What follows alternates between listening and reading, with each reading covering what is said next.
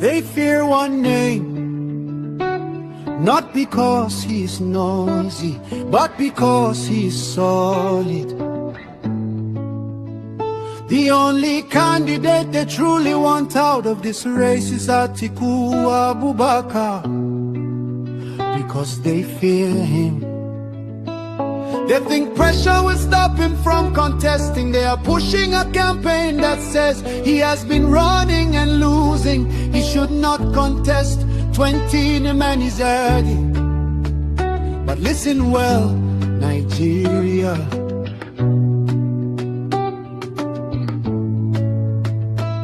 Since when did persistence become a crime? Since when did courage become an insult? Since when did experience become a disqualification? They want Atiku out because they know he can win.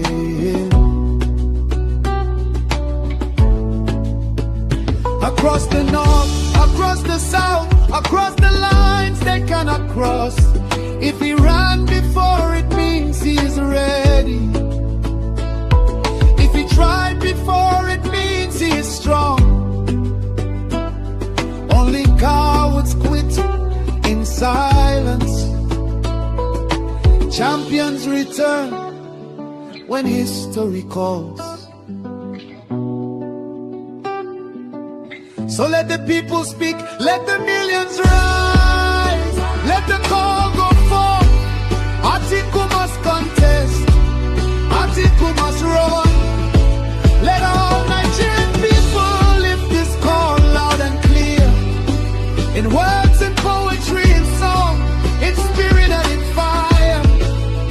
Our demand is simple, our message is united. Atiku must run.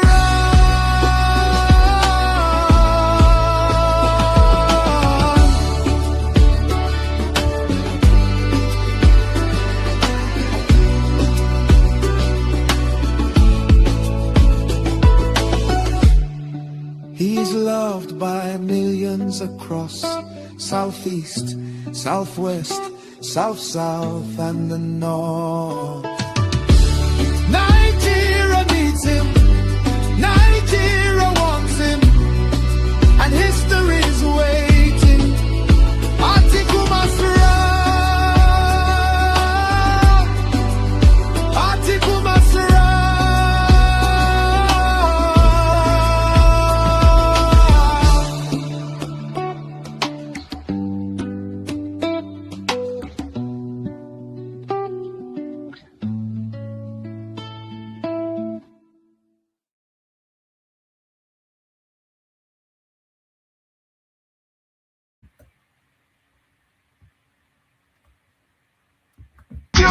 Yo, Jagaban.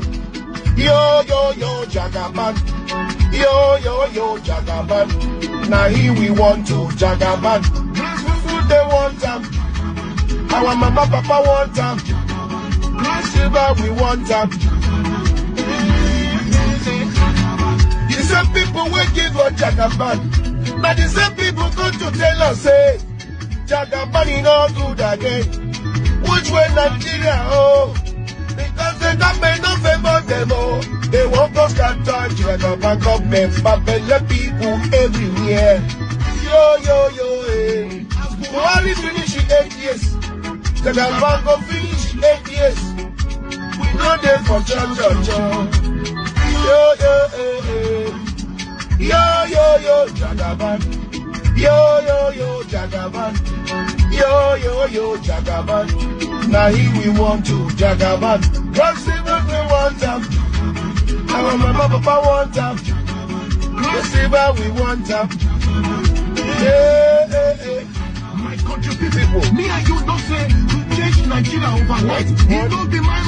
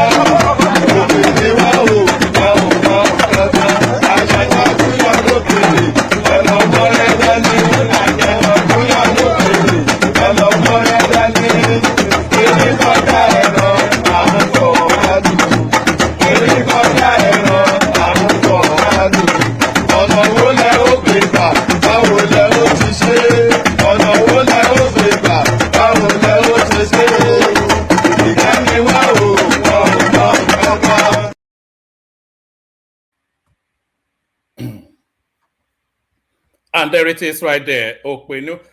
Pardon me. There it is right there. Okpenu. Ajanoku yolokere elomore dani. Kí lẹ fẹ́ fọrẹ́ ṣe náà? Ajanaku oyolokere elomore. Kí lẹ fẹ́ fi ọ̀rẹ́ òun ṣe ni mò ń bèrè. Ẹ dá mi lóhùn náà. Eh? An elephant is seen in the horizon and you went to take a stick. What are you going to use that stick for? Tell me. An elephant, you know what a horizon is? Look, just think of a hill or a cliff or something in the distance. So the silhouette or the image of an elephant is unmistakable. So you see an elephant in the horizon and then you went to fetch a stick. So what exactly are you going to use that stick for? It's a metaphor. Meta kini 4, not meta 5, meta 4. It's a metaphor. Lowe la lulu agidigbo. Ajanoku yọ lókèrè lọmọ rẹ dání ẹmu tí yóò ní àbí kí ló ṣe àbí say coin we call that coin in Oyo Aláàfin where I come from, that you are suffering from coin. An elephant is seen in the horizon and you went to fetch a stick. To do what exactly? What exactly is the purpose of that? Ajanoku, do you understand? Ó máa yé yín náà, kò tí ì yé yín bọ̀ ó máa yé yín, kò sí kó máa yé yín, kó bá yé yín kò sí. So I don't know how I always start these things, but I start it. However, the spirit moves. The spirit moved in that direction. Good day to you, good to be in your company and all that. Good day to you, good to be in your company and all that. We're experiencing somewhat of a heat wave. You know, if there's one thing that everybody unites around in this country, is the weather. It's always too hot or it's always too cold. It's never just right. So we've been experiencing somewhat of a heat wave. It looks as though they've promised now that today is the last day of it. So you're just sweating like what's the metaphor? You are sweating like whatever the metaphor is for sweating. So all that. Good day to you, good to be in your company and all that. We go again as we always go. Not like we go every day, because we don't go every day anymore, but we go again as we routinely go. Let's put it that way. The protocol remains the same. You know, we're actually after 100 new subscribers this month. I'm looking down to look at the date to see how achievable that, and it is achievable. By the way, I'm not sure if any of you bother to look at our numbers after the stream, but every single stream gets thousands. Go to the landing page. You see, every single stream gets thousands of people watching. But then when you look at the like button, you see 30 likes or thereabout. So it's almost with Ethanos that people watch us. Ethano is with Ethano, Ethanos watching, you know. Not like the three lions. So are you trying to mock us? Although I'm always this is Ayo, of course, everybody knows Ayo. It says we go again like the three lions. You know, it's always the thing in this country. Actually, they whip themselves up into a frenzy. Anytime that a football tournament comes up, even though we never really have the players to reach really. In fact, getting to the semi-finals is quite a coup. I was expecting them to drop at the Mexico stage, but they went 2 stages further than I anticipated. Now they want to go and invade Argentina. So now is to invade Argentina seems to be the next thing now. It's always spikes. It's spikes of highs and spikes of lows when it comes to football in this country. They don't understand that they're not especially good at it. But that's how you're right there. We go again like the three lions. He's coming home. I don't know. He's already gone home now. The home of football is Brazil now, and he's always been there, so he can go home to Brazil. So, Oda, I was telling you about the protocol. Click on the like button if you haven't done that. Please do that. Subscribe if you haven't done that. Please do that. If you want to come and join me on the screen, there's a hyperlink in the comment section that says StreamYard. If you want to come and join, click on that hyperlink, come into the studio, conversate with me. That's how that works. Share the links to the stream just as widely as. And by the way, I'm canvassing for people to follow me on Twitter as well. Do you know that I have an abundance of followership in all of the social media platforms apart from Twitter? Maybe because I've not paid attention there. I've got thousands of followers on TikTok. I've got tens of thousands on Facebook. I've got the numbers I have on YouTube, but I can't seem to shift the needle on Twitter. I'm not quite sure why that is. So follow me on Twitter if you haven't done that already. So yeah, like, share, subscribe. Click on the hyperlink that says StreamYard to come and join me on the screen. Share the links to the stream. So that is what engenders that followership. You know, it's a participatory sport. It's not just, you know, the growth of a platform is not just about discovery. So discovery is just a minuscule subsong of how a platform grows. What actually there's two things that grows a platform: the audience participation in terms of sharing the links, and then collaboration with similar platforms. So those are the two things that needs to happen. So if you want to see us reach even further, then share the links just as widely as you can. So like, share, subscribe, all of those things I just said anyway. So now, just as much as plentiful, everything to be discussed. So we're now getting the testimonies of the rescuees from the Orire kidnap saga. So we'll be delving into that, seeing what they have to say. And then the bandits, the people responding, we're starting to see their images because they're starting to come out now, and they are arraigning them before the court to face some sort. You know, people would have preferred that they just buried them in the ground right at that spot. But you know, if we are a country of law, then we have to abide by the laws. So 3 charged over kidnap of Oyo school children teachers. So the images of the kidnappers are coming out, and their names as well. So we'll look through that. Yanusa Musa, one of them. Abdul Razak Umar, one of them. Shamsu Adam Sani, one of them. So why quite Shamsu Adams? Why is involved in Boko Haram is beyond me, because Adam is not a Muslim name, is it? But we'll get into that. Oyo confirms. Actually, why don't we just get started? Maybe we just get started. All right, let's get started. Yes, did I send the link? Let me send the link to oh no, that's not the link. Let me send the link. Anybody that wants to come in, just come in. It usually takes me about an hour to flesh out the talking points, but if you want to come and sit in the studio just to give me the reassurance that there's somebody there, you can do that. Let's start it off with this one. So let's start it off with an account from one of the rescuees from the Oyo school abduction. So here, his name is Mr. Zacchaeus Olatunde. That's his name. So you can see, of course, the trauma of the experience still very much vested within it. Is just rested on his face. Orire school abduction. Why terrorists killed both Mr. Michael Oyedokun and Deacon John Olaleye. So those were the two. Oh no, that's not where I want to be. This is where I want to be. So those were the two that sadly lost their lives to the kidnappers. Orire school abduction. Why terrorists killed both Mr. Michael Oyedokun and Deacon John Olaleye. So it says this is too sad to hear. These are what Mr. Zacchaeus Olatunde said about the kidnap.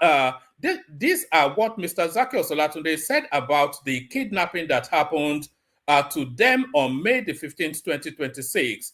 He talked about what really caused the death of both Mr.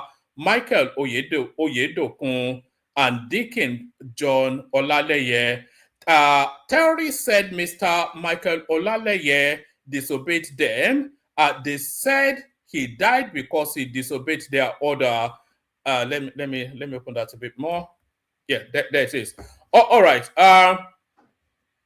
Orire school abduction. Why terrorists killed both Mr. Michael Oyedokun and Deacon John Olaleye. These are what Mr. Zacchaeus Olatunde said about the kidnapping that happened to them on May the 15th, 2026. He talked about what really caused the death of both Mr. Michael Oyedokun and Deacon John Olaleye. Terrorists said Mr. Michael Oyedokun disobeyed them. They said he died because he disobeyed their order. That day when we reached the forest, they told us to drop all our phones. We did so, but we did not know that Mr. Michael Oyedokun did not drop his own. A terrorist who was sitting with him on the motorcycle discovered a phone in his pocket and began to question him. The teacher said he did not hear when they said that. Immediately, the terrorists slapped him, and when their commander heard, he took it up and he was furious. They have two commanders, a general commander and a camp commander. The general commander said, if I didn't kill anyone, the general commander said, if I didn't kill anyone, I must kill this man for disobeying my order. The following day, Mr. Michael Oyedokun was slaughtered. He was shouting as they were dragging him away. He was begging, and his noise was so loud. But later, no more noise. One terrorist, his age around about 17 to 18, came later. He was dancing and singing to celebrate the death of the teacher.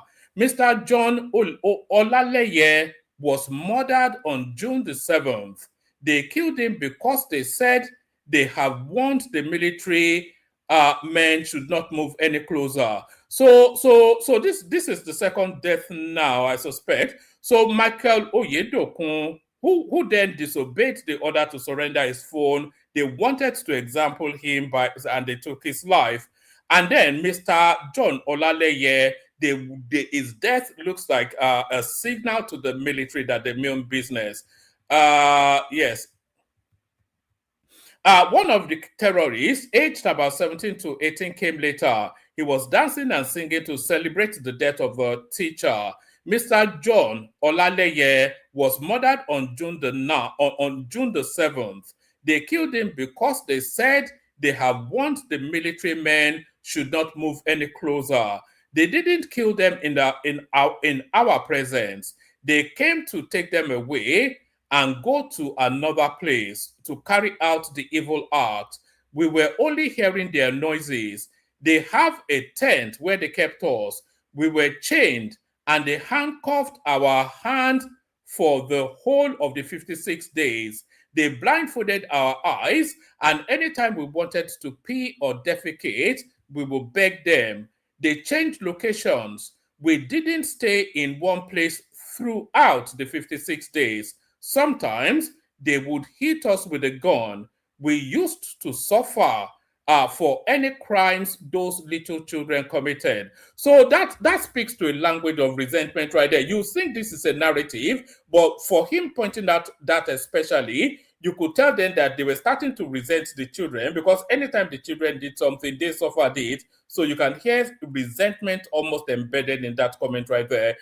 They changed locations. We did not stay in one place throughout the 56 days. Sometimes they will hit us with a gun. We used to suffer for any crimes those little children committed. When it is time for them to pray, they did not joke with it. They prayed a lot and recited the Quran. They would never miss their prayers, and when it is time to recite Quran, they would never miss it. The terrorists said they did not want money. Oh, what have I done there? Have I pushed it? What was I reading just now? How did it suddenly end up? Oh God. How do I get back to where I was? Oh, all right. There we are. Oh, all right. Where were we?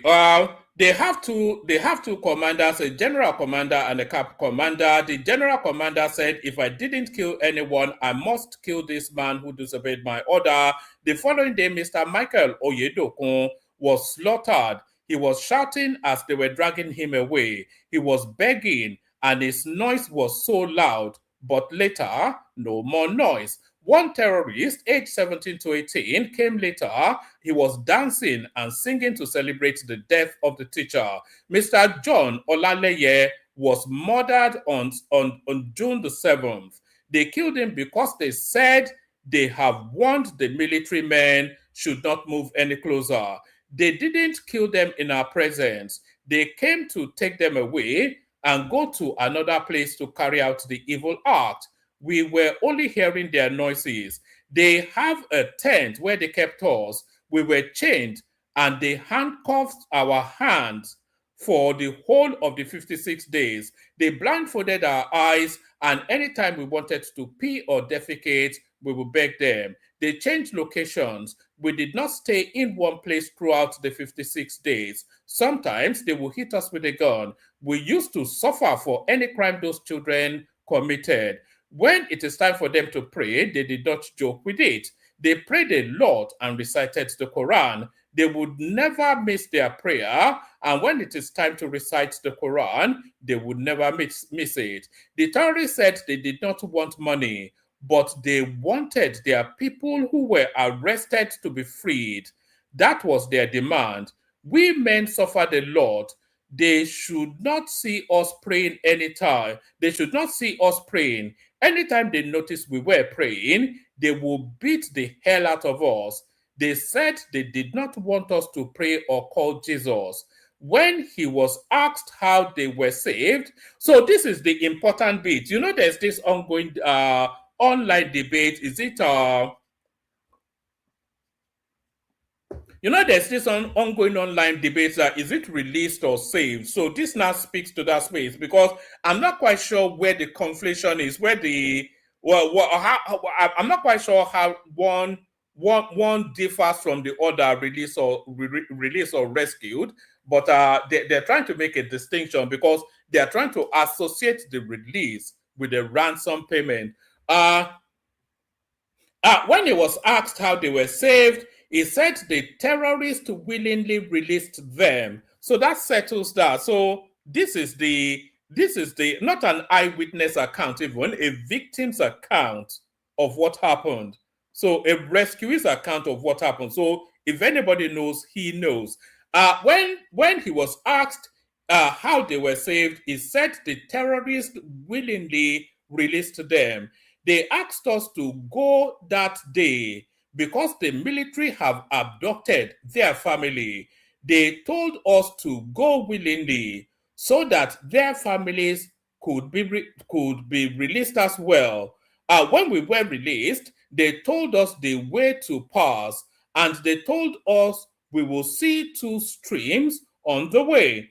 After those two streams, you will see the soldiers who are there to receive you. They told us. Oh God, what have I done now?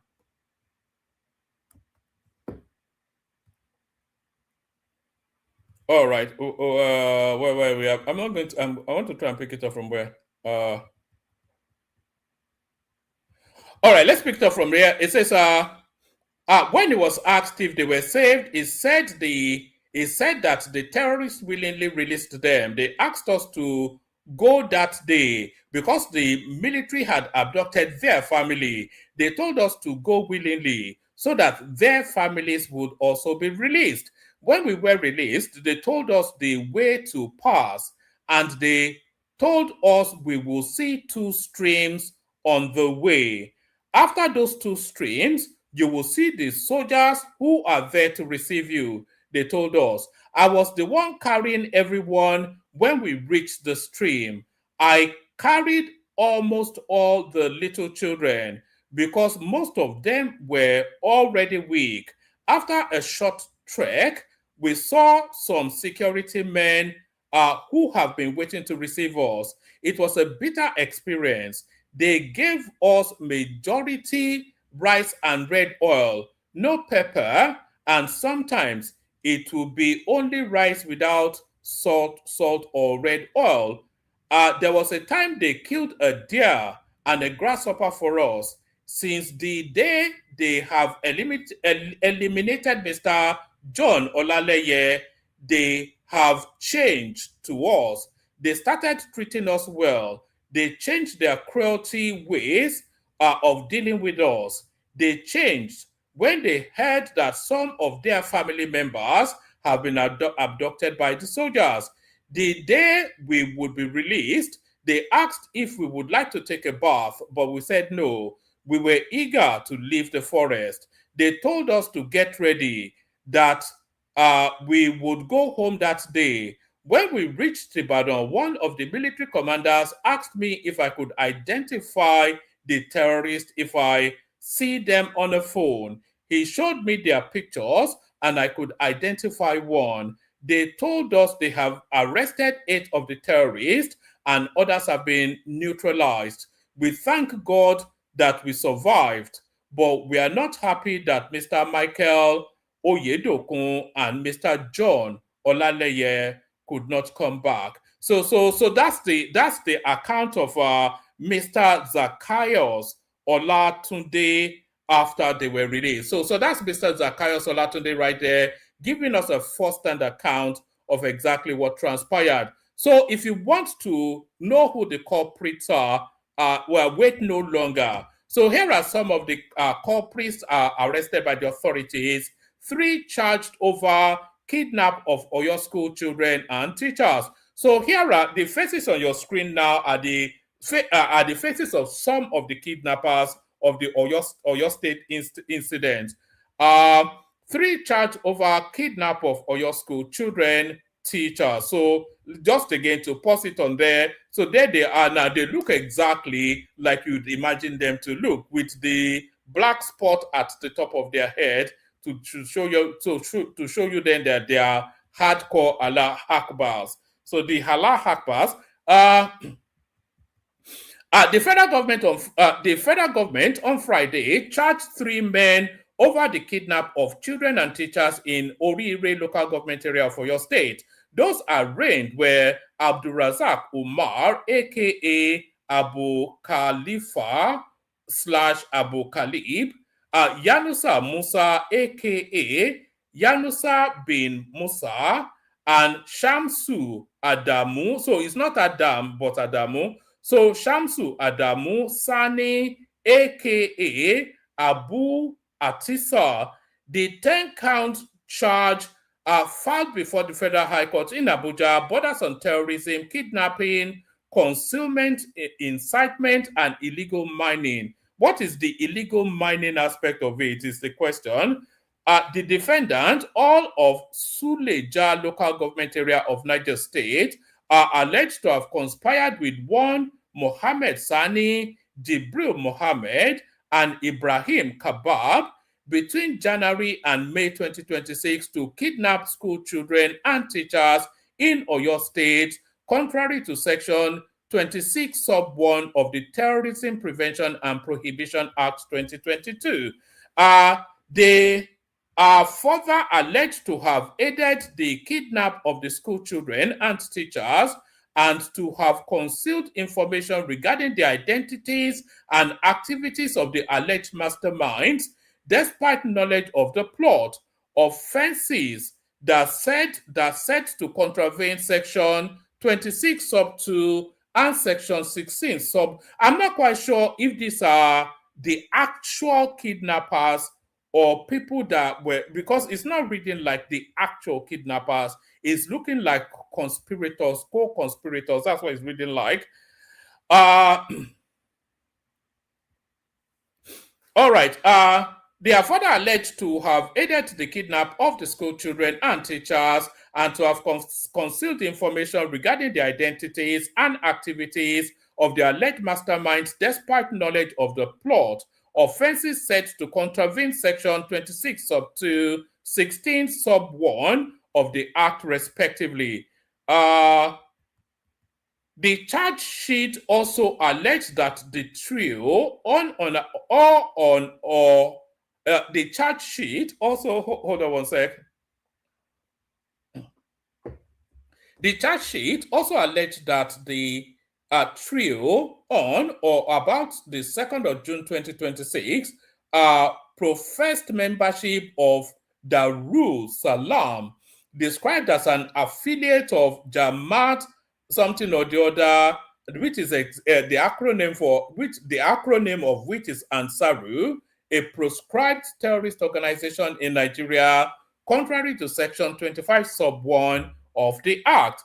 In separate counts, the first defendant, Abdulrazak Umar, is specifically accused of providing training and instructions to terrorists and inciting members to commit acts of terrorism through a WhatsApp group titled "The Oneness of Allah is the Foundation of Peace." Offenses set to contravene section 15 and 2, anyway, contravenes whichever section. The 10th count accuses Umar of engaging in unlawful gold mining at streams within Chaza area of Suleja between 2024 and 2026, contrary to section 8 sub 4, sub B, not B but 4. So those are, anyway, these are some of the kidnappers or the collaborators of the kidnapping. Certainly they have been arraigned in connection with the abduction that took place in Ibadan. So those are the faces that you're looking to establish right there. So that's the association completed now. So those are the culprits. Still within that space, a little too late, a dollar too short and a moment too late. What's that metaphor again? A dollar short and a moment late or whatever. But however it is, it applies to Seyi Makinde. Oyo confirms July delivery of surveillance helicopters. So this is the much vaunted, much promised surveillance helicopters that Seyi Makinde told us as far as January he bought, but he could not present.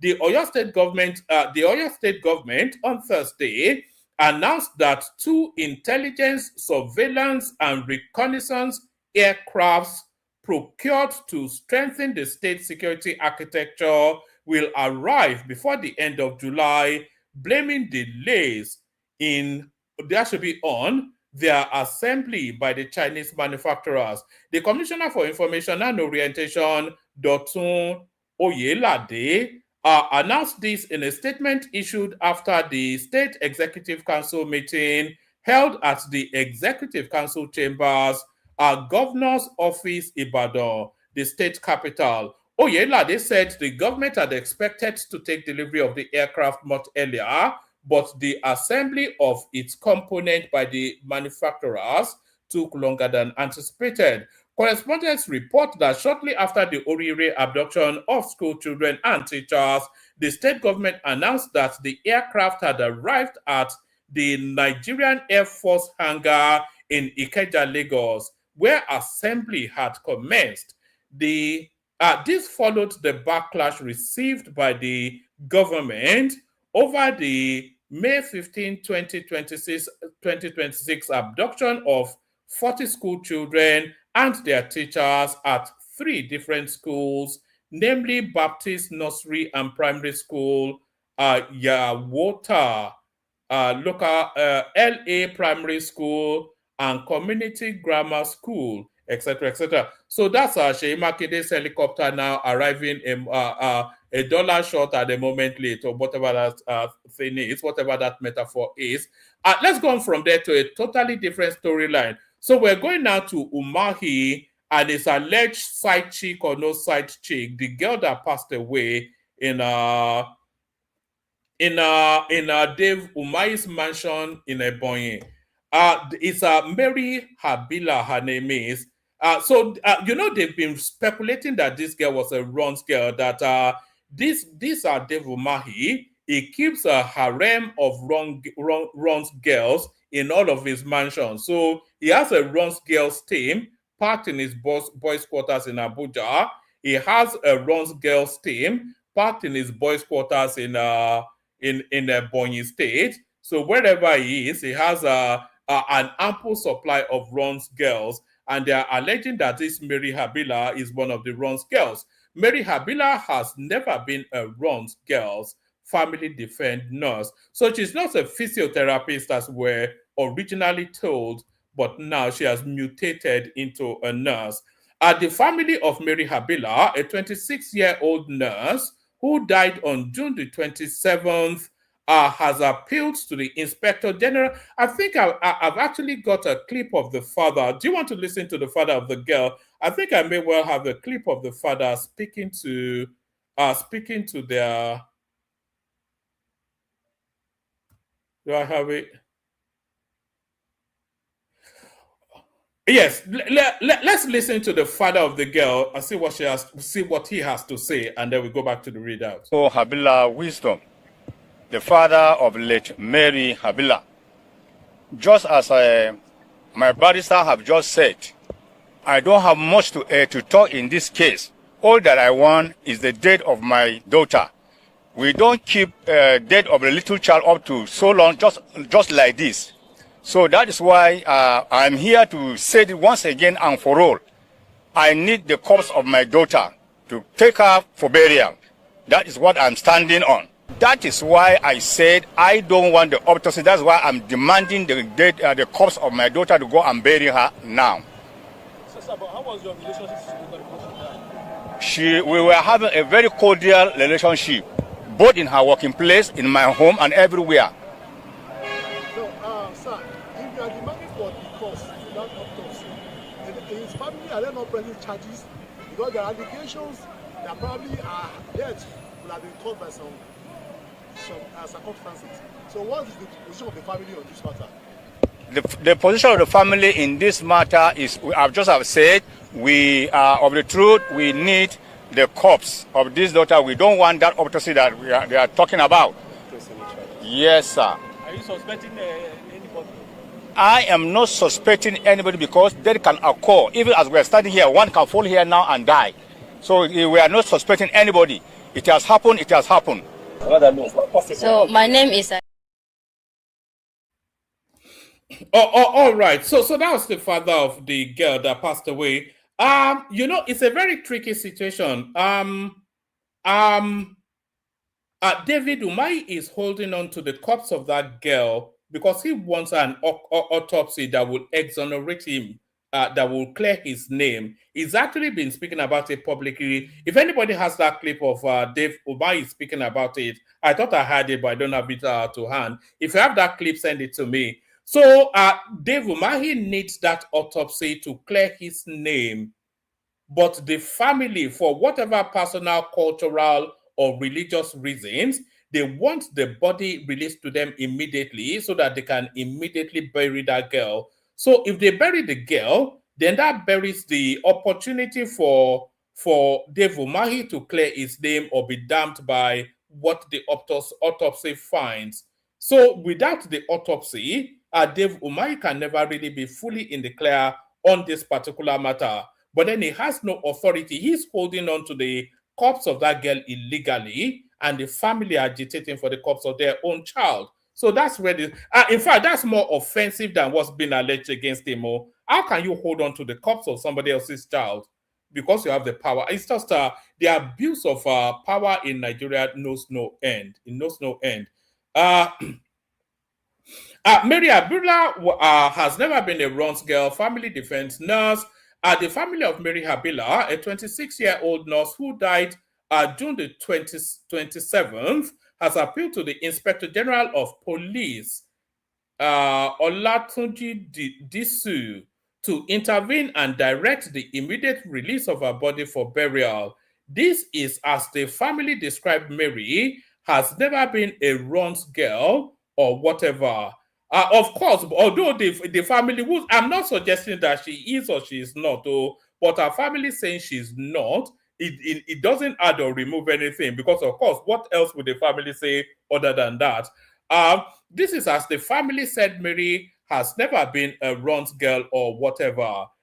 The appeal was made on Friday at the force headquarters in Abuja by the family's lawyer, K. Yusuf, during a press briefing aired in a video posted by Channels Television. Correspondents report that Habila's death has sparked controversy. You know, Atiku is actually calling on Umahi to step down and be investigated. You know, if they fry dodo and it burns at the ministerial house, they will probably ask that somebody step down and be investigated. Correspondents report that Habila's death sparked controversy after the body of the nurse who was attached to the office of the Minister of Works, Dave Umahi, was reportedly found at the minister's country home in Uburu, local government area of Ebonyi State. Yusuf said the family had fulfilled all police requirements for the release of the remains, but the body had remained in the official custody for nearly 3 weeks after her death.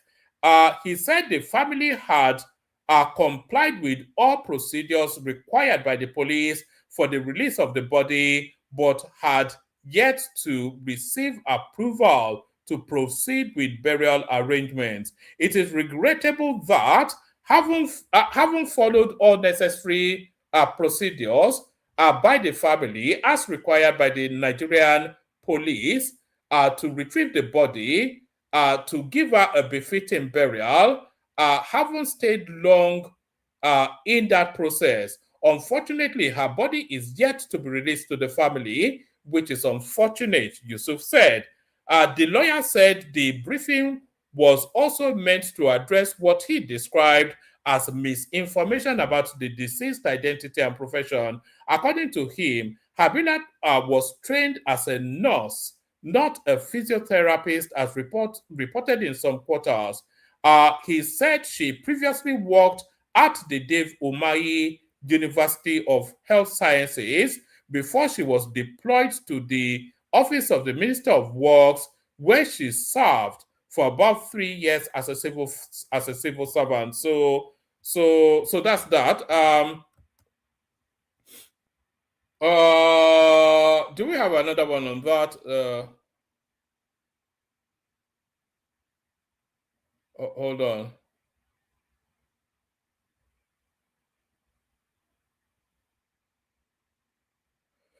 All right. Okay. That's enough on that. Let me bring you. This is this is a follow up on This is a follow up on that that Asaba guy. What is it called again? Odogo of Asaba that pied some girl.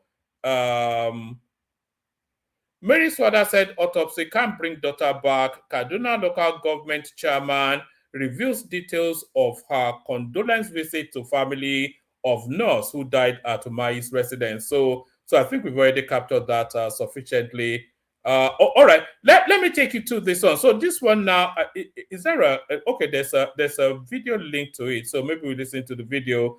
So this is this speaks to that Odogo of Asaba guy that pied some girl that raped some girl. And he didn't pie her, raped some girl, and the girl then subsequently took her life.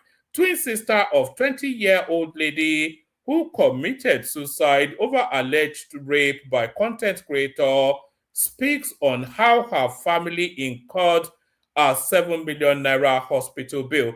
Okay, there's a video attached to it. So let me play you the video rather than give you the readout. Tell me in the comment section if you can hear the video. Victim blaming.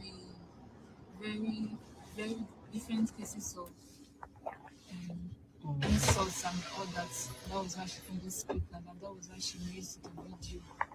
It's unfortunate that she lost her life. She said that we should please, for the sake of the guy's twin daughters, that we should please. Wait first. Good evening, everybody. Whatever you want to tell me, you say it to me, okay? Good evening, everybody. So, I have the twin sister of Favor with me. Please, I would like you to hear from the horse's mouth on, for those of you who are asking how much they incurred and what they treated and all that. It is not, the story did not come from me.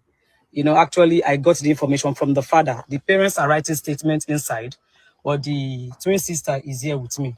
Please hear from them. Greet my people and then narrate yours. Good evening, everyone. My name is Faith Agro, the twin sister of Favor Agro, who is now late.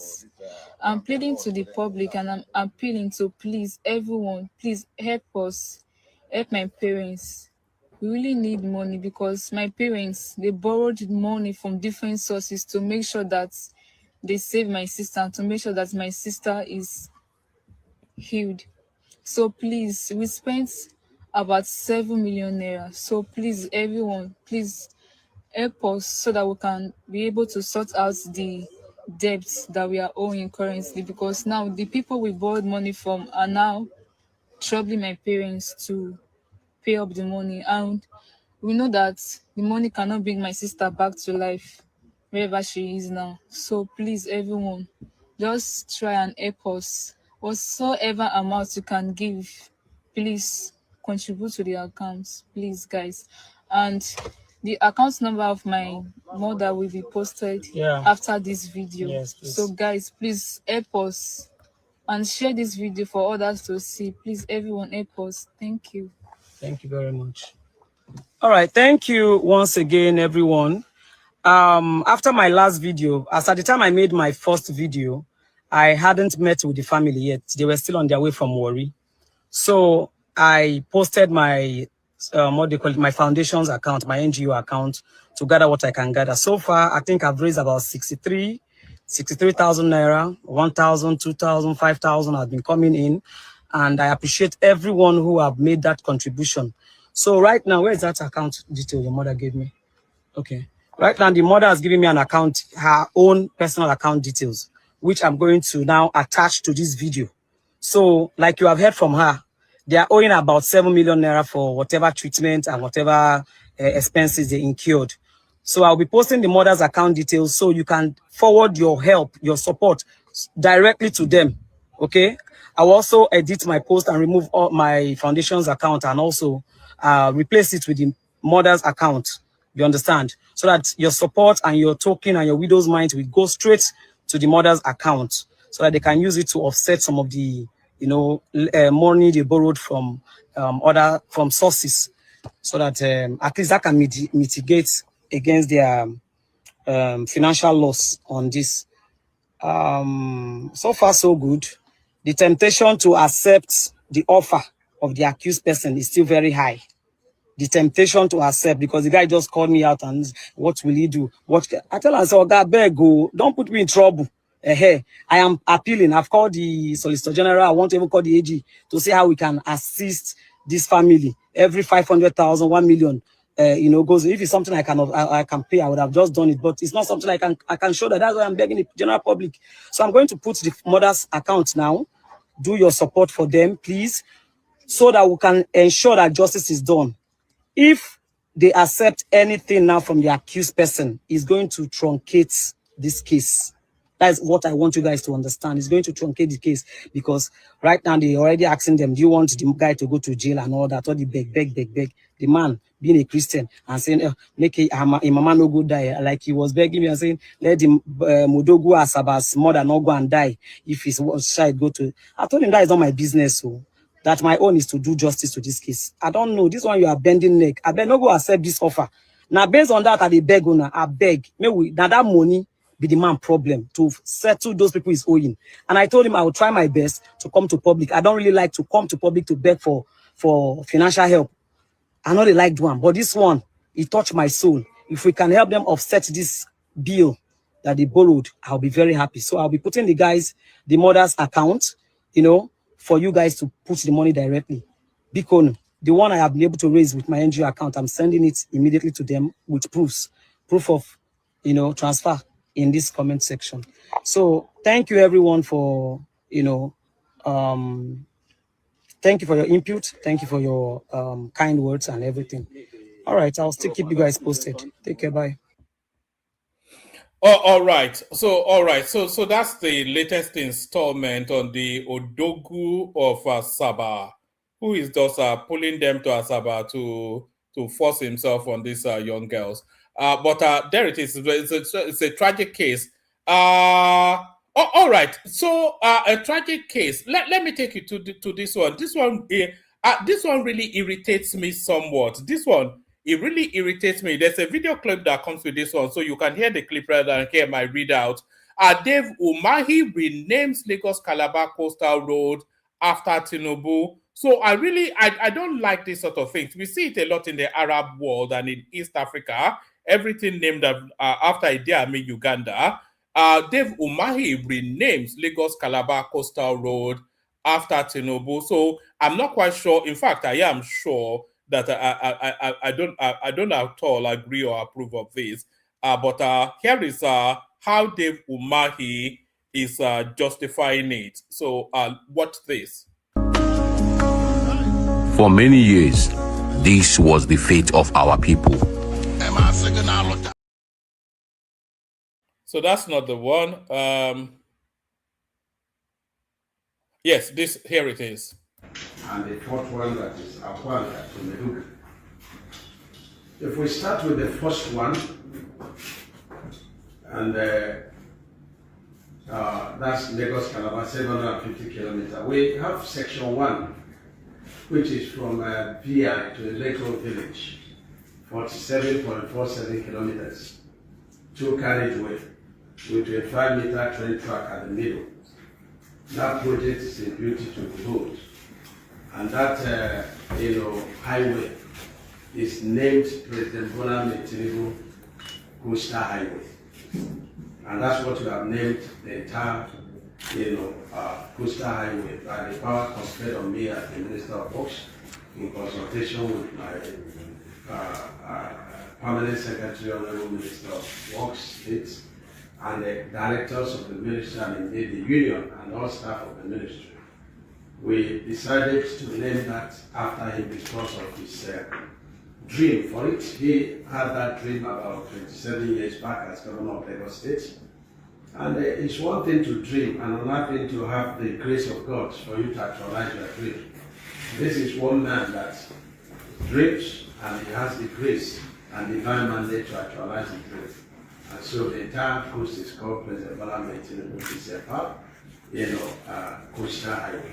Lagos-Calabar Coastal. So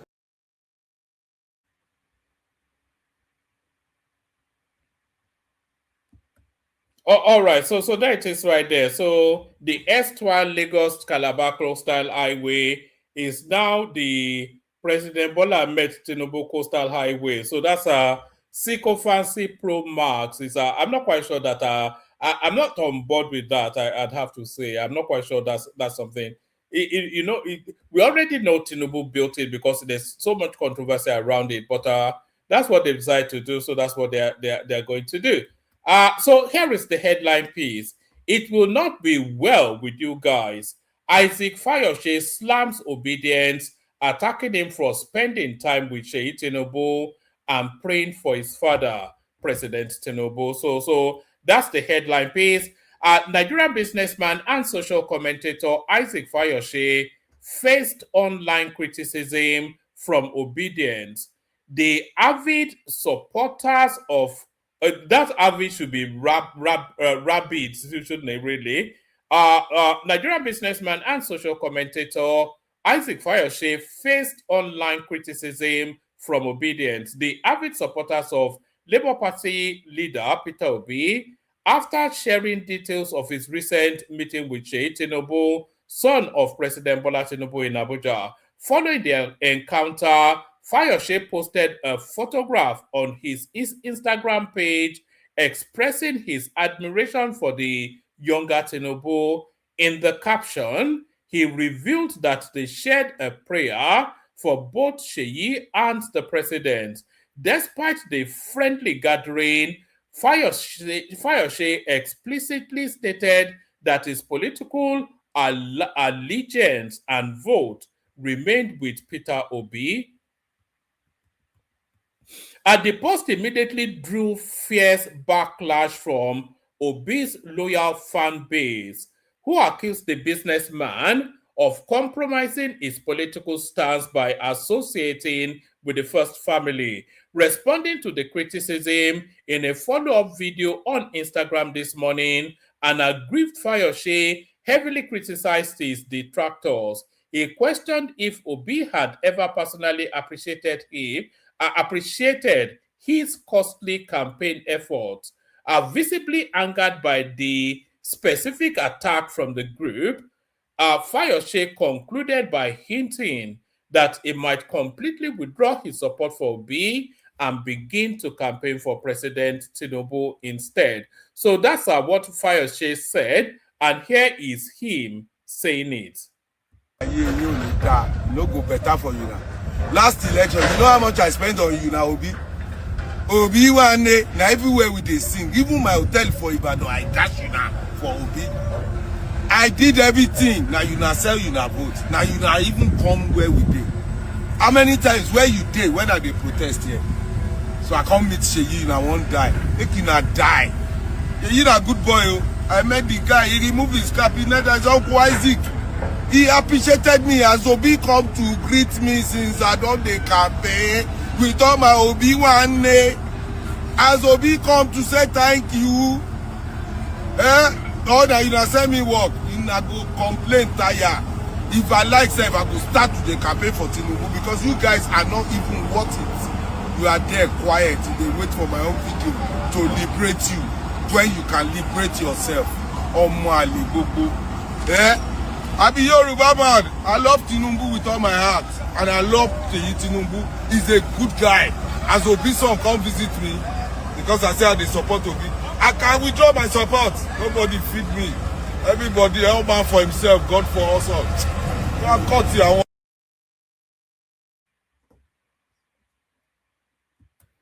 So there it is right there. They are hemorrhaging members hand over fist. To be the last person to leave the Obidient movement, please turn off the lights. So now, even with this, I still don't feel that suitable justice has been done. This guy should really be given the death penalty. Supreme Court orders final forfeiture of Emefiele's properties. The Supreme Court of Nigeria has ordered the final forfeiture of properties belonging to former Central Bank of Nigeria CBN Governor Godwin Emefiele. The Apex Court overturned an earlier judgment of the Appeal Court, which ordered a retrial of the case. A 5-member panel of the Apex Court, led by Justice Ibrahim Saulawa, unanimously allowed the appeal and set aside the decision of the Court of Appeal Lagos Division, which had nullified the forfeiture order made by the Federal High Court in Lagos. The Apex Court's decision effectively restores the final forfeiture of assets, bringing to an end the legal challenge mounted by Emefiele against the Federal High Court order. The forfeited properties include 2 fully detached duplexes at 17B Hakeem Odumosi Street, Lekki Phase 1, Lagos, an undeveloped parcel of land measuring XYZ square meters in Onyekon Abayomi Drive, Victoria, Ikoyi, not Victoria Island. A bungalow at 65A Onyekon Abayomi Drive, Ikoyi, a 4-bedroom duplex.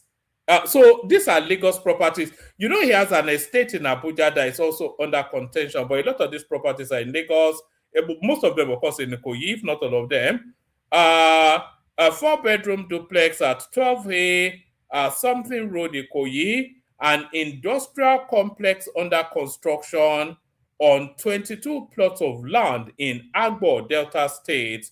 8 units of apartments in Adekunle Lawal Road, Ikoyi, and a duplex on XYZ square meters in Ikoyi. So outside of some complex in Agbo, all of those lands are in Lagos State, all of those properties. So of course, Lagos will take it away from him fairly quickly. So that's that right there. Here is Peter Obi, a crying wolf as always.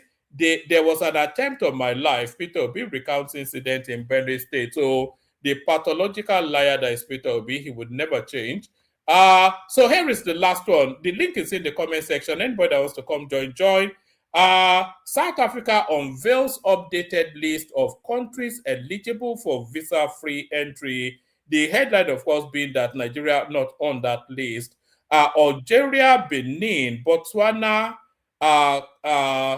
Cape Verde, I should say, Comoros, Cote d'Ivoire, Gabon, Guinea, Kenya, Lesotho, Madagascar, Malawi, Mauritius, Mozambique, Namibia, Rwanda, Seychelles, Eswatini, Tanzania, etc., Tunisia, but notably no Nigeria.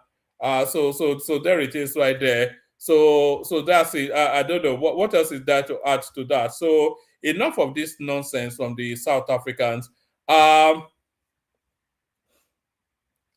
me play you the Kegite music. We see who turns up for the conversation.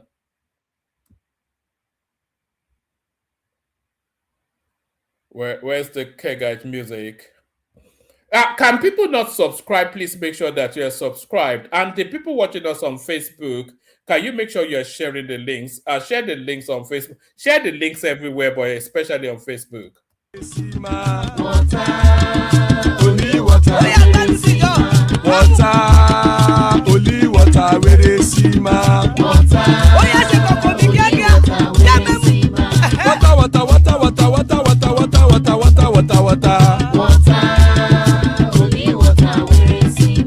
Hapa o naido. Hapa o naido. Hapa you don't come o.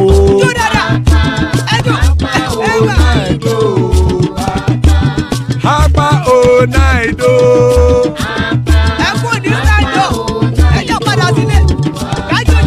Oro kẹ̀kẹ́ ẹlẹ́mùyé o. Ide sodi akẹkẹrẹ ẹlẹ́mùrè o. Bobby master kẹkẹrẹ ẹlẹ́mùrè o. Chief Wailati kẹkẹrẹ ẹlẹ́mùrè o. Eruku lẹ̀lẹ̀ ẹlẹ́mùdé. Eruku lẹ̀lẹ̀ ẹgbẹ́ ẹlẹ́mùdódò jàre o. Eruku lẹ̀lẹ̀ Ghana ti dé ẹgbẹ́ bọ́dì o. Ọmọ ẹlẹ́yẹ ẹyẹ o ó dilé o. Olúyẹ̀lá ẹyẹ o ó dilé o. Petrosodana ẹyẹ o ó dilé o. Petrosodunke ẹyẹ rẹ̀ ó dilé o. Ẹlẹ́kọ̀ ọ̀run mú ìní o.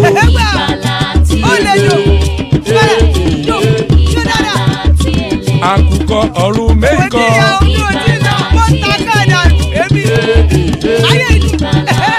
Ikú kò ní ríwà gbéṣe o.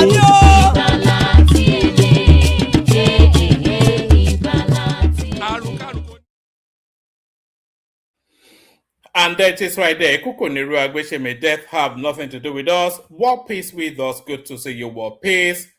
Zita with us. Always a delight when Zita is here. Bishop is in the house. Always a delight when Bishop is in the house. And fast becoming your favorite AKO joins us as well. So good to have you, lady and gentlemen. So good to have you, lady and gentlemen. Let's start the conversation. There's still plenty of spaces, by the way. Anybody that wants to jump on, jump on. Let's do 5 minutes monologues just to get everybody quickly documenting their thoughts. So we'll do 5 to 7 minutes monologues. Start it off, kick it off with Zita. Zita, good to have you. Salam alaikum. One man, now well done. No. Honestly, sincerely speaking, I wasn't listening. I've been upstairs. I wasn't listening. I didn't hear one thing he said. Oh, okay. Okay, I can rattle you through the headlines. That would be sufficient enough for you to... Yes. So there are some of the people responsible for that incident in Oyo State. They are now being arraigned. No surprises.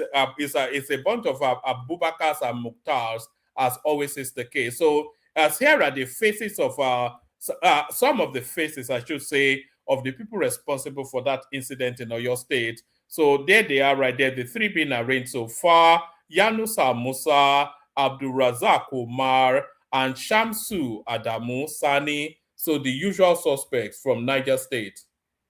So there's that.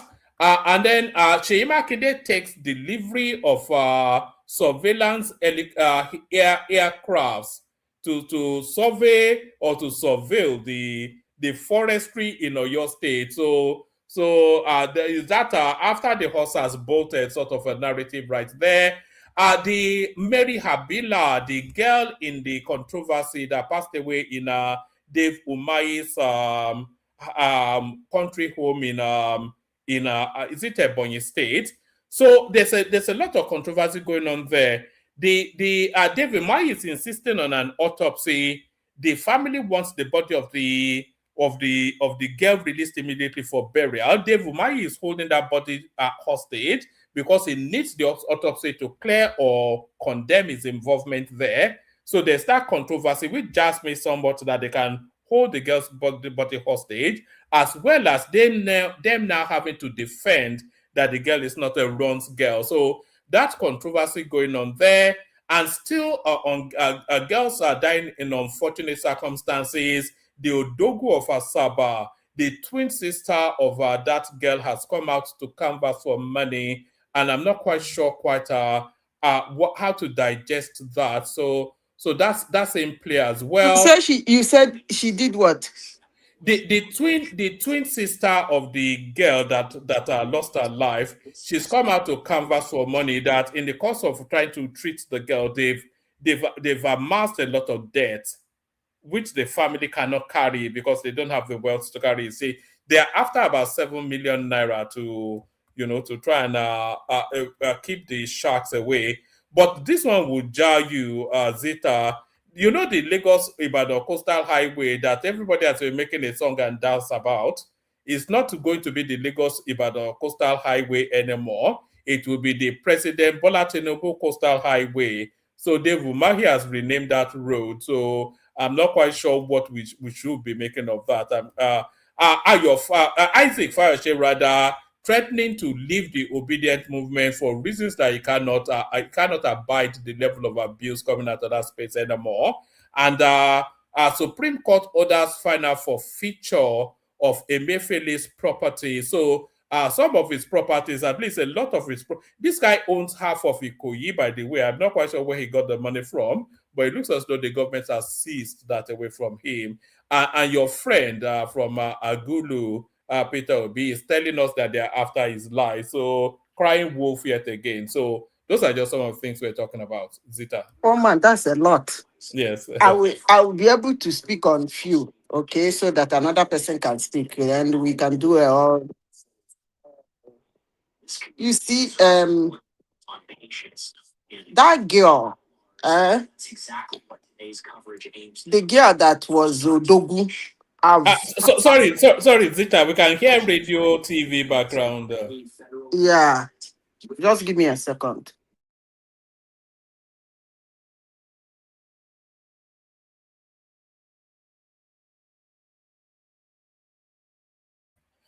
All right. So that's Zita. I think she's switching off the television. Is it better now?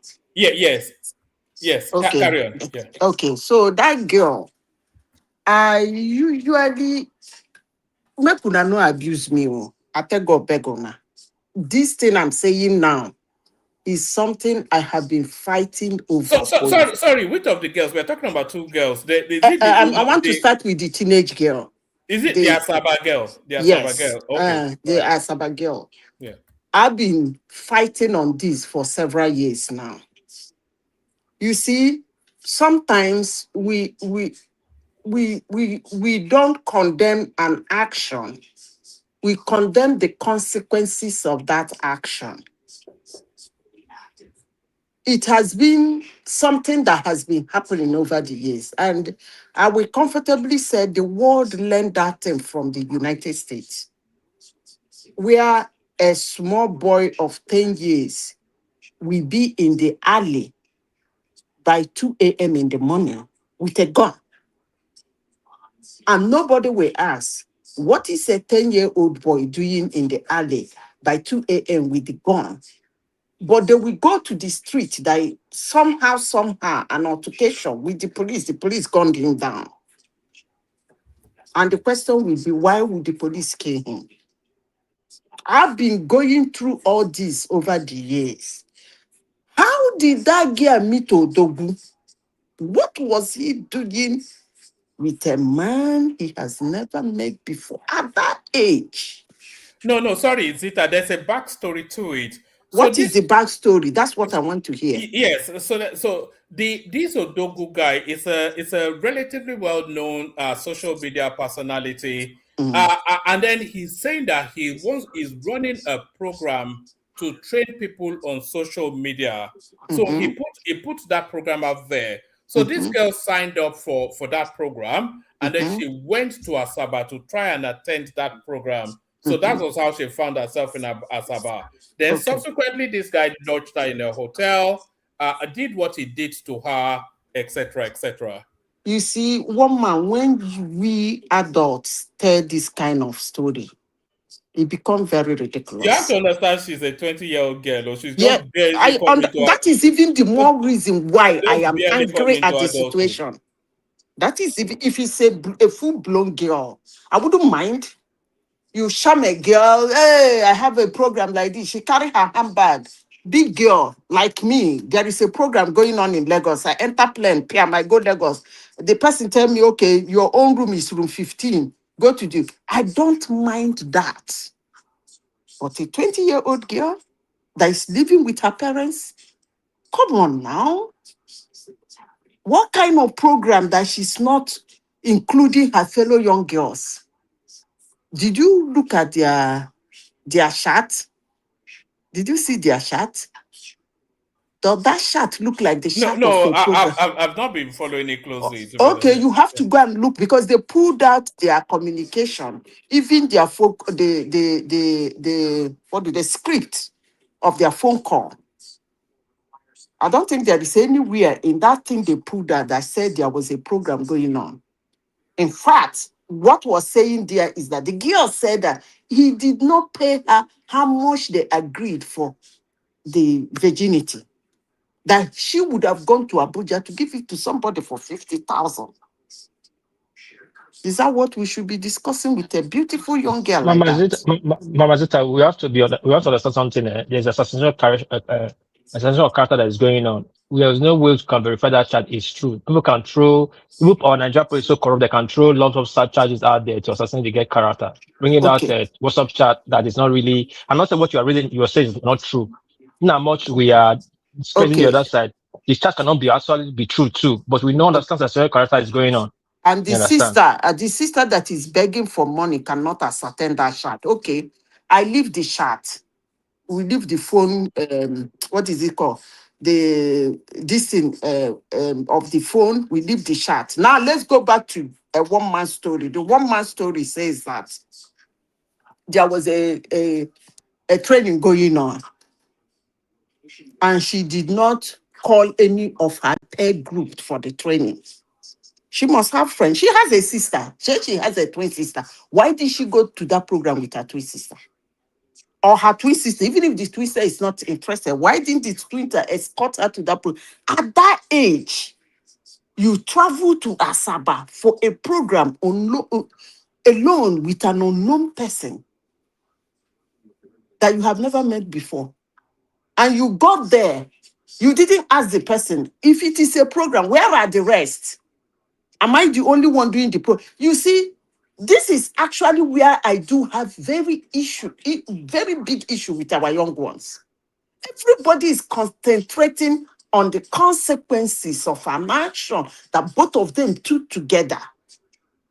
But nobody is trying to educate our young girls that you should not behave like that. You might lose your life. What if that guy has killed her and dumped her inside the bush?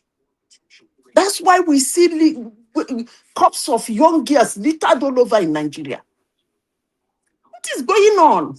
A 20-year-old girl that had kept her virginity to 28, now she's looking for somebody. They said the chat is not okay. A 20-year-old girl that is a virgin will get up, carry her bag to go. A virgin has some kind of fear with men. I must tell you that. If you are a virgin girl, there are a kind of fear you have with men. When a man tell you, come, where am I going to say? No, God forbid, you're going to lodge me in a hotel. No. The story, whichever way you people look at it, it's not pleasant. At all. It's not pleasant. Yes, I will blame the young man. The young man should go to hell. He should be executed, whatever. Wiped out of the surface of the earth. I don't mind. But we still have to protect other young girls. We need to protect other young girls. We should not concentrate on what the young man did, because there are a lot of wolves out there. Even if you kill this young man, there are a lot of that kind of young man littered all over the world. So if we concern ourselves by concentrating on what the young man did, that would also always pay him for it, and maybe we rot in jail or maybe lose his life, we will not serve other girls. Honestly, sincerely speaking, we're not going to serve other girls. Because the story is not connecting at all. Whichever way you look at it, that girl took an unnecessary risk. Unnecessary. For me to even think that that girl was living with her parents and took that risk, I'm still trying to process it. And that's where I rest my case on that one. Then, where is the other woman you are talking about? Hello? One man. Where is the other woman? Sorry, the other one is the Dave. The other one is the. Can you hear me? Yes, I can hear you. Yeah, the other one is the Dave Umahi woman. The Dave Umahi, the girl that lost her life to Dave Umahi. Not to Dave Umahi, but in Dave Umahi's mansion. So the storyline there is that the family of that girl, they are battling the authorities, which is the Nigerian police force, for the corpse of that girl to bury her. And Dave Umahi is insisting that the police hold on to the corpse of the girl for autopsy. And then, of course, there's the sub-narrative of people describing her as a runs girl online. Okay. The thing is that, one man, Dave Umahi need that autopsy more than anybody on planet Earth. Whether the girl died normally or died abnormally, he really do need that autopsy. And he's going to get it. Because that autopsy, whether it's going to be real or concussion... But the family are saying no. No, he will get that autopsy. There is not to... They don't even... normally, in a normal country... okay, what would they say that killed the girl? This attitude of somebody will die, they're very high. It's not working now. There should be a reason for the death, record death. How do you record death? You will record what killed the person. Natural death. The person died of this. The person died of this. That's how it's done all over the world, except in Nigeria. It's only in Nigeria that somebody died. You open are you saying they should carry out the autopsy against the will of the family? Nobody has a will on that anyway. It's supposed to be a law in Nigeria. They don't have a will over that. Normal, the cause of death must be registered. Let me come in. It is Okay. ridiculous where we are talking about autopsy. When the dead is dead, it belongs to the government. Umahi or his father has no right to dictate or determine what will happen to the corpse. Like my sister just said, Bam. how do you record the circumstance of the Cause death? of death. Mm-hmm. Cause of death, how do you record this? What Mm-hmm. nonsense is all this? Your car said that got accident. You said mechanic should not touch it. It's not happening. That It's autopsy not must happening be now. done. It must be done. They don't have the duration. The parents or the whoever Umahi does and something, the even the parents. president, But they the don't have the problem I duration. have is the kind of autopsy, because it's Nigeria, the kind of autopsy they're going to get. But that doesn't really matter. But that autopsy must be done. There must be cause of death now. I be na spirit kill am. Even if na spirit, the right and there now say na spirit buy am. Come on now. We should be way above that. I don't know. I don't even know. I don't even know who is putting up that story that the father doesn't want an up. It doesn't make sense to me. It doesn't make sense to me because if you look at the picture. Sorry, Zita, hold on. Listen to this. Listen to this. Because sometimes you have to respect the will of the dead or the family of the dead. Oh, Habila wisdom, the father of late Mary Habila. Just as my barrister have just said, I don't have much to talk in this case. All that I want is the death of my daughter. We don't keep death of a little child up to so long, just like this. So that is why I'm here to say it once again and for all. I need the corpse of my daughter to take her for burial. That is what I'm standing on. That is why I said I don't want the autopsy. That's why I'm demanding the corpse of my daughter to go and bury her now. So, but how was your relationship with her? We were having a very cordial relationship, both in her working place, in my home, and everywhere. So, sir, if you are demanding for the cost without autopsy, his family are they not pressing charges because there are allegations that probably death will have been caused by some circumstances. So, what is the position of the family on this matter? The position of the family in this matter is, I've just said, we are of the truth. We need the corpse of this daughter. We don't want that autopsy that they are talking about. Yes, sir. Are you suspecting anybody? I am not suspecting anybody because death can occur. Even as we are standing here, one can fall here now and die. So we are not suspecting anybody. It has happened. It has happened. So my name is. Okay, So that's the position of the family. No, he's talking rubbish. If somebody is even saying that the man did not die in Umahi's house, he died in a hotel. No, she died in a guest house. He has his mansion and then he has like a chalet for guests and then boys. So she died within, not in the exact main mansion, but in that compound in designated chalets for guests. That even make it worse, sef. That makes the story even more complicated. So that guy is putting harems of wrong girls in his mansion. So whenever he's in his country, it makes it even worse because just like this guy said the other day, when I look at the story of one of our governors in Imo State and one of our special assistant to, sometimes they make them special assistant to one thing. And then when I remember this one, play Umahi's own side of the story. Oh, okay, I will in a minute.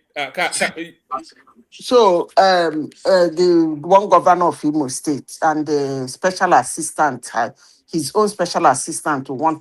I know what happened between that girl and the governor's wife. So when things like this happen, you don't just nobody is even sure that the girl died. Maybe the guy died in Umahi's house, they carry and go to Gesa. Look, they should just do the autopsy. That is the legal thing to do. The father and the Mahi has no right over that corpse. It's government corpse. And the father that is talking, the daughter is in Mahi's guest house doing physiotherapy. Does she live there or does she go to guest house? I mean, come on now. The story changes a lot, Zita. You know, she's not transmuted from a physiotherapist to a nurse now. So that's the latest thing they are telling us she is now. She's no longer a physiotherapist, she's now a nurse, according to them. Because the physiotherapy of Nigeria said she's not their member. Yes, they said she's not on their register. And then somebody came out and said you don't need to be a member to be a physiotherapy. Come on now. I mean, one man, she don't die, eh? Other girls should learn from it. She don't die. This is election period, and our politicians do a lot of things. Come on, they do. I know why the father is asking for the daughter's course. I know why he's asking for this. In some communities, it gets where they go carry that girl corpse go. I know why he's demanding for the girl's corpse. He doesn't want them to. I think she's from Benue. She yeah. Ubuta people has some. I don't think they are fetish over there in Benue. They are very fetish. Who told you that? Highly fetish. Very fetish. As long as she's not married and she died like that, ridiculously like that, in my time there is a place where they will go through to dump her corpse. I know what the father is fighting. He doesn't want hand to touch that corpse, but he was late. Immediately they told her that the daughter would have rushed there to carry her corpse. If he really what no, but it's in the custody of the police now. The police would not be. That's where he would have gone to carry his corpse now. He wouldn't have allowed if he wants it to be immediate, just as he was speaking. I don't want trouble. Anybody can die. That time they would say your daughter don't die, yo. You go police, go carry him picking. The police asked and said, wait, he said, will not be my picking now, make I carry him. It would have ended, the news wouldn't have all over the place. Now the so-called powerful minister is looking, who is always having issues with women. But before the end of the year again, we will hear Umahi and one other girl. Mark my word. I don't know what is his problem. Yes, when he was a governor of Ebonyi State, it's the same thing. Stories gear here. Now he's minister. He's not like letting go. It's like a Papa Jasco sort of minister. Yeah. It's always bumping into women. I beg, give me another topic. The girl done that, may her soul rest in peace. That's what you see when you hang around politicians' house. All right. Do you want to give us a few minutes on Tinubu Coastal Highway now? Still a Dave Umahi story. I thought they would have. It's Lagos-Calabar, right? No, it's Lagos-Calabar. So fine. Now he's the one that created it. He can go by his name. There's nothing wrong in that. You might not like me if I say it, but I will say it anyway. There's nothing wrong in that. He created that road. If they decide to honor it in his name, that's okay. The one you people are calling Niger Bridge in Onisha. That new Niger Bridge is Buhari that built it for Igbo people. Normal, that bridge would have been called Buhari Highway or Buhari Waterway or something. But they call it Niger Bridge. Niger Bridge, is it not the name? No, it's not called Second Niger Bridge. It's got the Buhari. They named Second Niger Bridge after Buhari. No, they still call it Second Niger Bridge. Yeah, they may do, but officially, it didn't accept Buhari just said when he was alive. Remember, he made a disclaimer that he didn't even start the bridge. It was started during Jonathan. That's what he said. So actually, a naming after Buhari is not a bad thing or Tinubu, but should be named after his act of power. Umahi does not have the power to delegate names to bridge. Not like name after Tinubu is a bad thing, like this I said. But Umahi does not have a single right or power to be naming bridge. I think this power is based on the president. Why did you say that?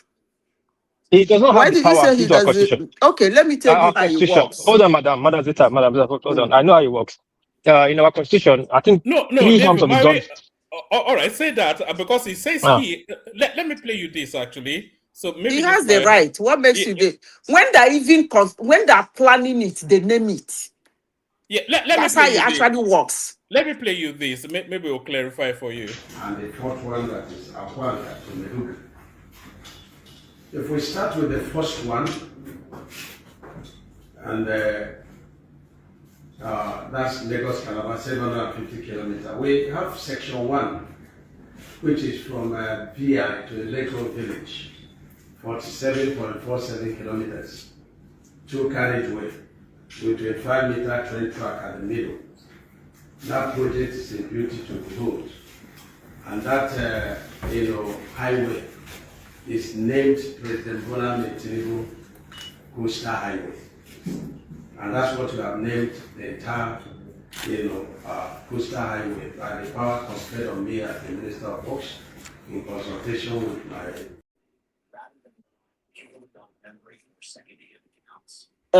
Can I? So Sorry, there Madam is Sister. Let me. by the power conferred on him. So That one is, Africans know how to booger. He's boogering. You see, when they make that plan, when they're doing the plan on paper, that's when all those things are being named. I understand why Buhari rejected his own. It's when they draw it. That's why they say, Okoro, Onisha, bypass. If you look at the plan, that's when you will see it. They'll be naming it as they go. So it's not something that is power. Madam Sister, hold on, what piece? Yeah, after Zita, so just so we can get around quickly. Is what they call conceptual engineering.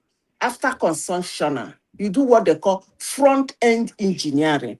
Then when you come after front-end engineering, you do what they call detailed engineering.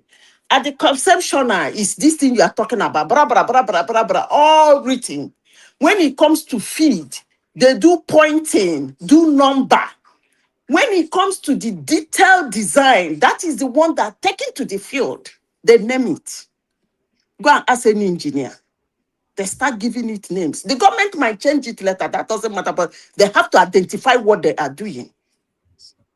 So I leave it at that. There's nothing wrong in that. But you saying by the power confirmed on me, I don't even get the bullshit he was talking about. Who confirmed the power on him? That's all buga. That's all buga. By the power conferred on him as a minister. His name. That's bullshit. All right, brilliant. Thank you, teacher. So there's still a few more topics, but let me move it around quickly, and then I'll bring it back to you. So guys, I'm going to push you a little bit for the time, just so that everybody gets to speak. I know people don't like to wait too long, so that's why I always do that. But we'll come to you next war piece. To the conversation. Umahi, Odogu of Asaba, the super highway, etc. Yeah, let me quickly start from where this has stopped. Yeah, I understand what Vita is saying. In every project has a code name. Let's just use the layman sorry, Warpiece. Can everybody listening to us now check your devices? If you are not already subscribed, please subscribe. We want at least 20 of you to subscribe today. If you are listening to us in watch back as well, still it applies. Sorry, carry on. Yeah, so if you have a civil engineer friend or architectural or call it Aki, when they are doing their modeling, their T6, they have what I call model. You must name whatever you want to name in your model design. And you want to define it. That is okay. When it comes to national, what you call monumental, to name national stuff, the Umahi has no right to name it. That's just my own point, and which is so. Who has the right? What piece? Who has the right? Listen, the president, the governor, the local government. How did you know? Hold on, Remy, just quiet. Now, you see, just quiet.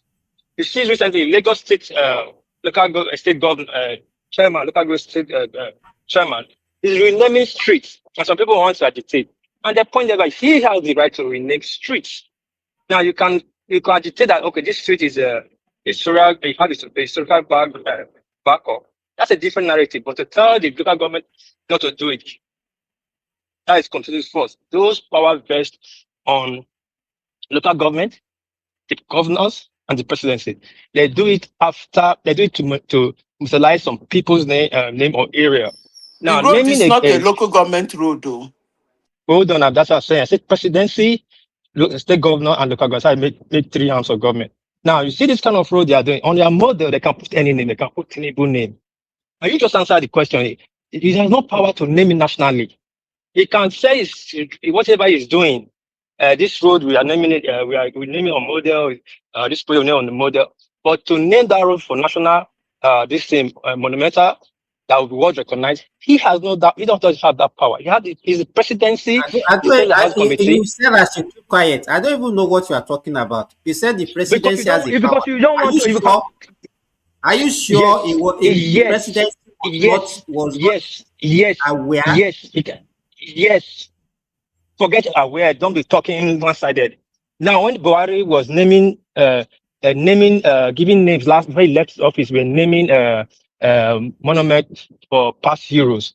They actually committed a draw up that came with names. We then gave some names to. I think they named Buhari to one airport. I don't know.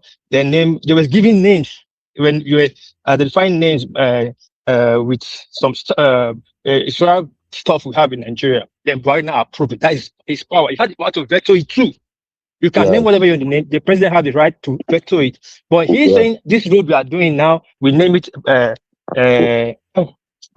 Bishop, hold on, please. Hold on, Bishop. He named it. He named it Tinubu Road, and everybody is saying it's right or it's not right. He can name on his project, but he doesn't have the right to make it national. That's what I'm saying. And let me move from that because this is Nigeria. We all have our own opinion. The girl that dies in Umahi's house is unfortunate. Make her soul rest in peace. But this is what corruption causes: power drunk. Now, this is how I will call my Igbo brothers out here. I don't want to sound tribalistic or a bigot, but Nigeria, as the way it stands now, we are living in a bigotry space.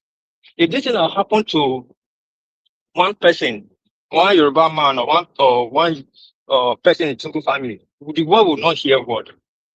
Now Tinubu is a Umahi now. They're all quiet because they're an Igbo man. Nobody will talk about it. This guy have completely committed murder. Now they are bringing all kind of charges up. Now he's the one now looking for the autopsy. At the beginning, he was the one demanding the cops. Said you are sent to the family to go and talk to the family. Suddenly now you talk to the family and you want demanding the cops. The cops, the Umahi and the father does not have right over that cops. They are capital offenses in any country. When you commit a capital offense, the case is beyond you and the person you committed that. Sorry, what piece? What offense was committed? There was murder. That's a capital offense. Who was murdered? Who was murdered? Somebody. A lady was murdered in my that is left for police. That is left for police to investigate. Hold on now. How did you establish who said so? How did you reach that? Now there's a dead body found in the Mayi's house. Yes. And it's left for the police to do the investigation to come out. Yeah, but why did you say no, hold on now. You made that's a murder case. The police are very established now. Oh, no, hold on. He's a Sarah reporter. No, hold on. How is it a murder case? How? Wait now. He has really established on Sarah reporter from police and media as like a guy died, a lady died in my compound. Right. There has been several case statement out there. Some suspect murder, suspect foul play. For somebody to die like that with no right narrative is based on murder. Until No. Hold on now. No. Hold on. Wait now. Hold on now. Hold on, please. No. Don't tell me to hold on. You hold on. You can't say things like that. War peace. I don't know if you know what murder is. So murder is that somebody willfully killed another person. So a death is not murder until a murder is established. The girl died. There's nobody that, even the family is not saying she was murdered. So how are you getting to that? Okay. If that's not for the family to say. Now there's a dead body. Okay, so who is saying she was murdered? Hold on. Yeah. There was a dead body. There's circumstances behind it. The dead body, not like he slept and didn't wake up. If he slept and didn't wake up into his marriage house, that would be a different ball game. There's nothing we'll be talking about right now. There will not be controversy. And some pictures that was hold on, please. There was the picture that came out with Sarah Potter. I'm not trying to run with that in social media space. The guest face look, it looks like she was wearing a shower cap, no clothes on, looked like he has blisters on her body. That was the first picture that came out separately. I don't know if you saw it. Hold on. I want to give you two things. Just mute for a moment. I want to give you two things. So the first one, let me give you this one first. Hold on, because that's quite an out. To leap from somebody dying to murder is too big a leap. Let me first give you this one. Let me give you this one. I'm not sure if you can see that on the screen. Oh, all right. Let me give you this one. I'll be very quick with this one. Friend recounts Mary Habila's final hours before death. So this is like I said, they were in guest chalets in Umahi's mansion, and this is one of the people there. This is an Anita Baki. Anita Baki, a close friend and colleague of Mary Habila, the nurse attached to David Umahi Federal University of Medical Sciences and on secondment to the Federal Ministry of Works, has narrated the events leading up to Habila's death. This was contained in a sworn affidavit filed by the Ebonyi State High Court on Wednesday. Baki, a physiotherapist, so she's the physiotherapist from Benue State, said she traveled with Habila and other ministry officials from Abuja to Ebonyi State on June the 24th, 2026 for an official assignment under the Ministry of Works, under the Minister of Works, Dave Umahi. She stated that they were accommodated in separate adjoining rooms in a staff chalet within the minister's country home in XYZ local government. She stressed that the chalet was designated for ministry staff and associates and was not the minister's personal residence. According to Baki, she last saw Habila alive on the evening of June the 26th after she returned from having her hair done. She said Habila stopped by her room to show off her new hairstyle before they chatted and joked for a while.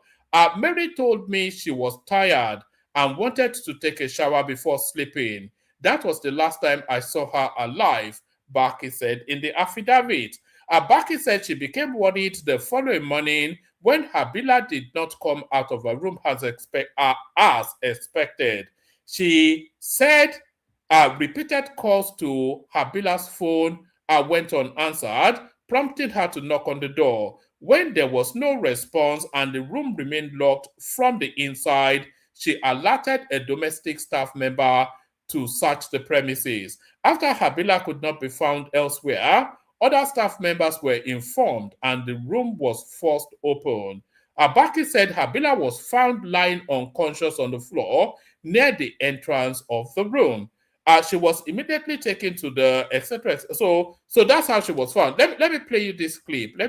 This is Dave Umahi's account of what happened. So I'm not quite sure how you've leapt from that to murder. That is a murder case. Information I want to correct is that the lady in question was like a daughter to me. She had stayed with me for 3 years. She was a staff of the Federal Medical University. She was a nurse and not a physiotherapist. And the family and my family are like one family. And she has her medical records in Turkish hospital, being paid by us. And she spoke to her boyfriend at the hour of her death and complaining that she was bleeding from the nose. And the boyfriend said, no, you have to report. You see it has stopped. So the boyfriend said, listen, I will not continue this conversation since you are bleeding. It will increase the bleeding. And she told the boyfriend, don't cut the call. The boyfriend cut the call. And 3 minutes later, the boyfriend called again. She was not responding. And even in the morning, she told the boyfriend she was going to bath because she locked her door, So even in the morning, when they broke the door and discovered her dead, the tap was still running, you know. So, but what baffles me, you know, in this country is that everything becomes an opportunity. Now, there is a guest house where her and the second medical person stay. And that is very far from where I stay. And so it means that, God forbid, somebody dies in Ministry of Works, the minister must be accountable to that. Is that what they're saying? Is that they're saying that somebody cannot die? Is that, have they checked the medical records of the lady? Do they know, you know, that this lady was like a daughter to me? And that, you know, everything goes into politics. But what I say to people, be careful. Life is spiritual. When you want to use the unfortunate death of a young girl to play politics, if we have hands in... Can I respond to that? All right. So that's Umahi's account of events. So I'm not quite sure why you've leapt from all of that. Okay, let me tell you where I left. Now, so Umahi was there when he was taking phone calls between she and her boyfriend. The girl that was in the room by herself. Hold on. No. Guy, no, hold on, come man. on. Wait. Just hold on. Do you want me to play it again? She's reporting what the boyfriend accounted. This is an account from the boyfriend now. Hold on. Oh God. You didn't let me land. Man, allow him to speak. Nice, it's time. You don't let me land. He is the one now breaking the news. It's not the police that is giving the detailed account. He, the one that becomes the judge, jury, and executioner, is in another case giving a very vivid details of what happened with the girl and the boyfriend. He wasn't bleeding from the nose. Even bleeding from the nose, even make it able to target murder, because until it's proven not, before you tag it as a normal cause of death. Now, if it is there, they cannot find the main cause of the death of that lady from normal circumstances. What do you think they will target?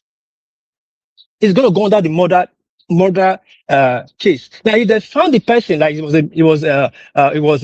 ignorantly, maybe because of maybe he took overdose pills or out of whatever leisure they engaged in and he not died, they might not reduce it to manslaughter. What did the Cosby went to jail for? I'm not talking he went to murder. What did he went for? It's not little pills that he was giving to people. Now, whatever happened in that house led to that girl's death. No one is proven otherwise that the girl died of a natural case. That case is under murder case. Otherwise, police will not be investigating it. I don't know why people think education ends with one person stable. Because people that is involved now, the one dictating to us what hard narrative will go. Let the police do their job. The police come and say, oh, it wasn't murdered, he died of a natural case. That's the word natural case comes in. And if he doesn't die of a natural case, it becomes a murder case. And I'll pass to Umahi, and I'll talk about the Igbo people, because they are very hypocrite. When it comes to the development, they will keep mouth. If other people that will be shouting, screaming, they can scream for other this thing. Now, come to the Odogo of Asaba. I do not totally agree with all what Madam Sister said. But again, let the dead rest in peace. One thing I will point out, if the girl was a Ross girl and she felt cheated and she was not worth paying what she deserved, she won't take her life.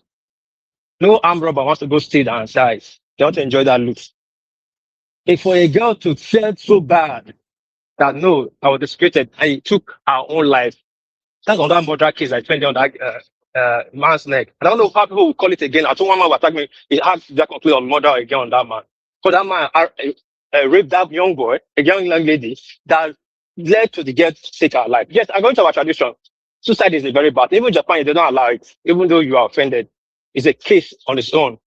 It's a crime. In our village, you go and throw that girl bodies in the forest. If she hasn't died now, we would have a better lead to persecute that Asaba, Odogo Asaba. But the dead don't talk. The dead has died and gone. That man forcefully entered that girl without a wish. And it led to the girl's death. That is murder. If they're going to downplay to manslaughter, it is left for the legal team to do that. Now I'm going to pass through that. Now let's go to the last one, Fayose. This thing that is happening, it has caused Peter Obi first election. And this time around, he will ruin his career finally. But at the same time, the Spotify are doing the same thing too. That's what got my mic triggered the other day. Before you say anything about politics or governance, you think you are coming after Tinubu. Why must we make everything personal? Now you see these obedient people, they attack anything that does not suit their narrative. But Obi Kubana and Kubana chief priest took billions of naira, according to them allegedly, to do the how they say whatever movement. I didn't see any Igbo people calling them out. Even one even bought platform in APC to contest, which he got 11 votes. I didn't see any people banishing them. If I also decide to talk to Seyi Tinubu and Tinubu himself, does that really make him a traitor or a criminal? People play politics with bitterness. People that don't even have doesn't have the capacity to handle what is given to them. They are new to everything. Using power brigade approach, using hate and tribalism. There's a lot beyond politics. You play it and leave it where you met it. You must not carry enemy after politics. All these people you are talking about, they are all friends outside politics. All these people are just fighting on TV, whatever. If they go out there, they are all friends. If their daughter is getting married, they will not invite you people. They will invite themselves. If a daughter is married tomorrow, Atiku will marry tomorrow. Tinubu will probably be the father of the day. The same thing is running against. Have you ever seen rich people in Nigeria? Have you ever seen them being enemy? Even not Nigeria, in the world. Have you seen America and the enemies they are talking about? The rich people that they are enemies. They are still friends. They should know it's beyond politics. If I say talk to Seyi Tinubu, does not automatically translate that he has betrayed you. A man can have friends and has a political allegiance. What kind of nonsense is all this? It's better we wake up for this direction we are going to, otherwise we will burn that country down. Tribalism, hate, and bigotry, and religious fanatics. We will burn that country down. Well, thank you for the time you're giving me. Let me hit the floor for other people. Thank you so much. All right, brilliant, excellent. Thank you, Opis. So thank you, Opis. We go from you to Bishop. Still a bit somewhat rigid with the timing. Bishop, floor is yours. Okay, thank you very much. Very quickly. Good evening, everybody. I wanted to interject the last speaker. He refused me. That's fine. I just wanted to point out a few things. He said that Jonathan started second Niger bridge. I thought we have already laid that to rest on this platform. There was nothing like that. Just to set the record straight. Buhari did not reject the second Niger bridge named after him. In 2023, shortly before they left office, the minister then, Babatunde Raji Fashola, he said he consulted with the governors of the Southeast and they named the second Niger bridge Muhammadu Buhari second Niger bridge. There was nothing like Buhari rejecting it because people congratulated him about it and he accepted it. Having said that, do I like the idea of Umahi naming Coastal Highway after Tinubu? Personally, me, I don't like it. There's no big deal in it, but I don't like it. And if he wanted to, he would have just finished it, or towards the end of their second term, if it's already a success story, and we see what it's bringing, or leave it for the next person. That's just a morality issue. It's not a legal issue. Does federal ministers have the power to name federal highway? Yes, absolutely yes. All trunk A roads are under the federal minister. In those days, they used to call the federal commissioner for the road. For now, yeah, some major one, maybe in consultation with the president, but the federal minister has the power, absolutely. The only person that can override that is the president. Okay, so the federal minister has the power to name federal highways. In Nigeria, all trunk A roads are under the federal minister or federal ministry of works, by the way. Unfortunate incidents on the David Umahi's house. Well, I think one man, your interjection, because murder case is a very heavy thing. There is no rule that says every death there must be autopsy before they can have a reason cause of death. even in advances, cause of death, if they know it, they will know. If it is natural, if it is something, the accident, if it is trauma, if it is this, some of them they will write or no. If they don't, so if there's going to be an autopsy, there must be a request. Maybe there is a suspicion of foul play, because autopsy is not cheap. Some autopsy in Nigeria today, a complete medical pathology autopsy, what do you call it, can cost you up to 5 million, right? No more, just to carry out a complete autopsy, because you need consultants in different area, toxicologists, pathologists, all of those, they are big names. So it is not every death that requires autopsy. Although there must be autopsy before a death is buried. There is no rule in Nigeria that says there must be. If there is suspicion and somebody has reported, or the circumstances brought suspicion. Now, in the case of Umahi has explained, unfortunately, people can die. People die every day. It's just because the place the thing happened. That's why people are politicking it. I read the unfortunate statement from the former Vice President, Atiku Abubakar, and my only comment was that, so you have this guy, you can write this guy Dogo Turinchi, but when Deborah died, you did not ask for justice. You are asking for justice here, that Umahi should, the guy should resign, and should step aside, that blah, blah, blah, blah, blah. We can see that it has been politicized. The simple reason that this death was politicized is because Umahi's name was involved. And like I used to say, we have this catch-up, chief mentality, something that we always pull other people down. Unfortunately, I am in support of autopsy because we even clear him the more. The lady has medical record, which he did not mention. I know he knows a little bit about the medical record. Maybe he will have access to it. Unfortunately, what could have been done to save her? If she has a record of nose, there's a name they call this when people bleed from the nose, and they can pass out. If that thing continue, you can pass out, and if they don't get help on time, it can lead to fatality. And the so-called boyfriend, no. Why don't you call other people or call the other flatmate? Look, this girl, I want her to go to hospital. She says she's not going, that she will be fine. She'll be fine. Please go and make sure that she's okay. That one is just the next room to her. Anything could have been responsible for bleeding in the nose. It's happened to people before. It's happened to me. It's just some people, their own are very chronic, that when they start like this, it won't stop. But the unfortunate aspect is that we make a mountain out of it. Everything we see an opportunity to blow it and begin to look for, somebody must have killed anybody that died in Nigeria. If no be witch, it go be wizard, it go be village people, it go be this. I've seen death before. I've seen people die very, very, very, very, very close to me. At least I lost my immediate younger brother, and I saw him die. So I know the pain and the agony. And that was not just the first time. So if not that, I was privy to how he went to play football in the stadium, and he fell, he hit his head, he had cracked skull, but he did not tell anybody. He came back home, and that was way back in 1988. He came back home and still went for a party. But it was the vibrating music of the party. I said, no be anything, no be anybody do, no be witch, no be wizard, that something will happen. So, but unfortunately, that's where we are now. Now God will help us.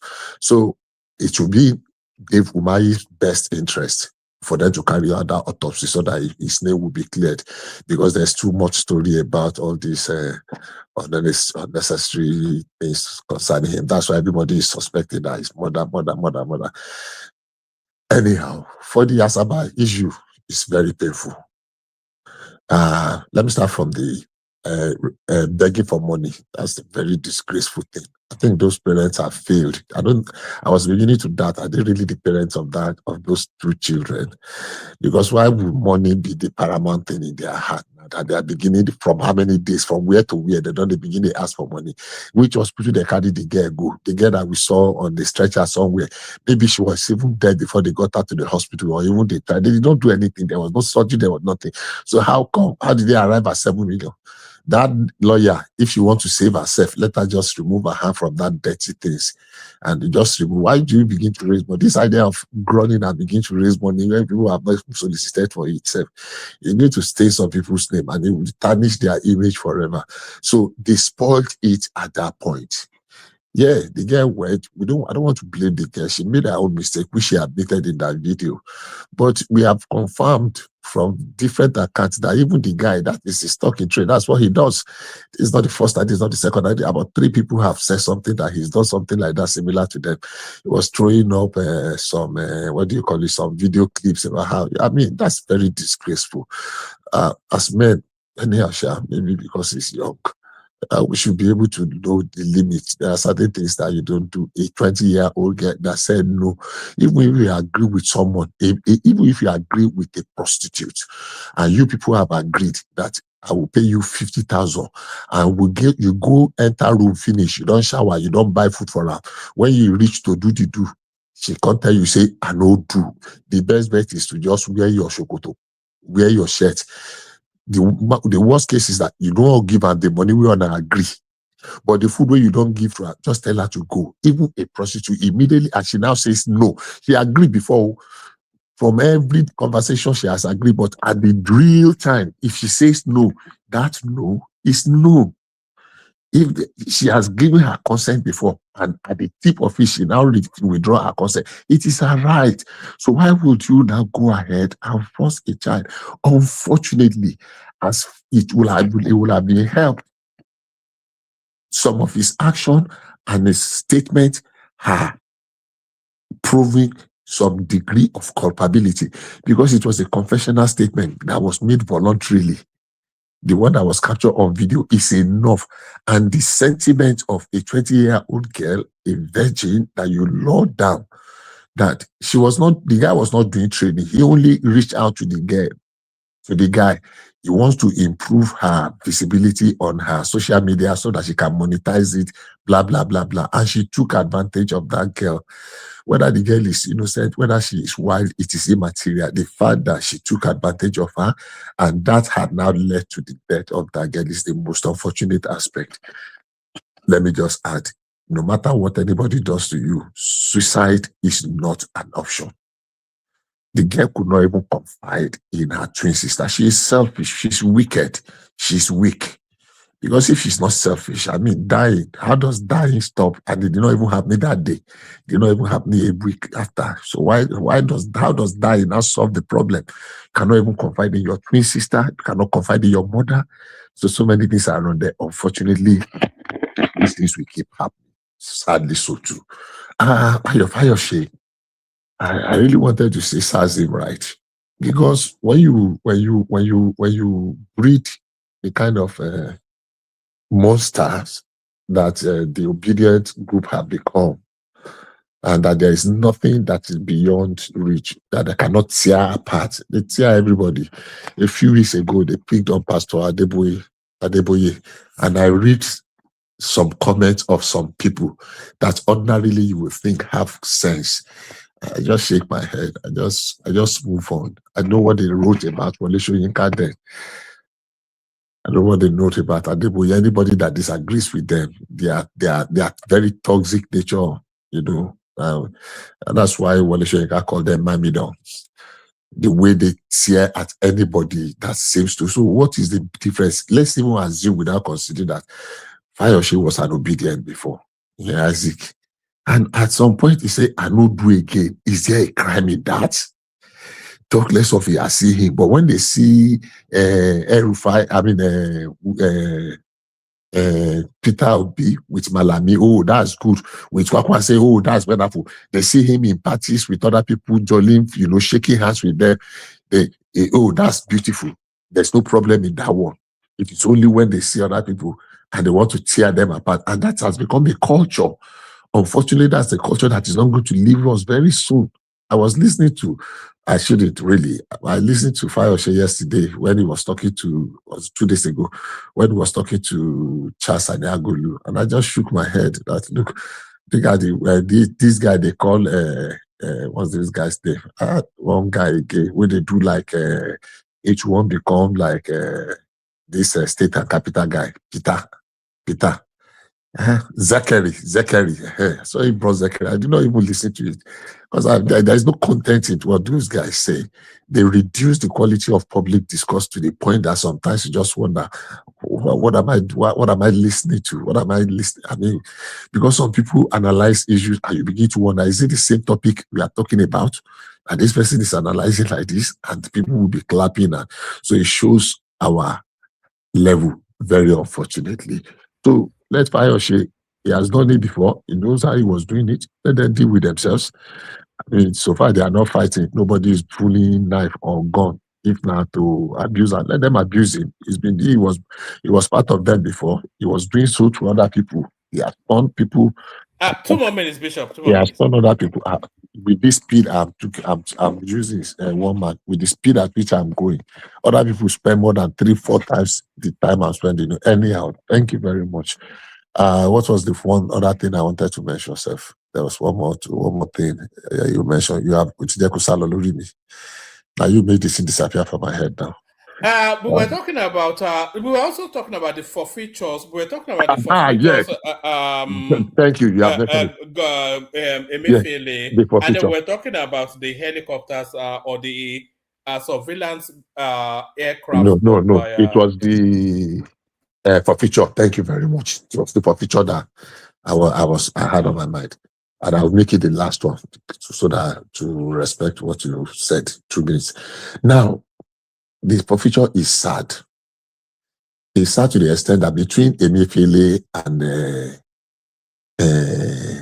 Malami, will be getting their loot will be very close to 1 trillion, at least more than half a trillion. That's a lot of money, and that rubbishes whatever integrity we held or esteem that we either to have held Muhammadu Buhari. It was a complete failure of leadership. There's nothing anybody wants to say. I like the man. I did not call Buhari a thief. But hey, if you are such a weakling to the extent that Emefiele could do that under you, and Malami could do this, it's a shame. It's a shame. I don't want it to stop at just forfeiting their loot alone. These 2 people, their loot is many years ago there was this one pope that what's the name of this pope? He don't die. One of the very popular pope dead. I think it's Pope John Paul. I don't know how many people know Pope John Paul. When they began to play professional football, there was this footballer there that one team bought for 100 million.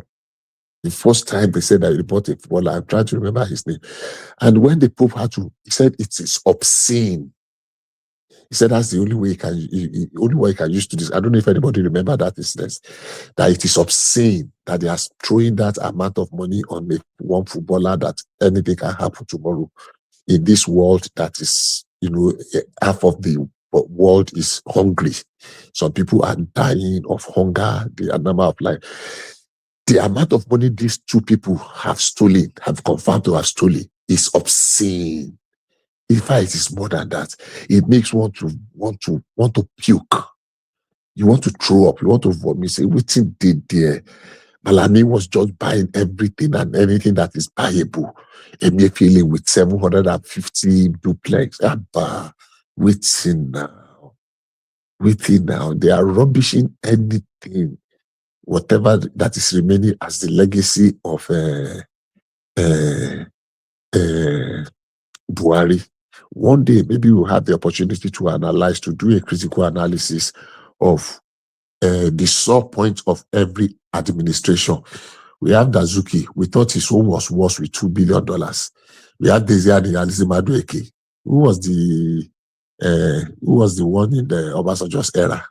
Now we have had two first-class criminals under Buhari. Maybe there will still be more. I hope it will end now, because people that are in government now should remember that when they go through, somebody will open the can of worms, and we'll be here to call them out. Thank you, one man. All right, brilliant, excellent. Thank you, Bishop. So we'll still come round to you, Bishop. But from you, we go on to Tonight, who hopefully is still there. Tonight, floor is yours. Yeah, thank you for having me, Woman. I appreciate it, and greetings to all the panelists, the chat, and the viewers. Regarding the lady that passed, if there is any question of potential foul play, there should be, without question, autopsy. What the father was saying is ridiculous. Using the concept that human beings can die at any time as an excuse to say maybe there's no potential foul play. It's not coherent at all. It's ridiculous. And it just shows you, I keep saying this every time, we have this thing that we don't value life.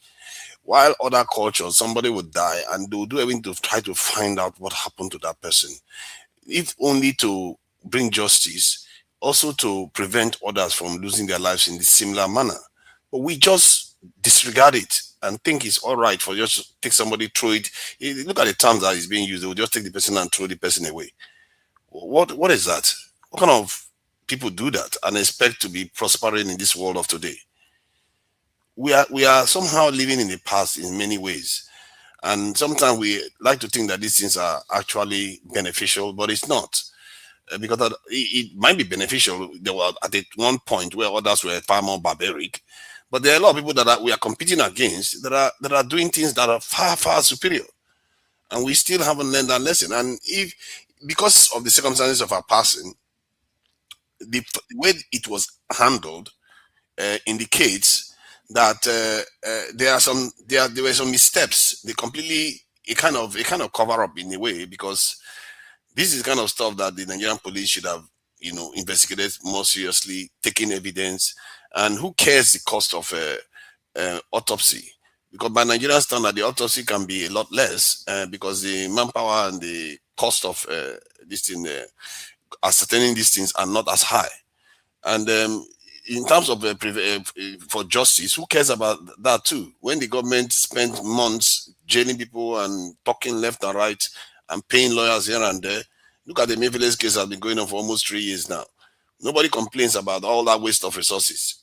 But when a young lady, 20 years old, with all her life ahead of her passes, somehow we should throw her in the ground. I don't understand that kind of thinking at all. And I completely abhor people that think about life like that. And I think rightly so that we as a people should totally abhor that kind of culture.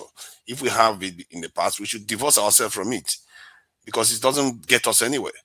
And Umahi himself, his statements, talking about boyfriend and all that stuff, we all know people with power have influence over people without in Nigeria. So him saying that means nothing, because he could go and influence the boyfriend, he could go and influence the parents, he can influence anybody. And he will make a coherent argument.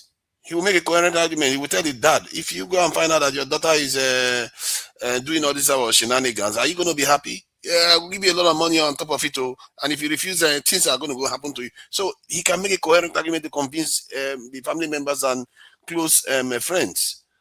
The question is, why was this not flagged earlier on? And it doesn't mean he committed murder. It doesn't mean he even committed manslaughter. But why was it not flagged? That somebody died here under suspicious circumstances that actually needs to be investigated, instead of saying, oh, nothing to see here, nothing happened here, let's go and bury her. How many times do 20-year-old people drop dead? It's actually very rare. It's actually very rare. If anybody didn't know that, maybe you should know that. They don't drop dead like that. What did you say? It's very rare for a 20-year-old person to just drop dead. No, you shouldn't say that. No, I know I should say that, it's because it's rare. a fact. It's not rare. It's actually quite rare. It's not. Let me tell you, there is. It is quite rare, actually. I think it may be quite right. Rare. I don't know why. I don't know why she's arguing. No, it's not rare. It's not rare. It's 20 years old. See, we are talking about relative. 20-year-olds drop dead all the time. They drop dead all the time. It's not rare, more especially if that person have. You are saying it's rare, as if. No, it's not saying it's unheard of now. It's saying it's rare. Yes, if you say it's rare, saying it's rare is broad, in the sense that you are trying to assume that every 20 years, like 80% of them are healthy. And therefore, at that age, they shouldn't drop dead. When you finish your submission, I will lay out numerous diseases that drop 20 years dead. And most of them are carrying it now. If not well managed, it's going to turn to fatality. So continue. Yeah, I think most of the chronic conditions that result in loss of life, like heart attack, strokes, all kinds of different things for older people, doesn't affect the younger people. As a matter of fact, that is why these scientists and biologists that want to invent ways of this in extended longevity have said that just by reducing, making the parts of the body younger, it cures a lot of diseases, because the younger bodies have a way of responding to threats and they can heal themselves a lot better. That is why these things, it's just a fact that younger people don't drop dead. They don't suffer from conditions compared to people that are, let's say, over 50, 40s and all that. They don't suffer such conditions. You don't, how many times do you see young people dying of heart attack? How many times do you see young people? So most of the conditions that result in people quickly dropping dead and, you know, they are gone within a blink of an eye. If you look at it, the scale is very, very different between young people and older people. This is a known fact of life. And the fact that this Sunaja, lady... Sunaja, I support your claim. But the bottom line is this. Everybody will do anything to support. That's why I condemn the Obidient. That's why I support the people supporting the government. Thinking they condemn it as condemning the government.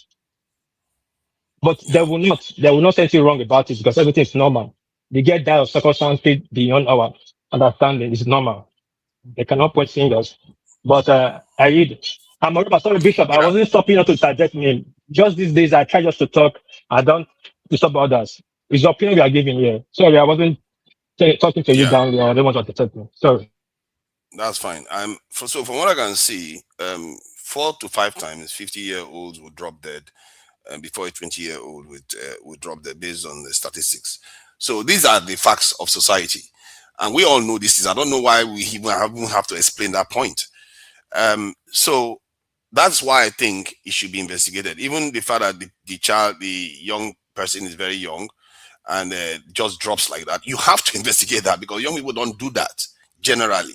So it just elevates it to a point whereby, okay, investigate just in case there's something that's poisonous. What if she ate something that is poisonous? What if there's something in the air? You don't know. So you have to check, because this is unusual.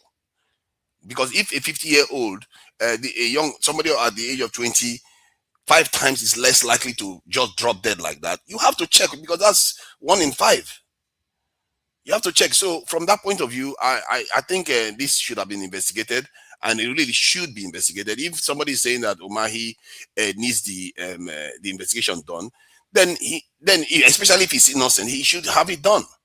If you are innocent, then why do you have to worry about that? It's something that you would recommend just to ensure your name is cleared.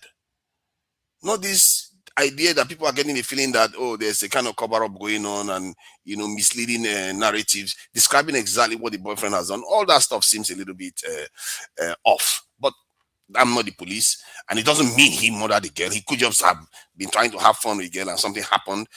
This is how these type of things happen. And I really think that sometimes the cover-up of a crime tends to be more consequential than the actual crime itself. And history has suggested that this is how human beings behave. And so we'll leave it at that. Regarding this Fayose case, I have a feeling that there's a lot of things that are going on that have made the Southwesterners a little bit more conscious of being Southwesterners. And it has resulted in so many Nigerians picking on, kind of seeing them as if they are quite tribalist. Because this is not only about Fayose. If you look at VDM made the same accusation to Seun Kuti. And Seun Kuti is one of the, if you look at him, he's one of the, at least in my mind, he comes across as being least tribalist amongst a lot of people in the Southwest. And even Dele Ogun, people like to praise. I myself saw that he was quite tribalist the way he was talking. And even most Nigerians thought he was normal. And that is why Nigerians can't see. Because when I saw the way he was talking, I said, that guy is a tribal supremacist. And he went on to admit it. So we I think there's something going on in the Southwest, maybe because there are guys in office and they feel like, okay, let's do whatever we like right now. And the idea that because Obedients are insulting you, that's the reason why you turn against them and say you love a Yoruba man. I don't think they are turning. 3 more minutes. Yeah. I don't think they are turning against him because he's a Yoruba man. They are turning against him because he's against the P2B. And for all the merits that P2B have or the merits that he has, it doesn't matter because people support their political person. It could be for tribal reasons, it could be for all kinds of reasons. But there's this element that I feel like there's going to be a blowback in time. And many Southwesterners should pay attention because Tinubu's first time is already gone. Another one is going to come.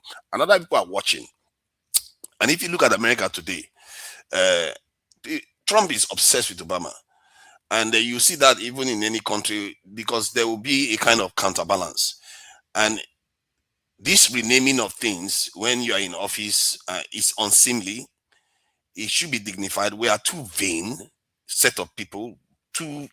It's like we behave like children. You are in office, you rename things after yourself. What is wrong with us? I have zero respect for our leaders. They are so vain. What kind of behavior is this? You don't even have the dignity of allowing other people to give you this thing. You just name stuff after yourself. Why? What is the big deal? Whether they rename it after you or not, you still, if you have done good work, it will be good work. Why do you have the need to put your name on every single thing? Personally, if I was in office, I would wipe all of their names. Every single one of them. Because we are too vain. And we are nothing like the people that even colonized us at all. Because those people are not vain. I no wonder they see us as very short-sighted mind set of people. We will name some, and if you want to compare that to even Buhari's one, at least Buhari's one, it was governors that did it. This one is a federal minister renaming something after he's a superior in office. Why? It was the minister that named Stephen Niger Bridge. It was Fashola. Yeah, it was Fashola, but he consulted the Southeasterners to do it, and the governors approved it. That's why he was able to do it, and they didn't consult Buhari too. So this one, he just decided that, power convert in me, let me rename it after the president. Why do you have to do that? The next person that comes in might decide that you did a great thing and they will just rename it after you. Or all kinds of people do that all the time. Why do we have to behave like this all the time? When now an Igbo man comes to office, they start renaming everything after Igbo. Would you like it? Can I say something? Can I say something? Yeah, please, if you want to say something. Yeah. You see, for you to rename something, well, he said it flamboyantly to boost his ego. You don't rename something. If that thing is renamed after Tinubu, it will be documented. And naming something after somebody is not being vain. Please, that is immortalization. The living want to immortalize that person for the good work he has done. All over the world, they do it. You might not like the way, the process in which it is being done, that's okay. But naming things after people, then I don't understand, but it is what it is. Yeah, I call it vain because one, the person is still in office. Like when you put people's name in currency, I think part of it, like when we talk about it in the UK, it was unique because the sovereign was still in office when they put their face on the currencies. But that is because that's the way that their system works. How But this about idea Trump? that How about no, my Trump? point. $1 gold coin. Trump is a madman. See, let's not compare Trump to anybody else. See, and he's a convict that ended up in office. And what did you expect from him to do any better than Tinubu? No, he's not going to do better than Tinubu. He's going to behave like Tinubu too.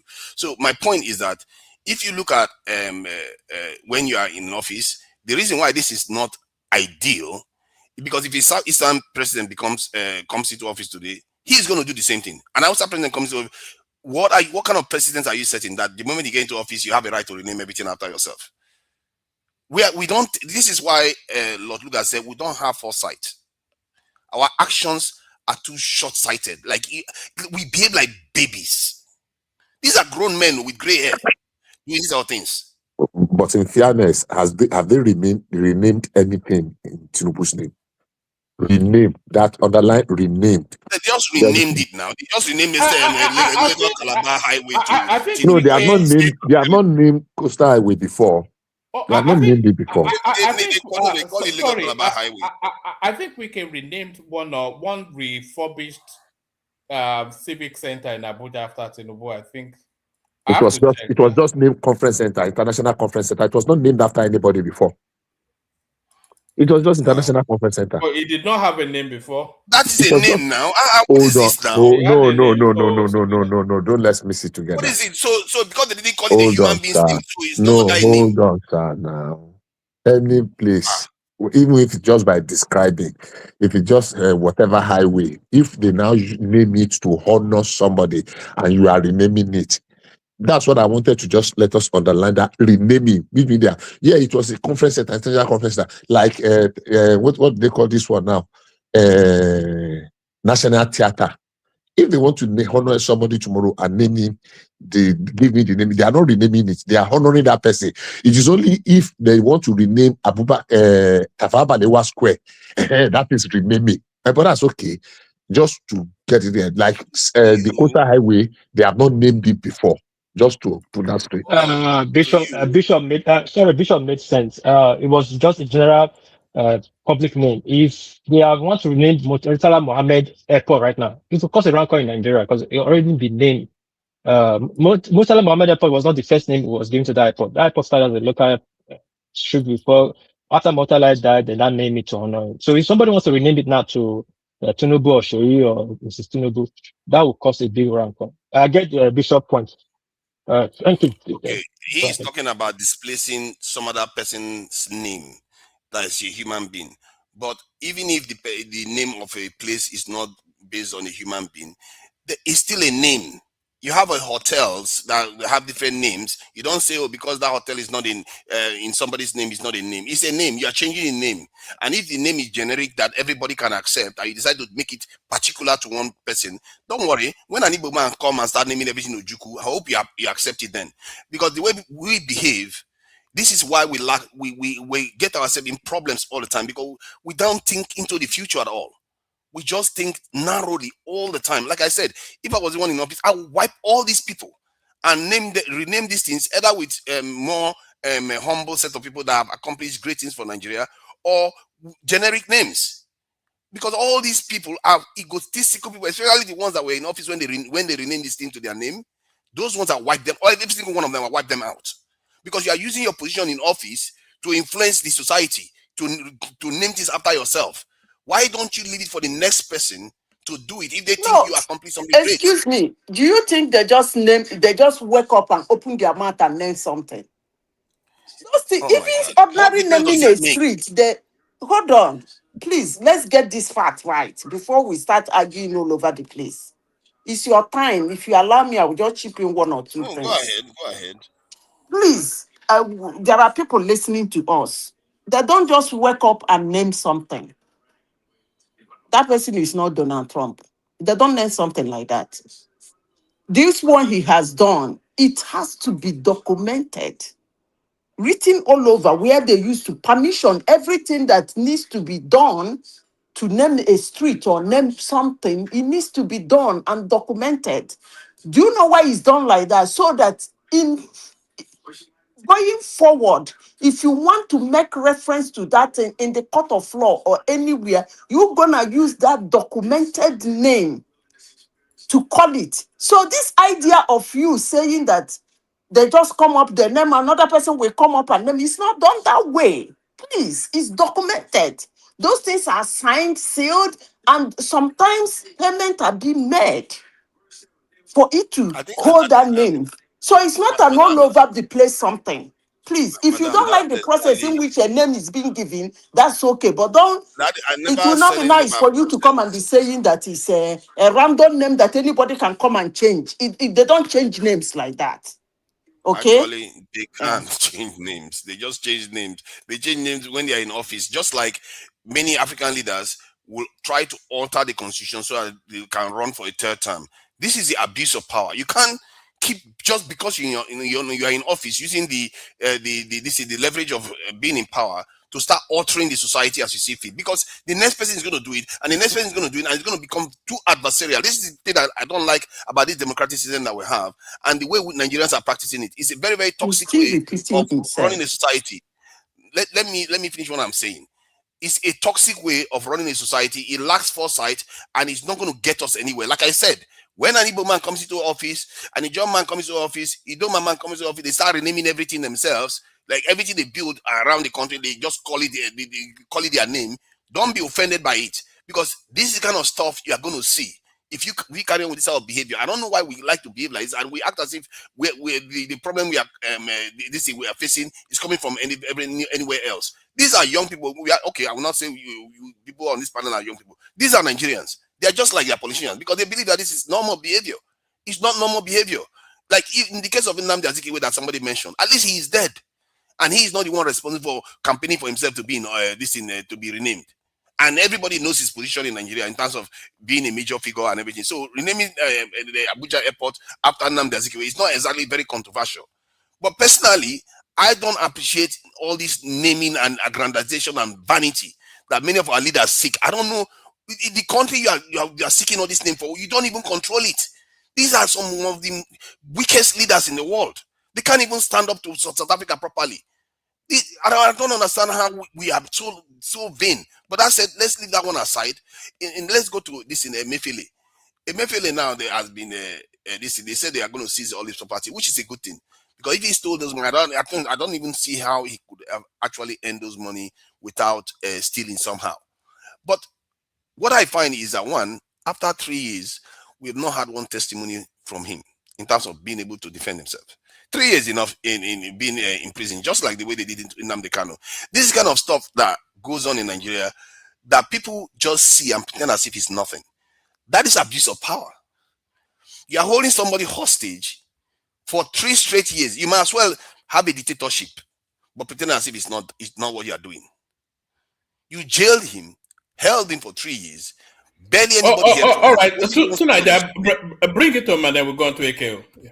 Yes, only one side of the story, and this has happened repeatedly to quite a few people in Nigeria. It's something that even governors are doing the same thing. We can't keep jailing people and use lawfare to pretend as if you are actually trying to pursue justice, while you are just running the clock down and punishing him because he is not part of your clique. And I'm not defending him if he stole Nigerians the resources, but I know that the others that are jailing him and trying to punish him, right, they too have done the same thing. And have they transformed the country as much as he has? I'm not so sure. So plague on both of your houses from my own point of view, and I will leave it at that. Thank you. Let me just ask you a question before you go, please, if you don't mind. Yeah, go ahead. You say Emefiele has not been jailed. He's standing trial. You said they are holding him hostage at now. They are holding me hostage because he's been in detention for 3 years now. Because the case has not finished. Yeah, but that's my point. That's how a dictatorship behaves. No, why has the case not finished? Why have we not heard from him? We heard from him as well. He did not grant interview. It's only one-sided story that you keep hearing. Hold on. So let me just say this because of time. Just 30 seconds. He's standing trial. He wanted to get bail at that time. He did not meet the conditions of bail. And we all know that bail is at the discretion of the judge. So he's standing his trial from court. Now, the criminal trial is different from the forfeiture trial. It is the forfeiture trial that has been concluded. And if you remember, this forfeiture trial has gone to the higher courts, from the first one, which is challenged. So he's still standing his trial a lot. I don't know what's causing delay. It could be him. It could be the court. So 3 years. I mean, trial has barely gone anywhere. This is somebody that they say they have an open and short case against, and somehow sometimes it is the people, the lawyers themselves, that will be causing the delays. We have seen this severally because they believe in dragging it. They want to drag it and pray that the president regime will change so that the next regime to be truncated. You truly believe that that's the case? This is a president that controls how many state governors, and come on, let's not pretend as if we don't know. No, I'm not saying let's not do this. Let's not do this. If he wanted to try him, he would try him. Why are you not trying him and put him in jail? Is he not on trial? Yeah, but you are jailing him for 3 years. You're not. It's not on trial. No, That's not that's trial. not blaming him now. He's in detention. He's standing trial because he was not granted. He has not been jailed. This is That's what they the did to criminal Nnamdi part. Kanu for 3 straight years. You can't. If you are trying to try somebody that you claim you have an open and short case against, why has it taken 3 years to do in Nigeria? Why? And the Nigerian legal system, don't get me started with those ones. Those ones are another big problem we have in Nigeria because they're not doing their job. Even the rate of conviction in Nigeria is extremely low compared to this in other countries. These, I don't know what our lawyers are doing. In short, let me not get started. I think my time is up. Let me just allow some other people to speak. Thank you. All right, brilliant, excellent. Thank you to Nigeria. So stay with us to Nigeria. We go from you to AKO if he's still there. Hopefully he's still there. AKO, floor is yours.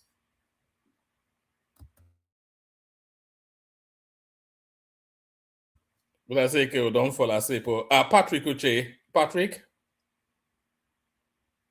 All right, we'll start invoicing people with hotel bills on this platform. Baba is there, hopefully. Baba, floor is yours. I'm here, well, actually. One man. Good to have you all for the opportunity. I salute you, panelists. Happy weekend. And, well, let me start by saying that it is sad, actually, that the ethnic group in Nigeria, known as the Yorubas, has become early morning chewing stick for maggots who call people bigots. Because I don't see any reason why a sitting head of state that belongs to one ethnic group, the hatred for that sitting head of state, they will extend it to the ethnic group to which he belongs. Is the height of man's wickedness. The height of bigotry. Baba, Yes, sir. I beg Yes, you. sir. Can you give me 10 seconds? Yes, go ahead. I even think in my head that I think Emefiele is even on bail currently. I want somebody to help me check that. He has several cases. But I think it's on bail. It's not one currently. case. Look, he has extended his problem by even appealing some of the rulings. Just rulings. These are what rich people do everywhere in the world. You understand? Everywhere in the world, here now. Rich people do But Patrick, I called you. You didn't respond. And that's why it's very difficult. I'm here. Can I go now? But no, somebody else is speaking now, so we can't stop that. So you come after Baba. Okay. And that's why it's very difficult to jail a rich man, because they put a lot of legal impediments in the way. They have very good lawyers, brilliant. So that's what he's doing. He's exercising his rights. So if he's not in a hurry to end his case, of course, the government will not be ready to end it for him. So he can, from one place, go to appeal, from appeal to Supreme Court, and back to the major, the main courts. That's how it's done. The thing with these people, as I'm saying, look, Lagos, or the National Theatre, was named after Wole Soyinka. I think that was last year. And who are the people who named it? It is a national asset, but the conglomerate of the industrial people that actually renovated that thing with several billions decided in their wisdom to name it after Wole Soyinka. So how is that got to do maybe with a sitting head of state?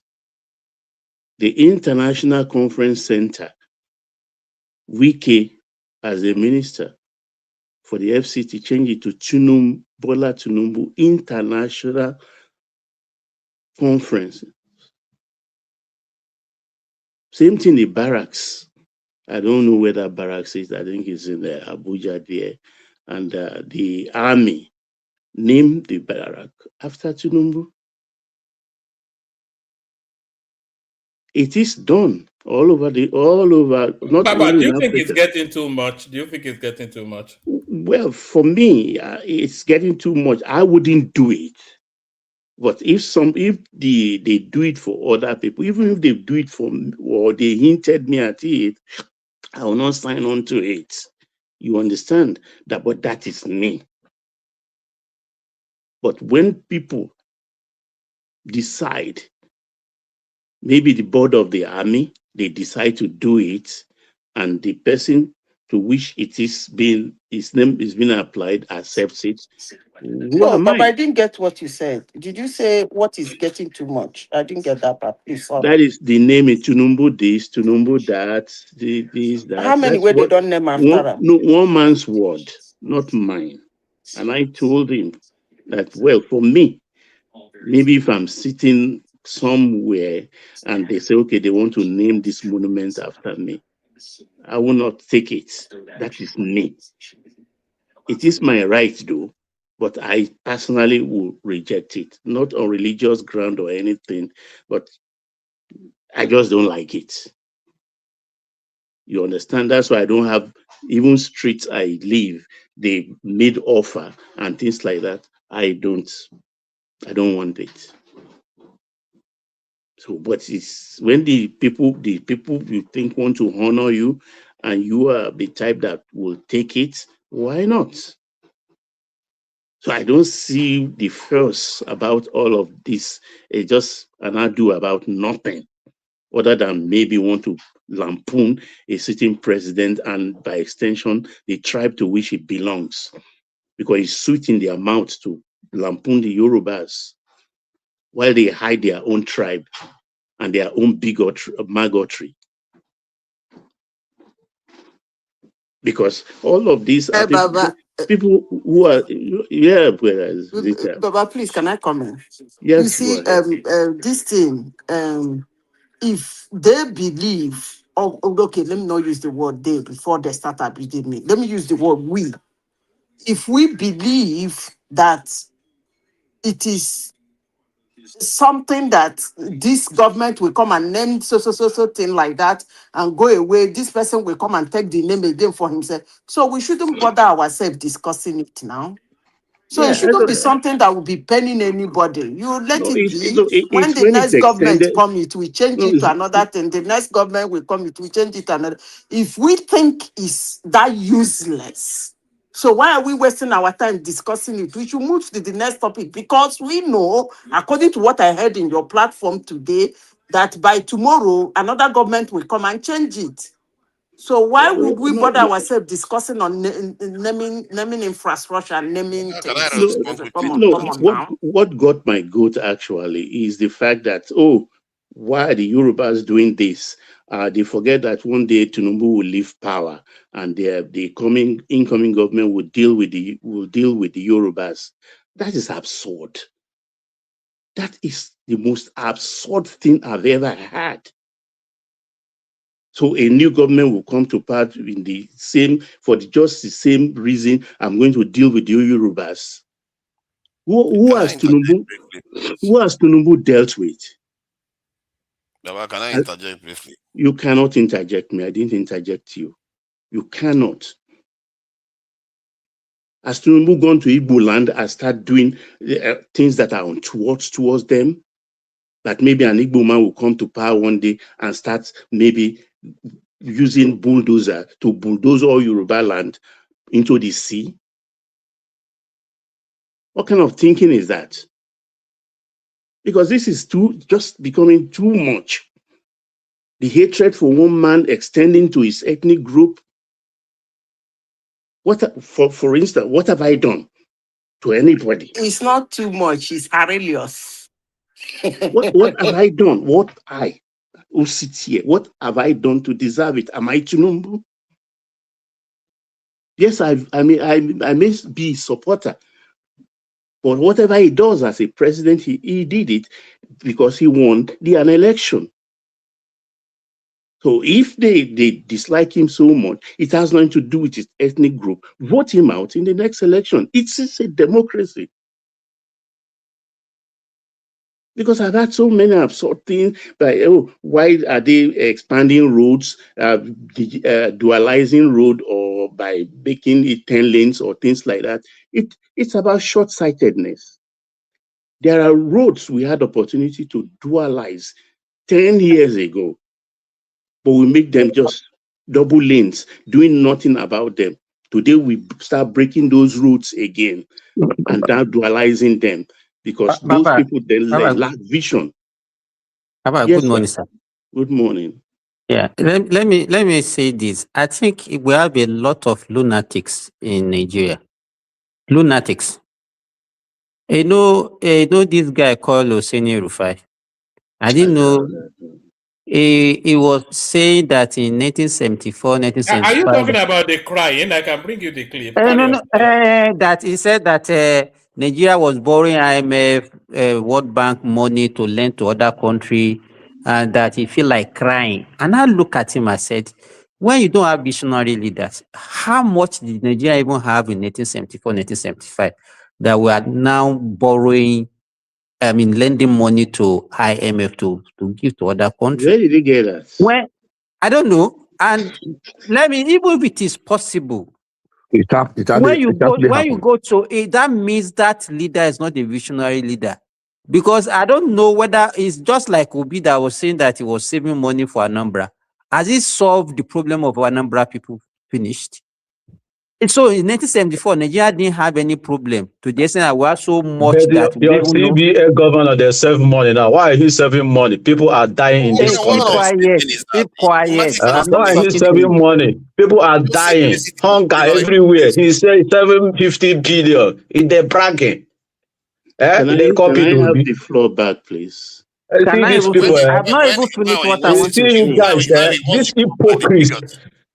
See, let me say my piece. See, this thing that No. You are not the one talking. Please don't say your piece. I'm still talking. I'm still talking.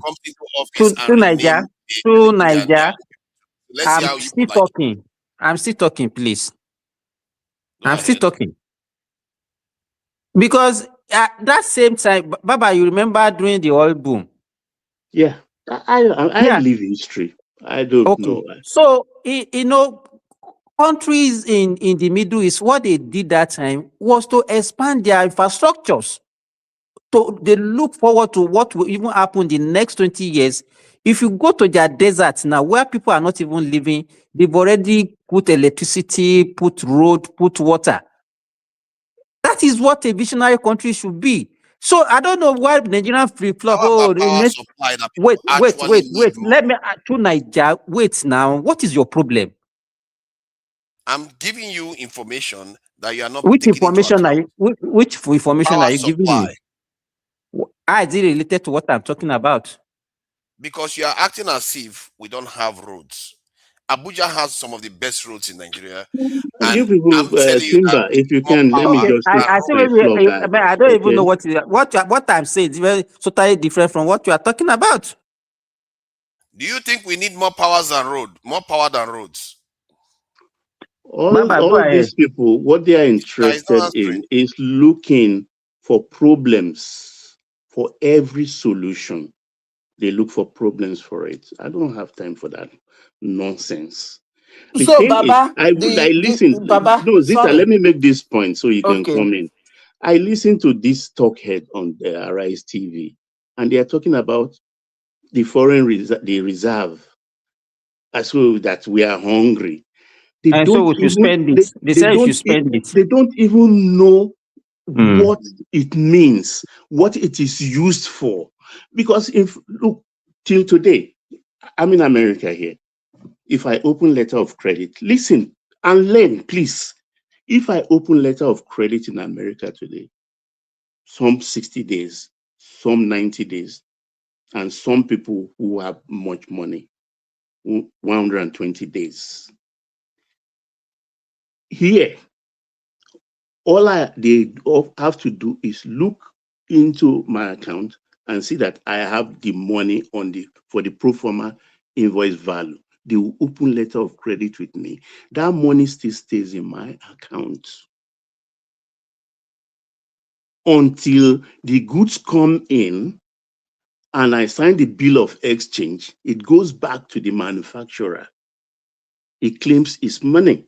So if it's 60 days, for that 2 months until the goods arrive, I can still do some things with the money. Are you following my point? If that goods is worth $20,000, I can still use that $20,000 quickly and turn it around to make 1,000 or 2,000 profits.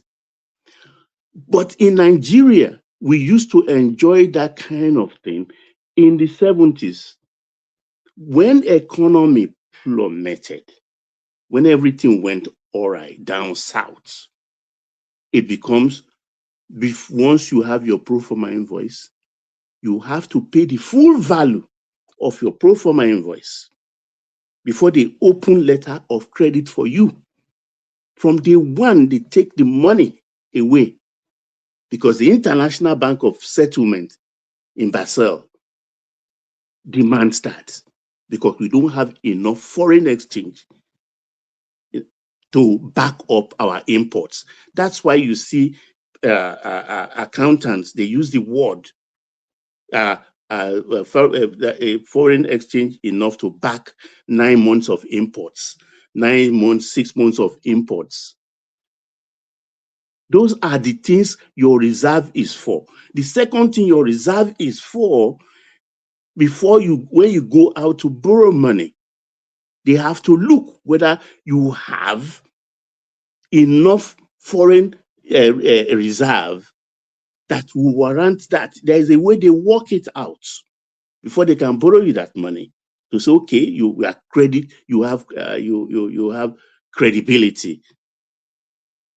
We use it in America here. They class you. The first thing an American government puts, a businessman puts down when you are negotiating is credit worthiness. And he has attestation of it from his bank. So when they sit down without knowing anything about import, export, documentation, and they talk about foreign reserve, go bring and make we chop them. The one Nedunwoko walk out and they return to us, and they are Mechi and Fashola and all of them, they collected the Paris money and chop it, shine eye for Jonathan. Where is that money today? Gone. Billions, tens of billions of dollars. Oh, they should open this for this reserve that is giving us I think B plus now with Fitch and Standard and Poor's to bring it. Then we all eat it. Is that how a nation is run? Is that how a nation is? Because people just open their mouth and talk anything. When it comes to medicine, they will talk about it. When it comes to space, they talk about it. When it comes to geology, they have contribution. Where this kind of knowledge come from? Things I don't know about, I keep quiet and learn. The day I stop to learn is the day I die.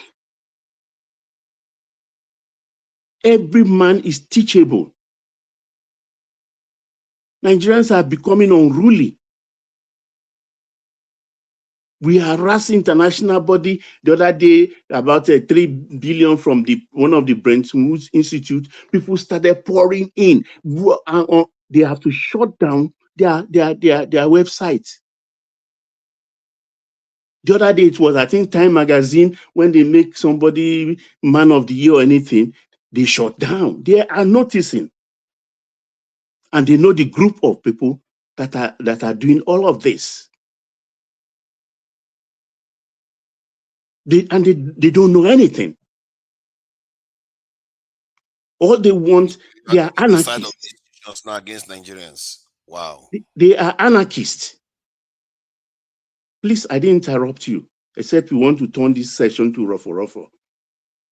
Because I came actually because of what you said. I just heard that you are attacking Nigerians for questioning international institutions like IMF, World Bank, and all those things. Like, that's what you are doing. Is that attack they're attacking, or they're abusing them? They're showing their true colors. What have you read? Go and read what they said. When Time Magazine shot it, what were they doing to Time Magazine? Were those polite words? Were they not virulent words? Things that you use, that you use here in the comment section too. they are insulting words to the World Bank, but do you understand the concept of debt trap? What debt trap? In terms of debt to GDP ratio, what's Nigeria's spoon? We're still under 50%. We are still under borrowed. Actually, It's always been like that, but yet You don't know anything to Nigeria. You shut up when I'm talking. You understand? I'm exasperated with your dumbness. Passenger had You are a one dumb. You don't know anything. No. To Nigeria, you can't be lack doing that knowledge. now. Why are you doing this? Let him talk. You're very stupid. Passenger had In one your secret knowledge, bank. in your know-how, in your frame of mind, you are very, very stupid and daft. You don't know anything. See, I'm You're trying a to educate midget you. when it comes to knowledge. But you spew out rubbish as if you know what you are talking about. Try and control to Nigeria. Let him flow. I'm not being offensive. He's the one being Who is offensive. I don't know going why rogue here? I'm Who not is being going offensive. rogue? I said I don't want you to He said he interrupt doesn't me. want So your you keep interjection, quiet. but you interject by You understand? Respect yourself. Hold on. Tunaja can push Baba a little bit, but if Baba doesn't want exactly. No, but if I he don't want it. hold on. Tunaja, I'm not sure if you were here when we set the rules. Where we were saying whoever has the floor controls the space. You can push them, but if they don't want the interjection, then you just have to let it go. Okay, that's fine. Did I talk to you when you were talking, both in the commentariat? I have no time for people like you. I only come to put things straight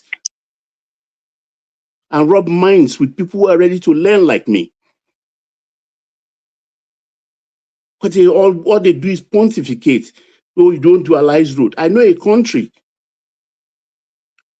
very important place.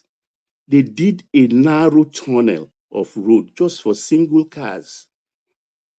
That must have been like 50 years ago. And about 15 years ago, that place became very big estate, most expensive in that country. And that tunnel, geez, in the morning, you could spend 1 hour there. And people start thinking that. What were they thinking when they built this tunnel? Oh, it wasn't, the traffic wasn't up then. They don't have too many cars. So they were not thinking, they thought they would remain small forever. Those are the kind of things we are talking here. When they wanted the metro line, which is like the blue line we have in Lagos today, it was under, I think it was 800. Sorry, Baba, 3 more minutes and then we'll Yeah, go. it was 800 million, $800 million then, not up to 1 billion. When Buhari took over with Idiagbon and stopped that project, we lost the deposit. How many years later? 30 years later, look at how much the blue line is costing us today. That is lack of vision. So whatever is being done today is being done we are building for the future, not for today. We are building for the future. Lagos just inaugurated 3,000 megawatt power station. Maybe will be completed in another day. We don't have problems with fuel, with a power station. How many people even know that we subsidize electricity power payments that we are owing so much to the power supply companies that it has become a problem? We are subsidizing, and that's why government said, "Look, all states, everything is devolved to you. Create your own power station because we can't continue subsidizing this." The subsidy, of course, for power station is good. There is no doubt, but for only those who needs it. Like here, like Western Europe, it's only those who need help that gets help. It's not for everybody. You have 17 cars. They remove subsidy for fuel, and you are crying. Then sell 10 of those 17 cars and start to manage with 7. I don't think Elon Musk even have 7 cars. The trillionaire. Go sell it. And you who are entering bus, government will subsidize you. The Lagos Blue Line is not making money. At 750 one way, it's not making money. And Okada will pick you from mile 2 to Marina for even 1,000. It charges more than the Blue Line. So we should put things in their perspective. We should seek knowledge, frame things where they belong, and say the truth, and stop this resort to ethnic bigotry. I yield, one man. Thank you. Brilliant, excellent. Thank you, Baba. So thank you, Baba. From Baba to Patrick. One man, let me just add one thing. Yesterday I was here. I was insulted. Yes. I was insulted up and down and everything, and they never apologized. Again, today I've been insulted and they never apologized. Is that how we are supposed to conduct ourselves now? Where they just insult people and get away with it? Because I told you I don't want to hear from you when I'm talking. It's as simple as that. And when you insisted and start talking back, you are being rude. And I have to be rude to you in response. If I start insulting now, that's okay too. You are insulting me when I said I don't want you to interrupt you. When you persist, you are insulting me. You can say that without insulting. You are insulting me by refusing to heed to my instruction. You are insulting me. I'm not insulting you. All right, people, please don't insult to Nigeria. People, you may not know it, but once upon a time, when we started about 3-4 years ago, it was basically, was it not just, often it was just only you and I, wasn't it, to Nigeria? So it's literally a founding member of the platform, and it's always been like this. You don't insult to Nigeria, please. It's a very sensitive soul. You know, it doesn't like. Look, like Bishop said, when a woman says no, it is no. I can take insult, but if I want to insult, people should not ask me to apologize. Insult me, I can take it.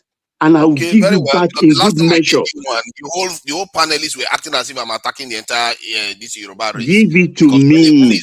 I have mouth. We can come on Face TV too. I'll put myself on Face TV and I'll give you back in good measure. Baba, please, Baba, please, let it die. Please. Thank you, sir. Please. All right, thank you. But in all seriousness, don't. Tunaja is a nice guy. Please. I don't like him. Simple. I don't pretend. You don't like his opinions. I'm sure you don't object to him. Now, he's a decent man. Tribalists don't like me. No. Tunaja, please. I try to. All right. Baba, so sometimes you two do go rogue. I do. When I go rogue, they hold me.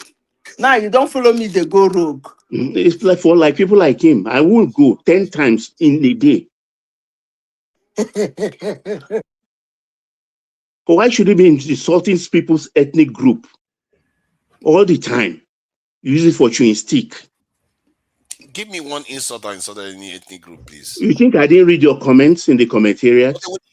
One man, they would never tell you, but they would say all kinds of things. Give me one insult that I insulted any. Can I read your message, your comments in the comment section? Read it. Of course, you are free to read it. You're free. All right. Let's go on to Patrick Kute. So if you are talking about, I think we may well still be in that high octane space because Patrick, are you there? He won't answer now until I go to somebody. Yes, I'm here. I'm here listening to you guys. You know. All right, Patrick, the floor is yours. Good morning from here. Good morning to you. It's a very, very shameful. When I came up here, want to listen for my elders, to learn one or two things. It's a very, very pity. I still hear some people continue defending this government. Especially those who run away from this country, those who escape in this country because of economic hardship, they see themselves, Europe, America, live a good life, sleeping with electricity, wake up, doing good, working, have a good job, have better life, continue support this evil government. My brother, it's a pity. But when you tell them come back, They'll say, no, I cannot come back. Some people rather go and take poison and die, rather they come back to Nigeria. They'll die there. But they continue supporting this evil. Government will build road in this country. They say, hey, government is doing good, is doing fine. Abba, road? Hey, may God have mercy. You see, let me come to our CBN governor. Saving money, bragging. I see him day before yesterday, I think in America, bragging he's saving money. Now our GDP is 377.7 billion. Bragging, where your people is dying. You see, this CBA governor is worst CBA governor I've never seen in this country. Let us tell ourselves truth. You see, Emefiele is best CBA governor Nigeria have produced. Minus corruption, that man is best. That man afford most of projects you see today, you are benefiting today, helping small businesses. But this man is only saving money, bragging. He's saving money. Who that money help in this country? Who that money help? Today, you see our Emefiele is in prison. Nobody remember a good job the man done. Only bad job. Corruption case. Everybody they remember. You see, don't worry. I pray one day, America or UK we give everybody, we send everybody back like in South Africa. Go and enjoy that your country. You will come and meet me here. So next is worst CBA government I've ever seen in this world. Never supporting any foreign, never supporting any private business in this country. As a CBA government, 4 years is gone. They save money. When Peter be serving that the same money, he say, Peter, why are you saving money? You see?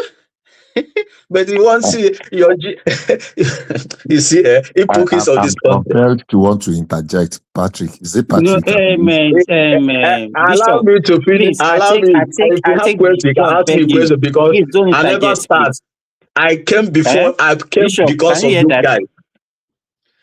Bishop, I Came take this, because beg you, of don't you interject. guys. You Patrick, see, continue what you are saying. Continue your. where you see a government failure, where you see government failure is Tinubu regime. Where somebody will build road, start learning that road, your name. That is show that government is fair. You cannot give yourself credit. Allow those who come after you to give that credit to you. It's not you. It's not you. If this man is working, you don't need to campaign. People will campaign for him. You don't need all those problem everywhere. You don't need all those rubbish. I'm the one who will come and campaign for you. In fact, you don't need to talk too much. People will vote for him again. You don't need to build house for our judiciary, our lawyers. You don't need all those things because all those houses you build in Abuja, you're not supposed to build that house for them. It's supposed to channel that money in right places. They will build that house for them, not you. We build that house for our judiciary. Show that you already bought them off. You see today in my country, another judge will give this judgment. Another one will give another. What is meaning of this? Because of corruption. Corruption is not only when you stole money or take our money, go and buy house. No. All those is not big corruption in this country. It's a big corruption. And David Umahi, let me come for David Umahi. You see, when I say our system is not working, our system is not working. And our law is only for the poor. If you're not a politician or you're not a rich man in this country, my brother, your own is finished. David Umahi is supposed to be arrested. This is not Igbo issue. I see somebody from Japan, I don't know that person himself. I listened for him. He make it as Igbo issue or a Yoruba issue. No, don't do that. It's not Igbo issue. You know, it's not Igbo issue. That man, David Umahi, is supposed to be arrested. He's supposed to be inside the prison now. But you know, he's supporting president. He's a minister of work. Nobody will touch him. He can come and give conference. Somebody buy your home. Somebody buy your home. Somebody report that thing. They come out. He begin to say, your boyfriend, do that. He have breathing. This is medicine after death. If it's a poor man now, the person who will be there inside the prison. But this one is a politician. He's a big man. He can, nobody can arrest him. Nobody can arrest him. Yeah, he can bribe everybody. If it's including that family of that young lady, he can bribe them. He can buy them off. They will talking like a coconut head. Mad people. I want my daughter to bury Kushno Bishop Dawa. Somebody die in your house and naked. You don't know that long day is naked. You see, may God have mercy for us in this country. Yeah, for Isaac, let me tell you people, Isaac is our man. No matter anything, everybody, anybody have said, Isaac today, go and check Isaac today. It's good sometimes you have problem, you have quarrel with your brother. Just listening for the people, what the people will say about you and your followers. It's good sometimes have problem, but let no people die.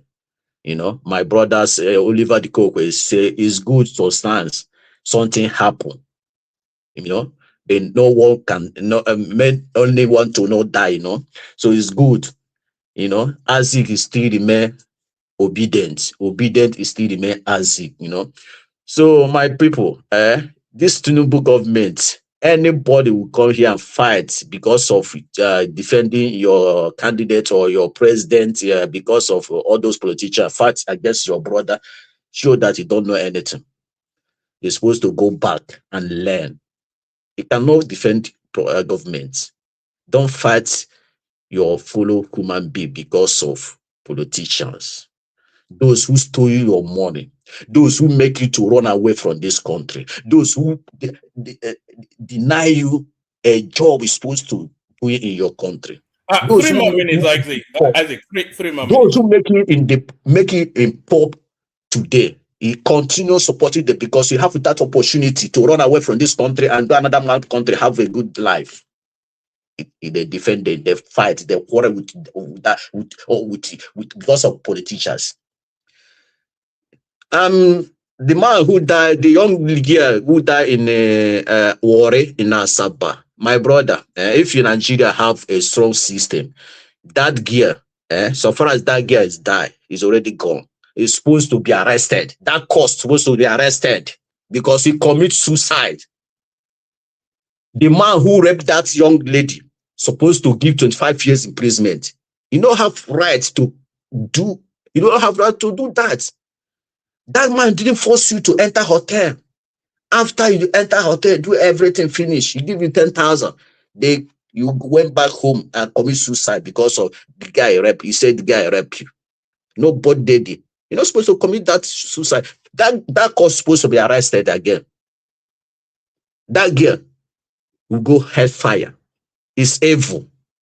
That young lady is evil. And the man who take that atrocity is supposed to be arrested and give 25 years imprisonment.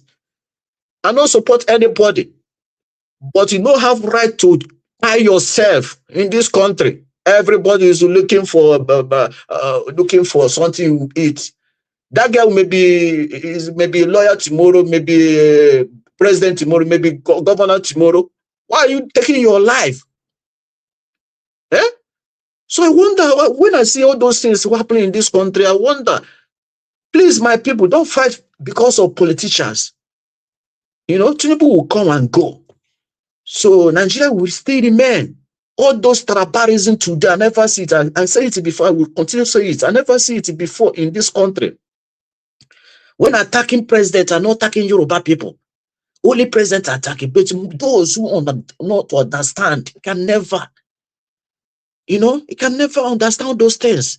But when I said Tinubu is not working, he's not working. I'm not telling about any tribe because he's my own president.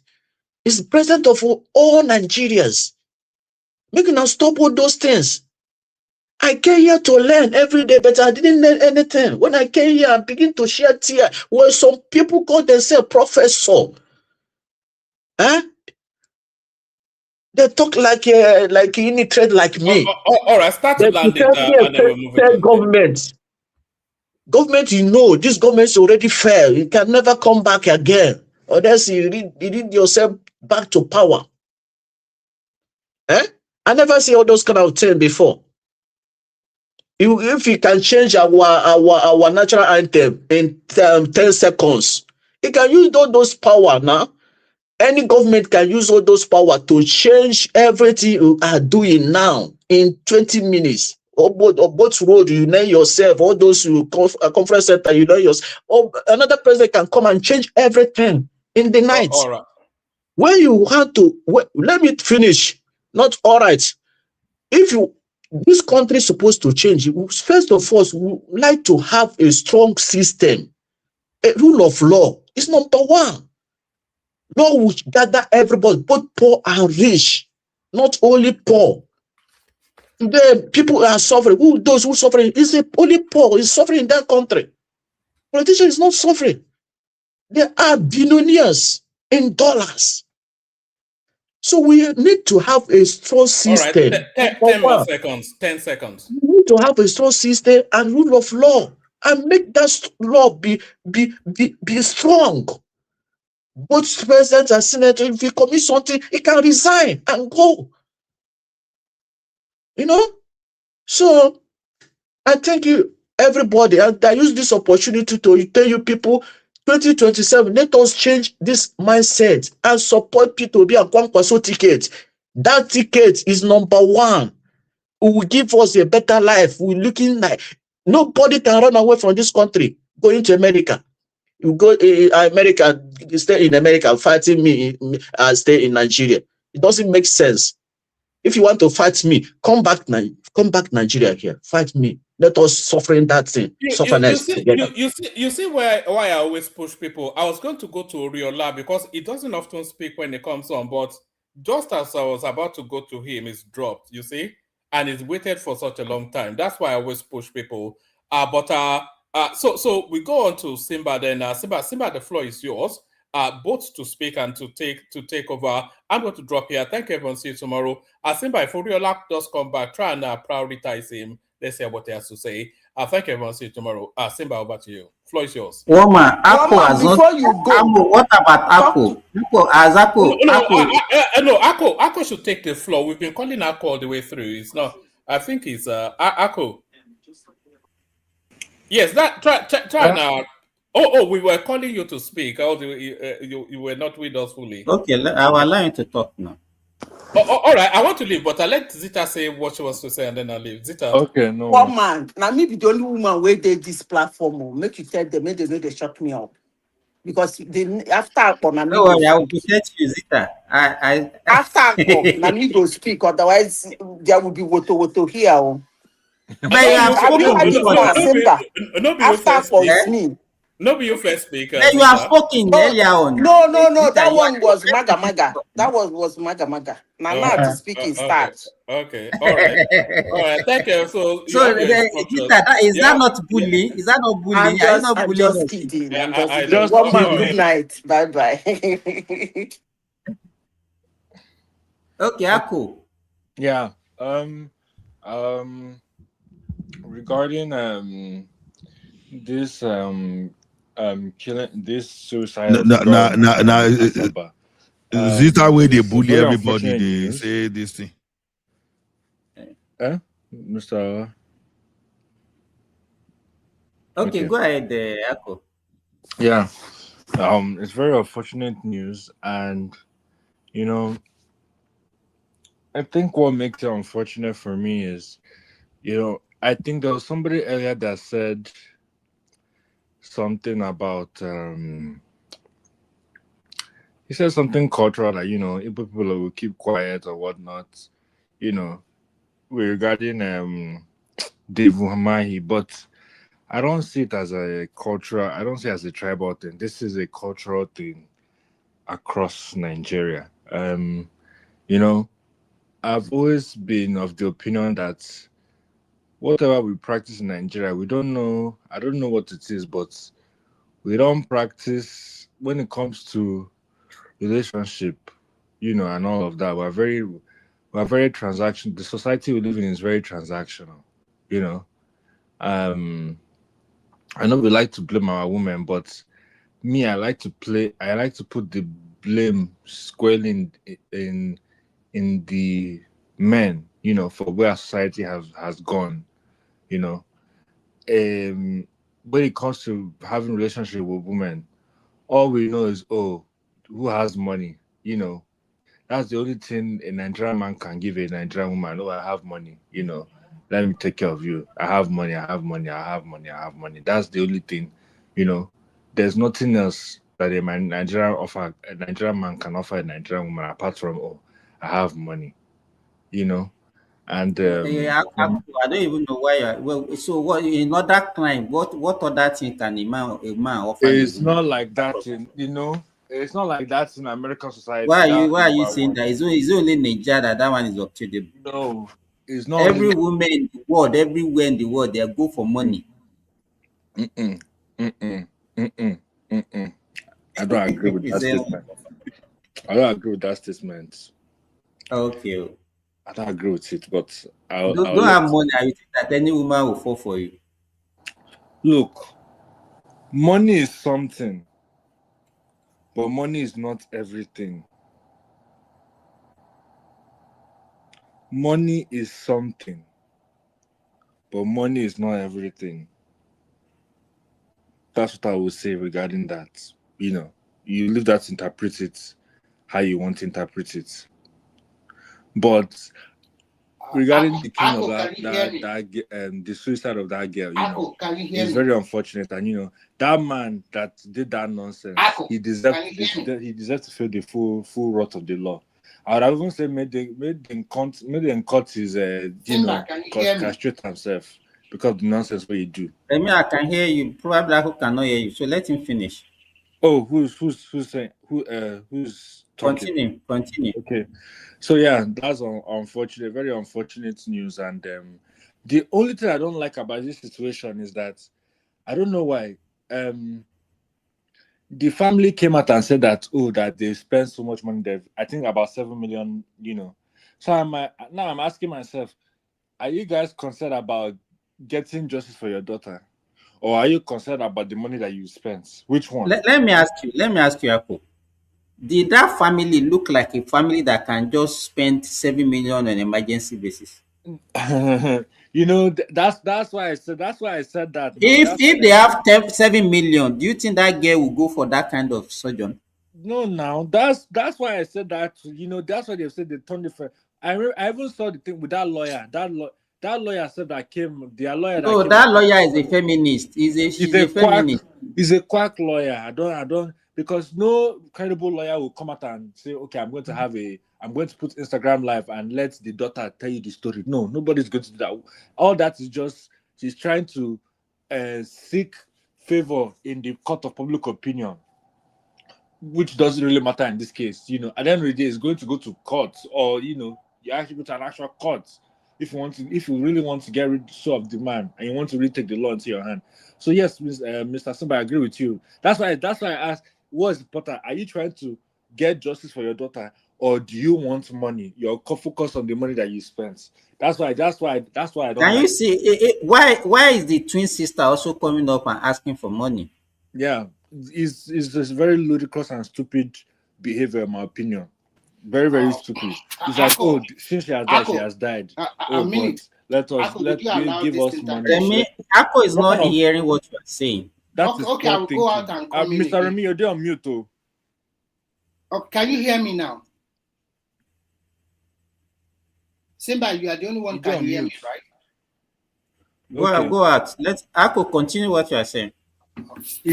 That's poor level thinking, in my opinion. You know, that's just poor level thinking. Now money we go use. Now money we go use.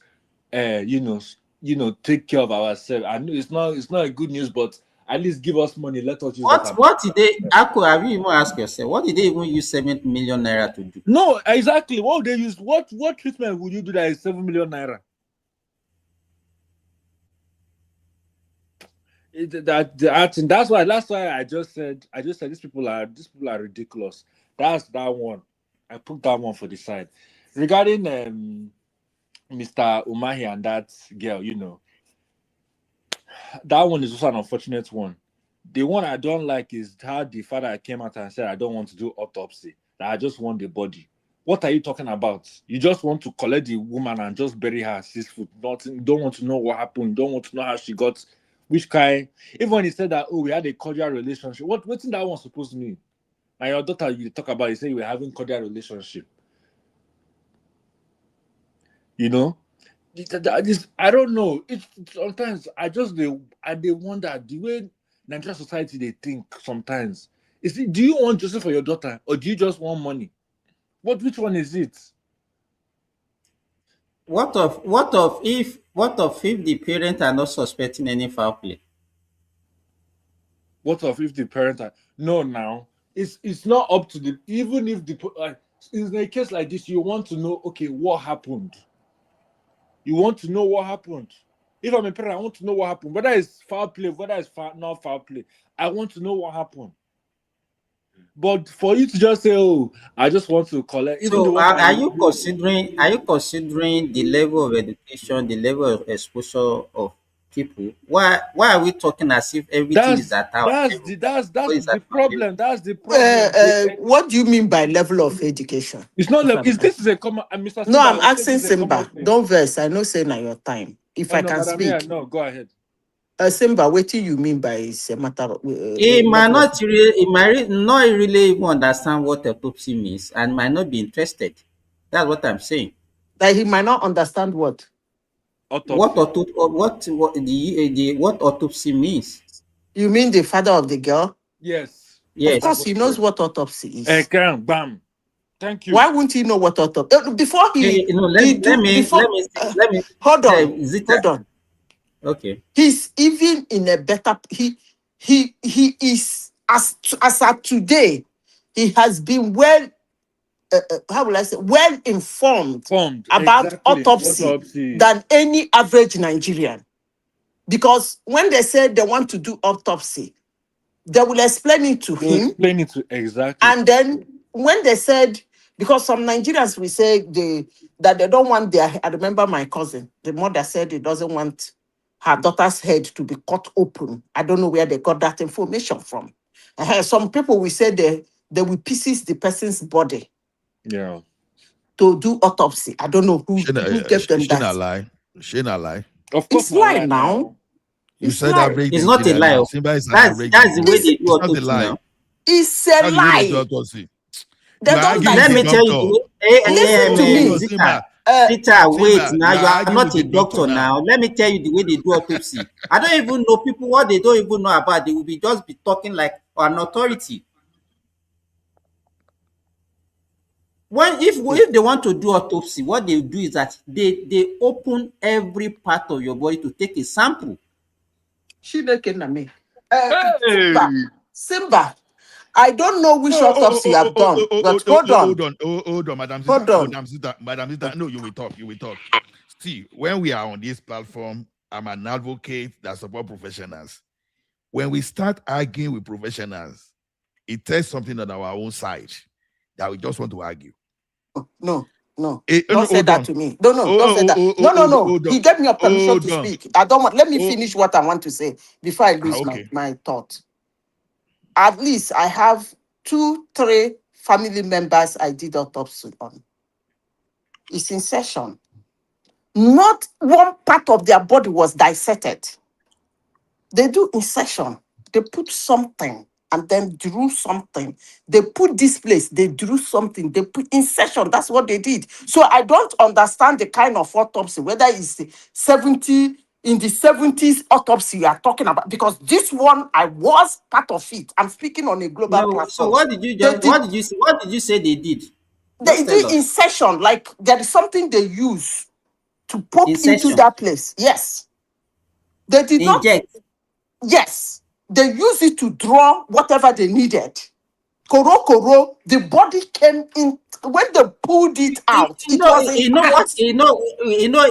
One of the problems that we have is that we claim that we know everything. Meanwhile, you said that they cut body. No, Simba. You said that they cut body, cut scatter Simba, body hold on. to You know me at this point. You can even say they hold on, mutilate. Simba. Oh, At this point, if I were you, I will not even argue, because let me tell you something. If I told you that I'm an engineer, that I'm not just an engineer in Nigeria. Don't go there. Hold on. Let's continue with what we are saying. I'm an engineer Simba, what in did you America, say? Please and don't I'm do PNG. that. No, madam, you cannot. Simba, what did you say? You can't stop me. You can't stop me. Just hold on. But Just it's hold me on, and madam. Simba that is talking now. You jammed in. Of course, you are Simba, but me, I want to talk. Okay. And now, I see now how it works? Okay, I can take back your No, madam, Ola just hold on. Ola just hold on. No, Simba. No, we have to. You are a very No, funny Mr. Allah, woman. interject now. Ako, the body came out to Simba. There is no dissection. They did not dissect anywhere. Let me moderate. I don't know where you got that one from. They did not dissect. This is the person's body. Nothing like that. Please, if I'm moderating, please respect me, please. Okay. If I say everybody should keep quiet, please keep quiet, please. Okay. No. Ako, you are the one that granted me interjection, and you also allowed Zita. Mm-hmm. Now, Ola wanted to talk. Zita is not the one controlling. As well. Let him interject. So why are you not saying Ola should not talk? Zita. No. I'm saying yes, he should talk. It's Zita that said he should not talk, that he should take over. I know. Ola make your own solution. No. But now, the thing here that I want us to understand is this. See, I believe we are here to learn. And we have the people that they are authority in the field to speak. Even if you have opinions sometimes, there are some of us sometimes that we just look at the window, we look at what they are doing, and we assume that we've known that. And the next thing, we start arguing with someone that have close to 30 years experience in a particular field. That is no longer learning. I was saying the other time, okay, if I practice my engineering in Nigeria and I practice in the United States of America, at least I should be served my own due respect. As long as we have people that confirm that this guy was an engineer in Nigeria as well as an engineer here. Not because someone told me something, I will now compare myself to someone that has done that thing probably more than 1,000 times. Haba. We can't be jack of all trades no matter what, no matter how brilliant or how the level of our ingenuity. That is why that the other time now when Ogbeni was speaking, and Panzat will be calling Ogbeni that you don't know where a professor of law got his own degree, just because you want to see. We don't have to be right every time. So, to the best of my knowledge, from what I heard from doctors and co, especially in Nigeria, you have to cut different parts of the body. But they wanted to do for my mama. But there's different types of autopsies. So let the doctor say that. I don't know where you people got this one, because if you like, come and tell me here you are a I want to learn from a doctor. I don't want to learn from. Let me feel. Please. Ola. If I want to talk, wait. No, wait. Simba, sorry. Please, let me say something. Ola, I beg you in the name of whatever you worship, don't use such words for me if you don't want Which to kind? learn. Which word? Don't use that Madam if you Zita, what don't did you want to say? learn, please. Which word? Please don't use that kind of words. I don't like Where it. did I mention your name? I Where did I don't mention like your it. name? Simba, you can continue with what madam. you're Hold saying. on. No, don't gaslight Simba, me you and can don't continue blackmail me. with what you're saying. Mr. You can't say just that said, I'm a moderator you too. just said that Just for please you to don't know. say that if you don't want Don't to learn. say what I did not say. I did not point anything at you. I was We were just just speaking talking in generally. general. Okay. Okay, when I want to talk again, I will talk general. Since If I want to talk, I'm not saying you should take whatever I say. You understand? Because you are not the only one listening to me, Zita. You understand? We have public people that are listening to us. So, and I think it will do them good if we are giving them the right information. You can say your own. I will say my own, and let them choose whoever they will believe between you and I. You understand? The way they do autopsy is this. Because they don't know the cause of death, that is why they do autopsy. Exactly. So what they will do is that they will cut, like they can open your stomach. They will take sample from different types of organs and tissues in the stomach. And once they take the sample, what they will do is that they will stitch it back. You understand? The same thing, they will go to brain if they are suspecting that it might be a brain problem. So any area that they think there is a problem, that's how they will take sample and they will suture it back. It's not as if they will open it and then leave everything scattered. That's the way they do autopsy. It's not as if they will be taking injection or whatever. They take tissue. It's like a biopsy. That's what they do. Have you finished talking? I will still say All right. what I want to say because I was present. They don't cut, they do insertion. There is something they inserted on the lung part, they inserted on the heart part, they inserted on the ear. They did not cut open. I stand in this thing to say Zita, it. wait.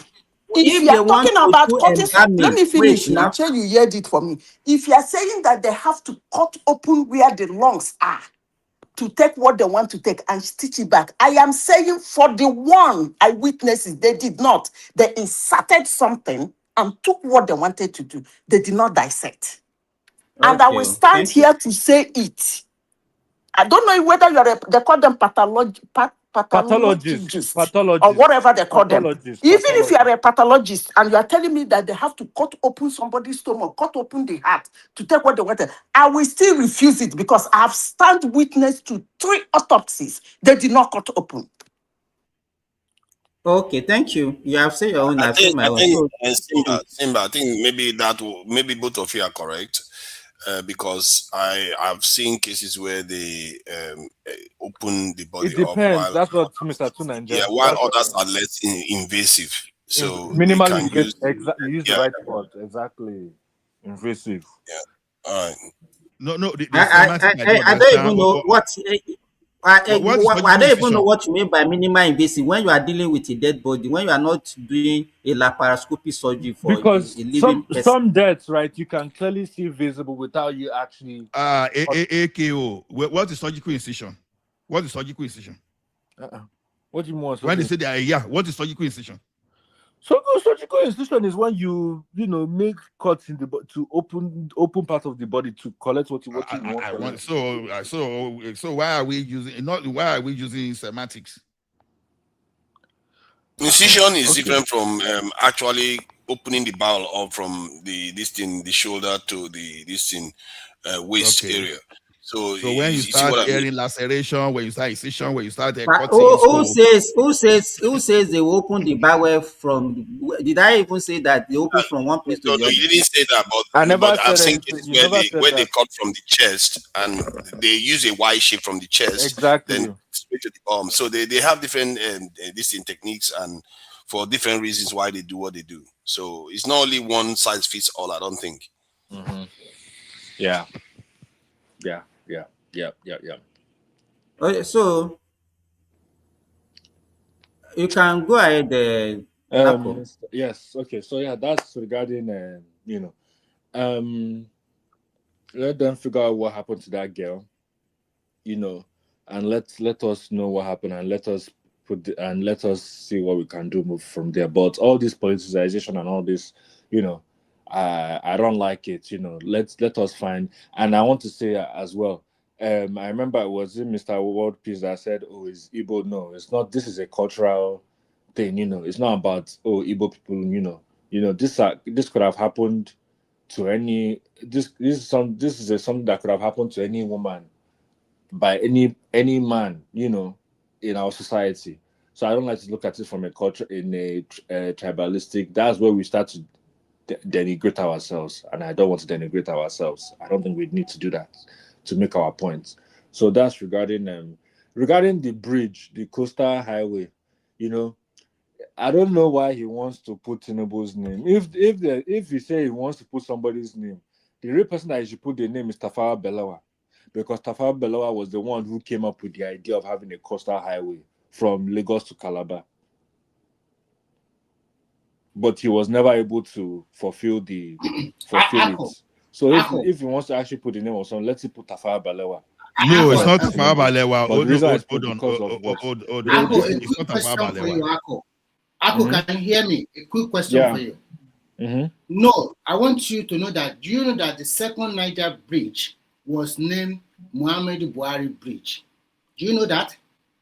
I don't agree with that naming, but yes. No. I just want.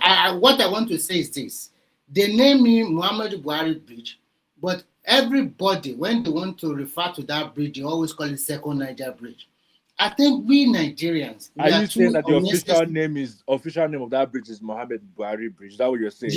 Yes, exactly. So we Nigerians. They know they call them like that for Igbo land, though. Yes, that's exactly what I want to say. Are you sure, Mr. Remy? I'm sure. You can go and fact check. Like you can go and check it out by yourself. So unnecessary emotion. Even if they call it Bola Tinubu Bridge, does that mean that a lot of Nigerians will call it that name? It does not matter. It's officially known as Second Niger Bridge. I don't know what I was. No, it was not officially known as Second. It was named Muhammadu Buhari Bridge. Go and check it out. It was officially renamed Muhammadu Buhari Bridge, and what you are saying, there's some truth to it, that just because they name something a certain name doesn't mean the people will subscribe to it. Thank you. But you are very right. You are very right, Tunaija. Okotiebo was the first to conceive a Lagos-Calabar under colonial master. To buttress what you said, you know the Spear Towers in Chicago? Yes, that used to be the tallest building in the world. Yeah, in those days. Towers, yeah. Today they call it Wasting Towers. Yeah. One man call Wasting bought it. Nobody they call on that Wasting Towers. So yeah. Now me they tell you. Nobody they call her. It's still that name. Spear Towers. Yeah. In paper. Now Wasting. But everybody for Chicago, one direct you, they will tell you say that's the name that they call her. So you are right. That you name something doesn't mean people will automatically start calling it. I think Nigeria, we are going gaga, because I could remember if somebody is even saying it in the comment section. Babangida was the one that constructed the Third Mainland Bridge and was named after him. And they know how many people call it IBB Bridge. We call it Third Mainland Bridge. Yeah. And so is any little thing in Nigeria now, we politicize. In fact, even if somebody cough now, you can politicize it. So but that's what let me tell you, Simba, if I build borehole in my village, I will put my name there. If I don't put my name, I put my papa name. So you too. Those people that are shouting, if the people dey government, may they go put their name. This is not don't do the infrastructure, put any name there. Who cares? I think the problem with that is that one, there is not victimless, because when you rename something, then paperwork has to change. And also, what do you mean by rename? It has not been named. If it has a name already, because they had to refer. It doesn't have a name. It doesn't have a name. Let me give you an example. Why are we confused with naming things? It's like, why do we confuse ourselves? Like, if somewhere, Don't shout. Wait. Is this not a You don't let me finish. And you are saying which name? Wait, no, you said rename, and I asked you which name was it given before. Okay, good. The way they refer to something, let's say Lagos-Calabar Highway, that is a name. Before they named it Tinubu, that was a name that was on a document. Then when you change it, that documents need to change. That's what you have to understand. Oh my God. It's not. There is not. It has not been named. It has. And then another thing that you people don't even understand. Wait now, to Niger. Do you know that it's only a section of that road that he was talking about? It's not doing the entire length of that road. Though. Yes, I know. Even when he was talking, it's not totally official. Okay, so I don't know why Nigerians have failed and unnecessary. See, the reason why I'm saying this, because I grew up in Port Harcourt. Let me say this. I grew up in Port Harcourt, and I know Are you sure you grew up in Port Harcourt? Are you not from Remy, let Nigeria speak, please. Let's Nigeria speak. So I know that other groups are also capable of naming stuff. And I believe that if we keep doing this, you are going to have a situation whereby you keep having blowbacks where some other group gets into office, they start doing things their own way, so completely changing the country without merit. Even sometimes it doesn't even have merit. And there's something unsimilar about it. If you want to be in office, just like our African leaders always do, like when they get into office, they want to change the constitution so that they can remain in office. We shouldn't be using our position in office just to be claiming position for ourselves. Allow others after your time they will form a committee. There should be a committee that organize, do these type of things. They will assign names accordingly. To Nigeria, I don't know why we have to be doing all this. To Nigeria, I really do have problem with this thing you are saying. I do have very big problems. There are things we say here that I don't know. Whether you are in office, you are not in the office. They want to immortalize you. They can name anything after you. It might even if it's to Balobelego, you know what Igbo people they call, even if it's to motivate you to do more. Yeah, they can do it. There is no problem with that. See the merit in it. Okay. Hold on, let me finish. Can I finish now? I've said this severally, and you are still repeating yourself. You are causing a kind of rancor here. If another person come, let me finish. Hello, sorry, Zita, please. Because of that, we have a lot of people that have not talked. Please, let me finish now. Let me just finish this one. Well, shut up. Remember, I never talk. But let me just say this one. So I'll be dealing you people like that. So if another person is in office and decide to dishonor that person, can we leave it like that? Come on now. But that's not okay. The next person I want to hear his voice now is Ako. Please, Ako, round up so that we can go let me round up so that Mr. Oriola can go out because I know you're supposed to speak. So yeah. So regarding that, if they want to name it Tinubu, let them go ahead and name it Tinubu.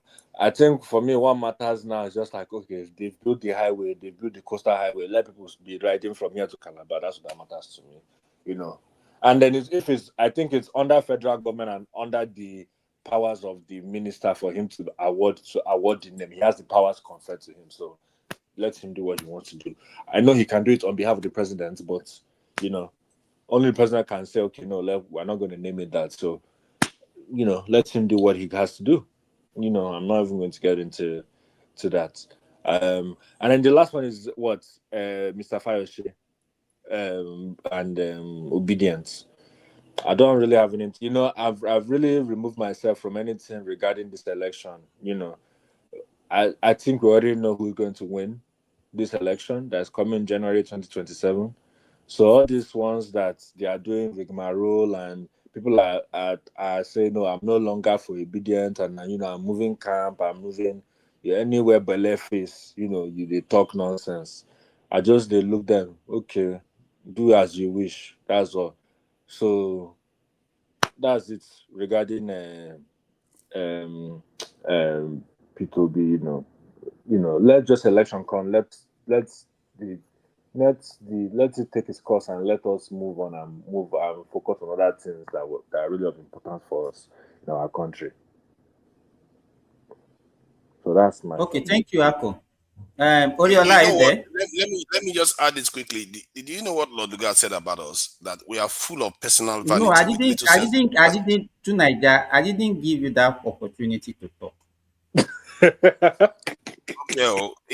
worry. When it's my time to moderate, I will not give you opportunity to. Yes, when I was just permit me to counter. So why do you care so much about Lugard now? You have to always have this Simba is acting like a junta. Whenever he's in position, he always want to use it. I didn't use it against you yesterday. Whenever they mention colonial master, you go gaga. But now you are referencing Lugard now. Okay. How can you be contradicting yourself? No, it's a fair point. I'm mentioning that There's because wherever wherever there is, you are not on a straight line. You said you're not on a straight line. No.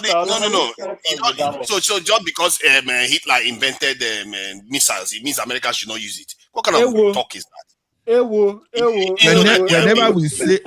Whenever we talk of colonial master, you shut the forum down.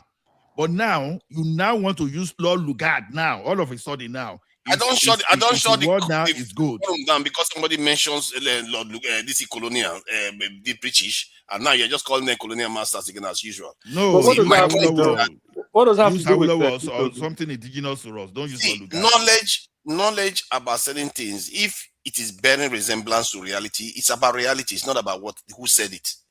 If it bears resemblance to reality, maybe you should pay attention. Okay, because if I say the sky is blue, just doesn't matter what they say. Just curious, what did Lord Lugard say?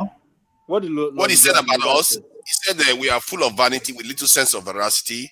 We love music. His thoughts are concentrated on the events and feelings of the moment. He suffers little apprehension of the future. He talks about how we lack foresight. And then we like the apparatus of power, but we lack. Let me read precisely what he said about power. He said we like the apparatus of power without understanding its responsibilities. This is what a British person wrote more than 100 years ago about our nature. That we are like children. So because Lord Lugard, look at the word Lord. Why will you even use Lord before? Why didn't you say Lugard straight away? Just say Mr. Lugard. Now you I can use Lord now. Hold on. Hold on. Guy, no, my personal when you want to denigrate us, you find your way around that thing to be politically correct. Now, this guy says something about us now. It suits you now to say, okay, we are exact way it describes us. Now, let me tell you one thing. Who are those people now that go to the beaches naked mostly today? Are they not people from that Lugard that you say? You understand? Yes, that you go to the beach, they wear pants. Hold on. They wear pants. They wear pants. They dress closer to when to when we were yet to start knowing how to even weave cloths. He didn't call them that. Go to where Lugard go to today now and go to the beach. See them in pants. But then you think that one is right, but the one Lord Lugard said about us, you think yes, it was so apt. But the one that some people it resembles reality. It's not about what he said. It only resembles reality when you want to sound politically correct. No, because you can see the people, you can see the way our leaders behave. They are behaving Tunaija, you can see why I say you should. You can see now you are taking more time than even the speaker. You understand? So let's stop this now. No, the speaker can always speak. You're not running anywhere. Oh yes. Oriola, are you there? Yes, please. Yeah, I'm here. Okay. Yeah, so I actually came in because I saw that Baba was getting heated. I think he was getting mad because he's trying to explain it, and it looks like the other guy wasn't understanding what he's trying to say. I think the problem we have in that country, I mean, it would be nice if we have someone that can actually explain, that's more financial inclined, that can actually explain what's going on, because it looks like that's the difference between the poor and the rich is what's being shown tonight. People don't understand how the poor, the rich actually get their money, because they don't use their own money. They take somebody else's money to make money. Other people's money, yeah. Yeah, and when you look at the richest countries today, what makes their country what it is today? They take advantage of other people's money. And I think and I will give you a great example. I know a lot of people that live in foreign country will already know this. Like, if you're not creditworthy, even you might have, if you're creditworthy, you will see like financial institution running after you to take more credits, because they know like they can count on you, because you have things that if anything happened, they You would can get their pay the money money right back. away. Yeah. And when you look at it, for a good example would be this: if me and Dangote go to the, I'm not even gonna use foreign banks. I'll use Nigerian banks, and you know the rates at Nigerian banks as of today, I think is like 19% and up. If we go to the bank today, they would gladly give Dangote a rate of 1%, even lesser, because they know he has the financial backing. Even he doesn't have that cash, but this guy have a refinery. He have Trust. big Yeah. companies. They know, like, if anything happen, their money is not gonna be lost. Look at your guy, your guy like Elon Musk. When he bought Twitter, he didn't buy it with his money. He borrowed money to buy it. And why did banks borrow him money? Because they know he has stocks that worth value billions of dollars. So if you're president today, look at this. And this is what's going on. He knows that IMF, if you get IMF loan, the interest rate is higher than when you get a World Bank loan. World Bank loan is usually less than 1%, whereas IMF is greater, is almost like 3 point something percent. He paid that off, and he concentrate that, okay, if I want loan, let me go for the lower rates. The thing is, if you want to build Nigeria today, it's better for you to get a loan. And the reason for them to for loan that he's looking for them to actually look aside and give him a lesser rate is because we have a foreign reserve that they can count on. Huge, that yeah. if anything happened in that country, 2 billion. they know they can get their money back because there's money out there in the corner that they're saving.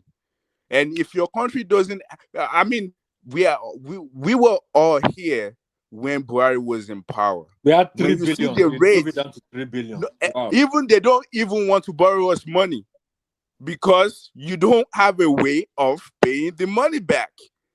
What did you what did we resort to? By using crude.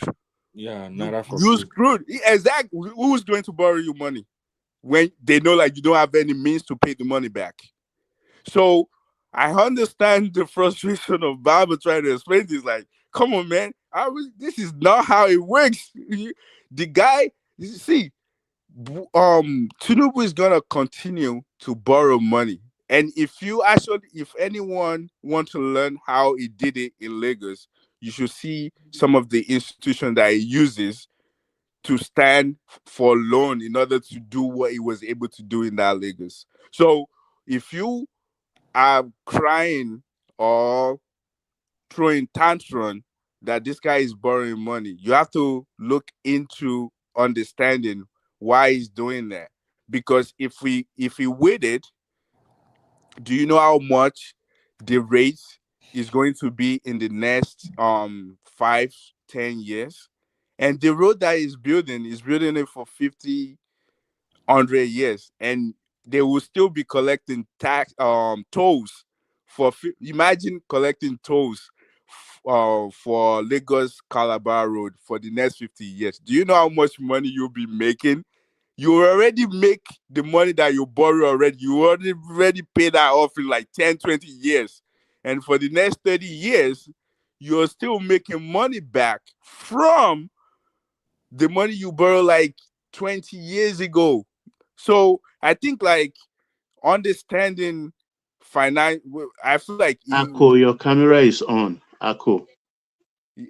Because the guy understands how financial works. I think and I can't blame Nigerians. It's more like, I don't think we are very, like, financial inclined. It's not just Nigerian. A lot of people, and that's how the rich people get richer. Like here, if I have equity on my house, like if I have $1 million on my house worth $1 million, I can go to a bank and tell them to borrow me $1 million, because they know that that $1 million I can use it for any business I want and get my returns. a lot of people do those things. That's how people get rich. So I just think that. Can I interject briefly on this point that you're making? Yeah, go ahead. Leveraging assets is well known in the financial circles. That is not the point people were making. People are making the point based on the fact that the Nigerian state and many African countries have gotten into debts that they were never able to repay back. And even when they have paid the debt over and over because of the interest rate that is involved, they are not able to repay it back. Hence, Obasanjo had to go and seek cancellation of the debt. Can you worry less about what happened in the past and other African countries? Worry about Nigeria. What Nigeria is doing right now is but Nigeria went and begged for debt to be cancelled. We're not able to pay it back because the country, people are more concerned that the country is not being run well. Please, can you just be quiet? Let him continue. Can you he's not the one complaining. Let him continue. You are just obstructing. I'm trying to understand why people are criticizing the World Bank and IMF. You do not get it at all. Hold on, Remy. Let's leave that one to Simba to determine. Please. So No, Remy, please don't do that. Because you don't like what you are hearing. That's why you're concerned, not because of anything. You don't like what you're hearing. Because I think you do not grasp what he's trying to tell you. Remy is okay now. When they caution you, stop it. Finish now. Let us flow. Let us have conversation that will flow. I already told him that I don't have any issue with borrowing money. Personally, I don't even care too much about borrowing money. I don't think we borrow enough money, if you ask me, because the Nigerian state is extremely poor. We are spending barely how many 100 billion. We don't even spend anything close to 50 billion or 100 billion in the Nigerian economy to build the state. So personally, I don't have any issue with borrowing money. My issue is how you are running the country. Why is the country not generating more income? And Dangote is doing a good job of trying to do that for the country. Why then are we not creating 20 or 50 Dangotes? These are the kind of things we should be talking about. So that is where I'm criticizing to Nigeria, I don't have problem with your interjection, but your interjection will not become like a discussion on its own. Always make your interjection brief. Oriola, I just think that yes. Oriola, can you give me just a minute or 20 seconds, please? Thank you. Yes, right. Thank you. Actually, Nigeria is generating more revenue than before. The subsidy removal does not mean that Nigeria is saving money. It's because our NRS, they were able to generate more revenue by going through all those multinationals, and they put their books in order. Because we generate more revenue, that is why you see that it's one of the factors that improved a lot of all the states, most of the states in Nigeria. Today, some states are debt-free. A good example is Yobe State. They are not owing any dime anymore. So, and I think a good example is also Delta coming up with their totally debt-free again. So it's not because of the subsidy. Actually, because the improvement in their books, they were able to generate more revenue and they were able to pursue a lot of projects. Thank you. Okay, back to you, Oriola. Yeah, I really don't understand what he meant by saying we are not generating money. We are not expecting ourselves.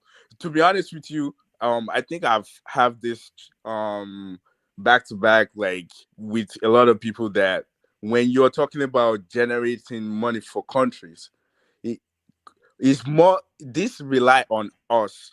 It will be the private citizens that actually put an effort to create companies. Yeah, we understand that the government has to create an enable environment, but it's not for the government to actually create what we are looking for when it comes to generating money. Because if the companies are able to generate money, that's where the government now can tax them, can get money from them.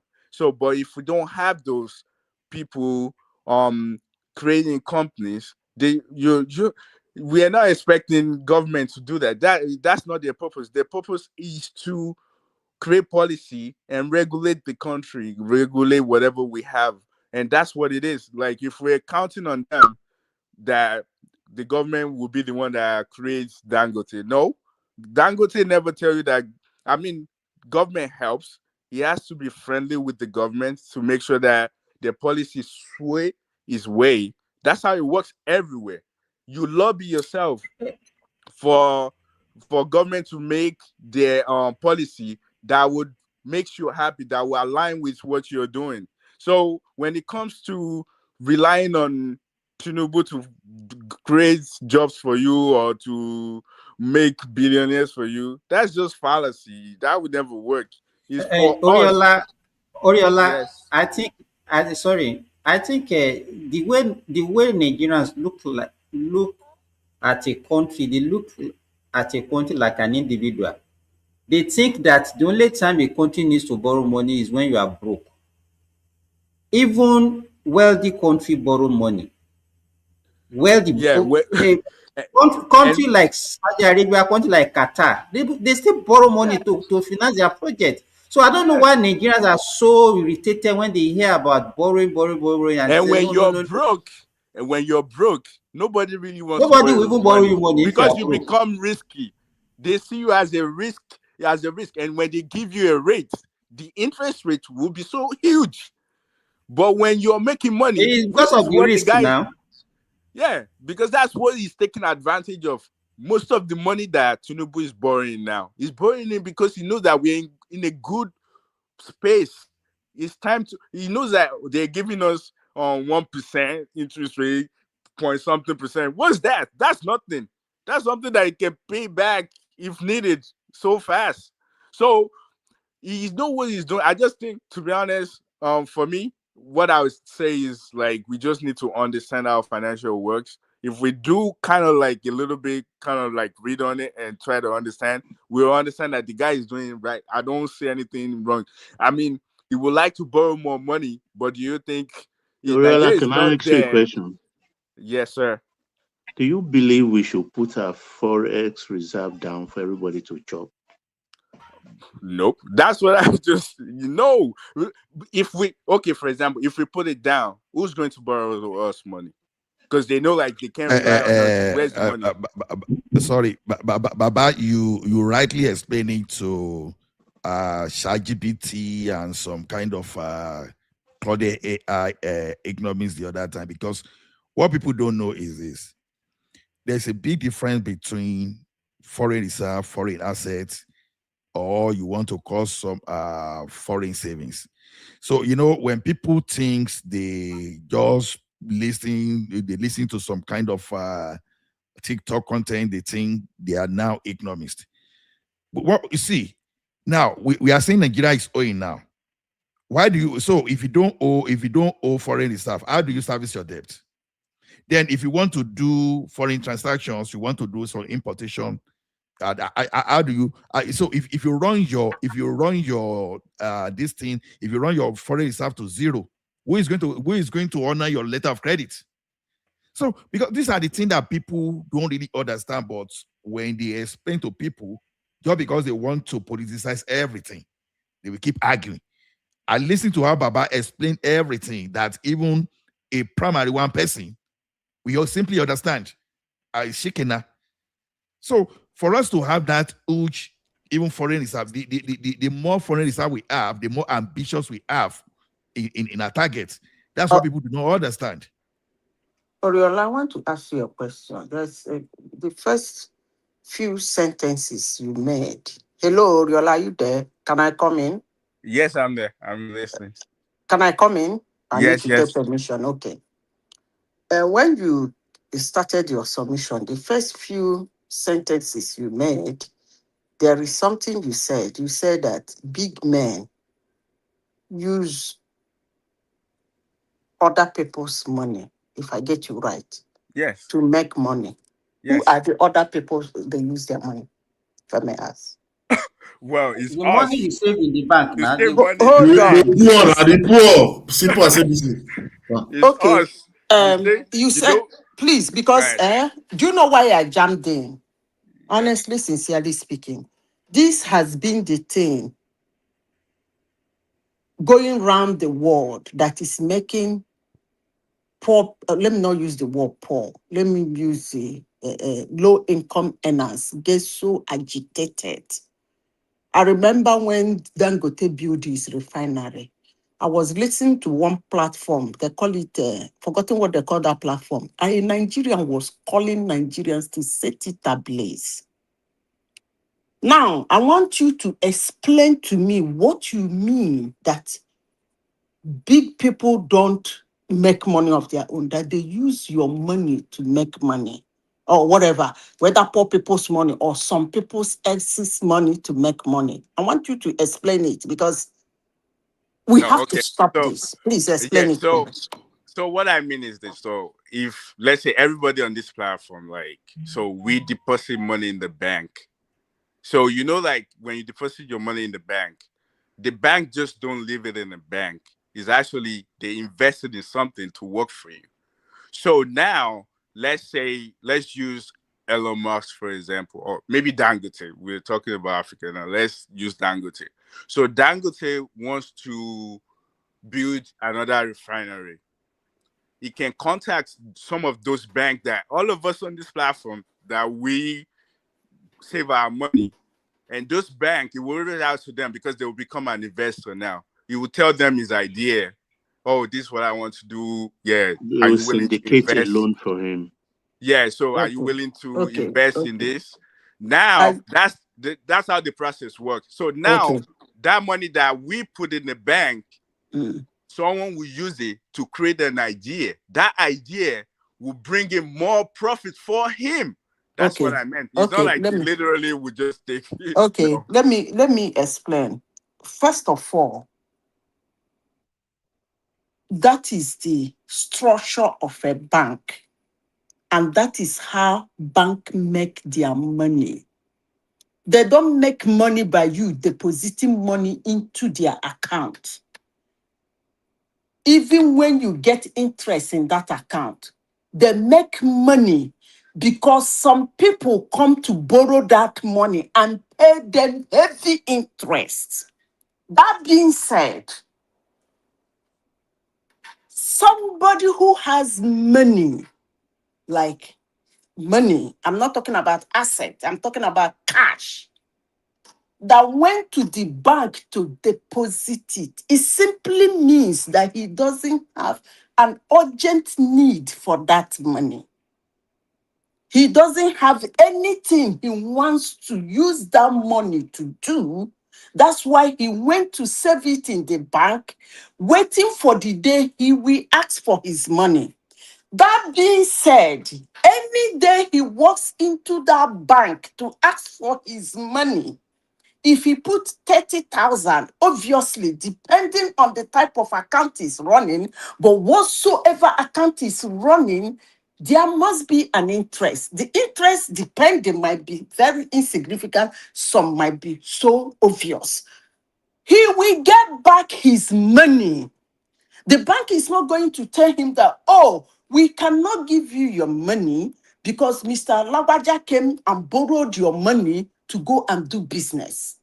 Are you getting my point? So when we stand in the global world and begin to create this narrative that big men are using our money already, they have called themselves poor.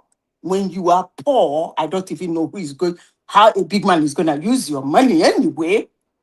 That they make money out of the poor. It is a very poisonous narrative.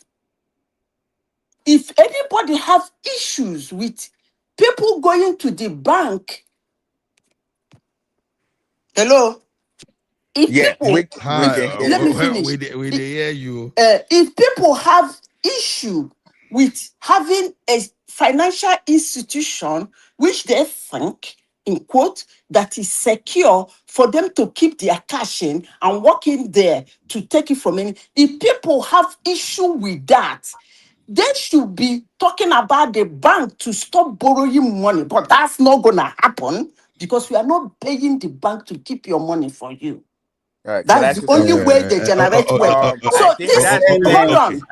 I think that's Sorry, just Ola, This your Ola, Ola, sorry. idea, this No. idea I just want to that respond to people your life keep you give me from saying banking that big perspective. man, At least let me I finish, can let me conclude. I That can tell you how wealthy bank people functions. reap So let me conclude, please. I took permission from Ododo. Sorry for taking your time. You people can continue with the ramble. I just want to register my voice on it to clarify these things. This idea that people keep knocking gold, kill a big man for me. Big man must die, wedding man must die. What is the problem? He took my money to become rich. I think it's nauseating and it's poisonous. I rest my case. Okay. Please, can I Well, ask one I question? think Can I ask that's how. another question? Oriola, please, can I ask one question, please? Wait, let me say something real quick. Then you can go ahead. I think that's how the way I see it. I understand what you meant or what you're saying, but that's not what I meant. I think the way you say it is not exactly the way I'm looking at it. I'm not saying someone is just taking somebody's money. I'm just saying when money, the way financial institution works, money just not sitting down somewhere. Someone would take advantage of that money to Man, make Oriola, everybody understood what you mean. yeah. So why do you need to be explaining again? If Just Oriola one don't second, give please. his Just one I second, just please. want to back Oriola up. Just one Okay, second. no, Ola come, then after Ola, option A fraud. Now you see what Oriola said is very valid and is often valid because even do you want to start from the story of the talent? Someone will say I go spiritual. So one person that complained, you know, see, look, when the way bank functions, they use depositors' money and some kind of money that are flowing through whether pension or people, or maybe they do some collection. You understand? That's what they use to. And if it's not going to happen, a said bank is reckless, that someone will say, okay, because you can put 13 billion in a bank and say you need your 13 billion. The worst case scenario, they will say, okay, give us few hours to gather your money. Don't forget that the same bank too, they have some kind of investment. They have some people they borrow money that they are even getting deposit from them. You know, for example, a bank collect money overnight. You will see two banks before be fighting. No, I want this deposit. I don't want this deposit to sit back down your bank overnight. If you see what some bank even make overnight by even receiving deposit, even from maybe a teaching hospital is just making deposit in their bank, or someone from a tertiary institution. So the thing is this. So when they deposit money in the bank, it becomes bank money. Wow. Who said that? Who said that? You understand? If you know the amount the bank makes, the bank makes in a day. You didn't say the bank gets. Hold on, madam. Now, a deposit from a deposit from people is a liability, and you have to convert it to asset. Somebody want to ask me asset, question. Let the person ask me, I beg. Madam, how come that if someone is talking, you just want to shut the person down?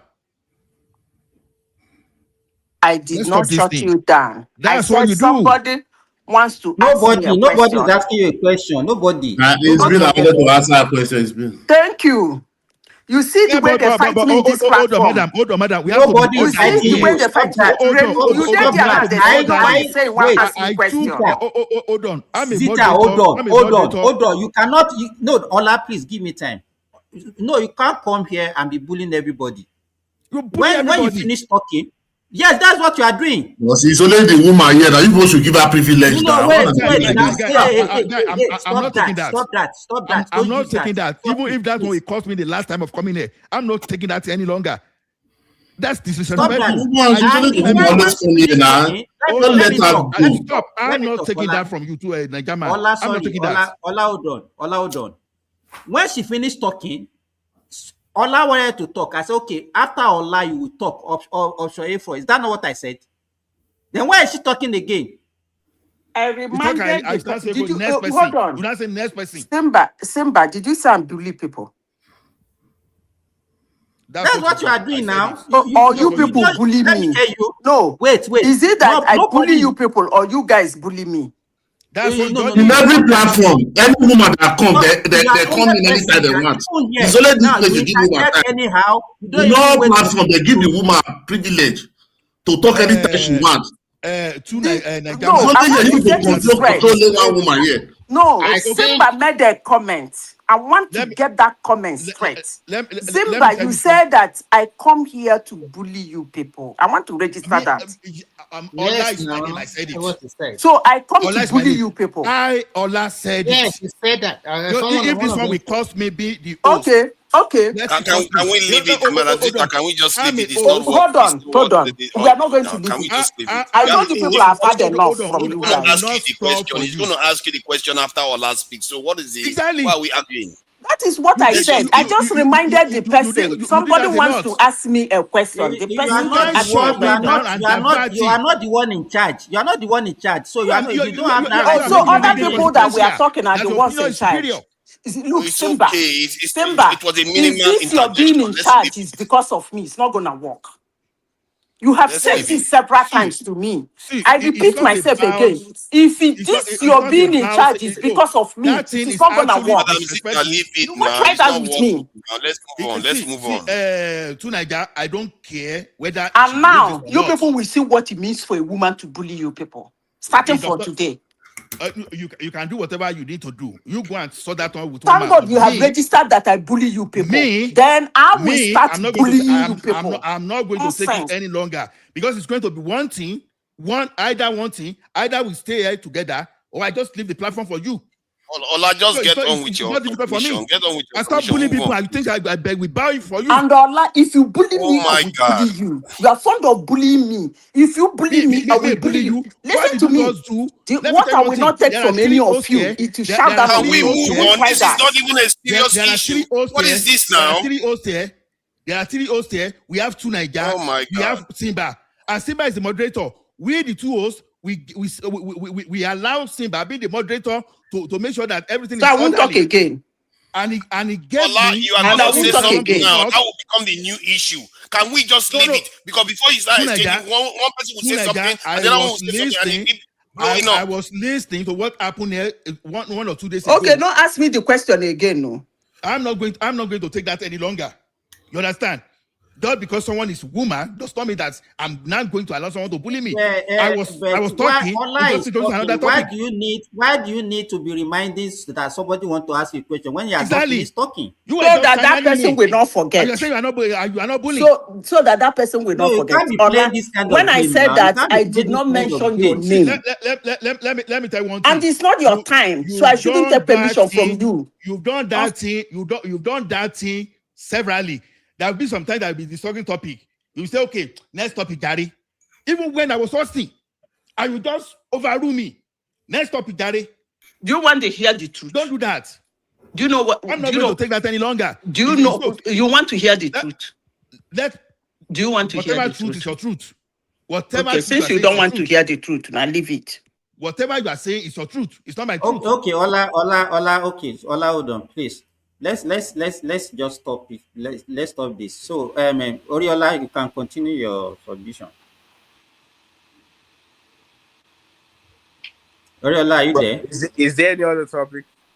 This submission has gone more than 20 minutes. Okay, let me give you the other topics. We talk about. That's just one topic. He has spoken for more than 20 minutes.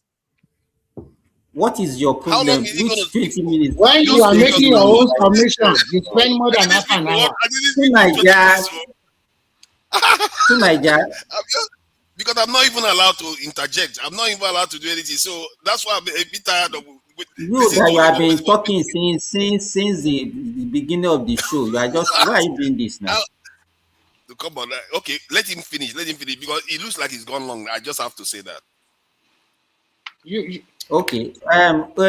You heard about Emefiele's forfeiture? No, I didn't hear about that. Okay, then we talk about you heard about the incident that happened in Ministers of Work house, a lady that died in the guest house there. Okay, so I didn't hear about that, but I heard when someone was saying because they changed names. I believe the Minister of Works was it? Yes, it's Minister of Works that was changing names to Tinubu's name or names of road. I don't think that's not even a conversation. I think I'm very unbothered with that. But I think previous day you guys, I think there was a talk about, is it a flooding? But I was interested in that topic, but I was so tired I couldn't get in. So I was going to say something about that one. Maybe I should just kind of like say my mind. I believe that all the flooding that is now in Nigeria, we're trying to attribute everything to what is it? The Coastal Road. No, not the coastal road. The what's going with the environment thing that's going on now? Escape my mind. Okay, greenhouse. No. Flood. No, there's another word that is going around now.